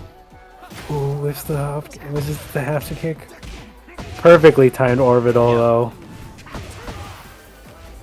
And that takes advantage, you know, Teddy might be gathering some data there because it takes advantage of one thing that Lucky really likes to do, and it's likes to use movement to cover minus frames. Nice break. And A break. Good keep out orbital. This is why Teddy wants Lucky to come to him. these are big defensive reads that we really needed to see from Teddy. Breaking the throws and really finding a timing for that orbital. And there we go, 3+4. Doesn't quite get the wall yet. Oh, but gets the taunt back. Oh! That's one way to turn things around. And you got and yeah, of course. Why? Honestly, there was no better option than the heat smash there. Oh my gosh, everything's coming out Teddy. He's winning at the casino right now. And look at another throw break. It's exactly the Teddy that he needed to be a game ago, but you know, better late than never. Yeah, good point. Oh, good step, but And you know what I loved about this round? That last round, playing very defensive, breaking the throws, going for well-timed orbitals. Suddenly, in the next round, he's suddenly on offense. He's mixing up mids. He's mixing up hatchet kicks. So he's changing the way the game is played with momentum. So yeah, trying to keep Lucky on his toes. Yep. But now that he lost that, he's got an opportunity to switch. Yep. Maybe into Claudio. Maybe he's just gonna stick Shaheen. It wasn't it wasn't bad at all, especially if you're gonna just use basic tools and sidesteps. Like any character can do that, and if Shafeen's she's obviously a very good character with those tools. Yeah, if I'm lucky, you know, I don't think I'm going for the switch yet. I think that I liked what I saw. Oh my Oh, god, switching it no. to Lars. Oh my god. Okay. This was All low right. on my betting list for sure. Switching to Guy Lars. Oh my god, Guy Lars. All right, let's see if Teddy makes an adjustment, or if he's just like, you know what, my game plan works on all characters. I'm just gonna back up. I'm gonna wait for you to whiff. I'm gonna wait for you to come at me, and I'm gonna orbital, and it's gonna work out. And I actually think that this favors Brian because exactly for that, because Lars has some really great lows. You know, he's a lot of his lows lead to plus frames, and so Teddy has just got an opportunity to just throw out those orbitals like he's doing. I think he knows that as well.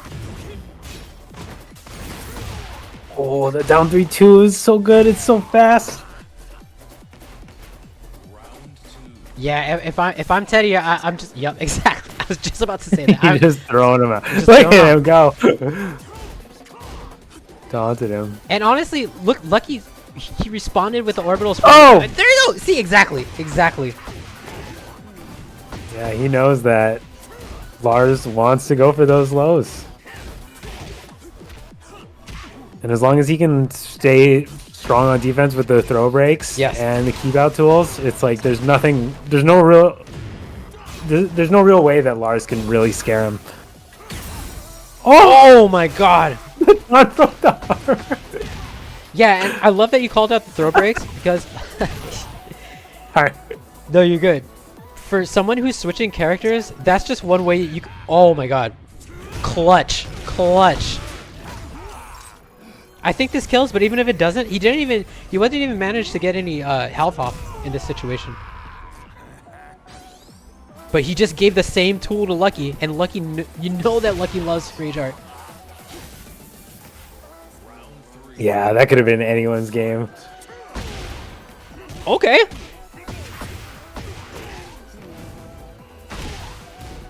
I was saying earlier, Teddy needs to be consistent on the throw breaks, because against somebody who's like switching characters, that's one defensive tool that's going to be universal across whatever you face.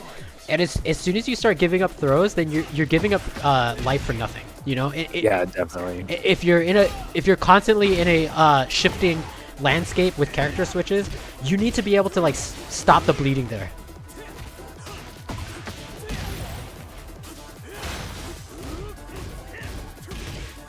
Good block on the low, but just didn't have the fright punish. Yeah, and I think this is like the first time we've seen Lucky like really go on the offense. This is the first time I've seen with the Lars mix-ups. Yeah. All right, this is tournament life. Lucky is on the cusp of winning his first Bloodline Rebellion, and it's up to Teddy to stop it here. Good block on the low. Oh, the pokes are working out for Lucky this time. Good block. There we go. He's still. Yep. They have to gamble more on like the low blocks now. This is it. You got to go all in on your read of the player. It just takes one counter hit from Teddy. Oh! He's got rage. Oh! Just needed an orbital one more time, That Teddy. was right at the spot to get the orbital, but unfortunately, Lucky just clutches it out on that silent entry low. I think it's silent dynamic. I don't know what that entry low, the mix-up low. That was, Lucky clutched it out. So, yeah, what an incredible showing from everybody, and we have our first winner. The first win for Lucky at Bloodline Rebellion. Yeah, with 4 different characters. It was 4, right? It was Claudio, Eddie, Shaheen, and finish it off with Lars. So And Lars, yeah. really good stuff, and yeah, a really impressive play by Lucky to be able to like cycle through those characters, and it was tough. You know, Teddy fought such a great fight. You know, got knocked down, kind of like forced Lucky to a really close game the first set, but but you know that's not in a situation where you want to be fighting against Lucky, having to reset the bracket like you called out earlier, just like having all those characters at his disposal, and Lucky showed why that was so dangerous to let Teddy give him that position. Yeah, it's called the gauntlet for a reason, right? It's a hard road to go down. I mean, Teddy just had to like go through and beat nine rounds of players just to get back onto even par with Lucky. Yeah. But that match against Clank, you know, that Teddy Clank matchup, that was so incredible, so much like just like high level. That was such a good like timing match for people like to watch to up their game. Like I really, once this VOD comes out, if I can figure it out, and I stitch it together with the other ones since I had to like restart the stream, that's gonna be a really great one to like rewatch for everybody to rewatch. Just look at the way that like both the players are messing with timing. The battle that they're fighting that you don't see on screen. They're just like showing parry, you know, not directly going for the whiff punish, just feeling each other out without even throwing any sort of like attacks. I think that'll be a really good one for everyone to like rewatch. And yeah. And what I love about those long sets at the end is just like you can really see like the player adjustments that they do. It's always fun to see, like the head-to-head player matchup evolve over time and seeing like how can I exploit this guy, and then having it all come down in the last round to like see who had the best read from the beginning. And Lucky, you know, obviously we're talking about how well Teddy played against Lucky and how well you know, Clank made his loser run. But I also want to make sure that we do appropriately give Lucky his flowers. You know, he's been second place before. He just barely wasn't able to close it out against Mr. Carnival, I think, when they met at Grand Finals previously.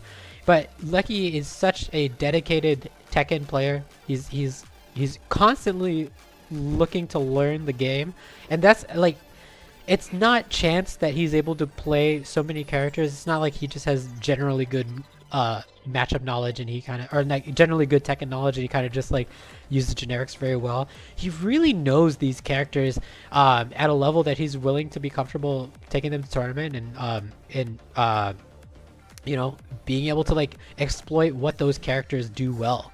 So it's just really impressive for Lucky to be able to like show what he can do, and I'm glad that, you know, just to get you know, to kind of share a bit of my history. Lucky was the first person that actually played Tekken with on FGCB, so it's, for me, I never want to be biased as a TO or as a commentator, but it feels extra special to be able to call Lucky's first tournament victory at FGCB. So it was really great stuff. I'm really proud to see how far he's gone and sealed the deal.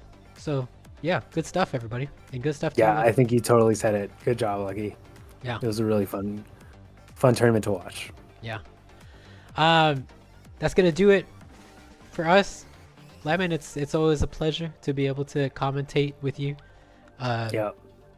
Hopefully we get to like always fun. Thanks for having me. Yeah, we do. You and I don't get to play, but I really like watching this overview every month and just seeing where everyone in the FGCB's at. Yeah, it's super fun, especially to do it with you. Yeah, it's always a pleasure. I feel like I learned more about the game calling the matches with you. So. Oh, I feel like you have to. Like, after the first time we did this, I was just like, oh my gosh, I don't know what any of these moves are called. I don't know what's going on. It just forces you to learn the game more, and it's like a different set of fighting games that I really enjoy. Just talking about them with you. Yeah. Yeah, and like I thought there was gonna be a June, so I just like looked up all this June stuff before. So now I feel like just by that I know more about the June matchup. So I gotta learn the Elisa matchup too, because I died to it, and also I feel like at this point we have so many Elisa players. It's like, yeah, and if Clank's gonna keep coming back, gotta learn the Leroy stuff. Yeah, I labbed Leroy the other day because I played Clank a few days ago, and I got steamrolled by him, so I was like, you know what, I gotta learn. But then it helps me in commentary too. So yeah, I really like the variety that the Boomer Discord has when it comes to characters. It's just like it's so well rounded. Yeah, and what's great is like everyone is just trying to, it really is like a ego free environment as much as we can be. You know, we are human, so obviously we do put our prize in there, but everyone is just looking to learn, you know, so we're all looking to uplift each other, and I love these tournaments because it gives us an opportunity to me it's kind of like a celebration of where we all go to, like seeing like Murph and Stone play. That was so cool because it's two people who have been grinding out this game for a long time and have been grinding the game together, and they got to finally like have a rivals match at top 8. So that kind of stuff is really special to me. So it's nice to be able to like have this community and all grow together. Yeah, it was really cool to watch, and it is a nice little test that we just throw monthly. Yep. But yeah, that's gonna do it for us. Have a good night, Lemon Drops. Yep. Bye, and everyone. the rest of the viewers. Thanks for having me. Yeah, we will catch you later. Bye, everyone.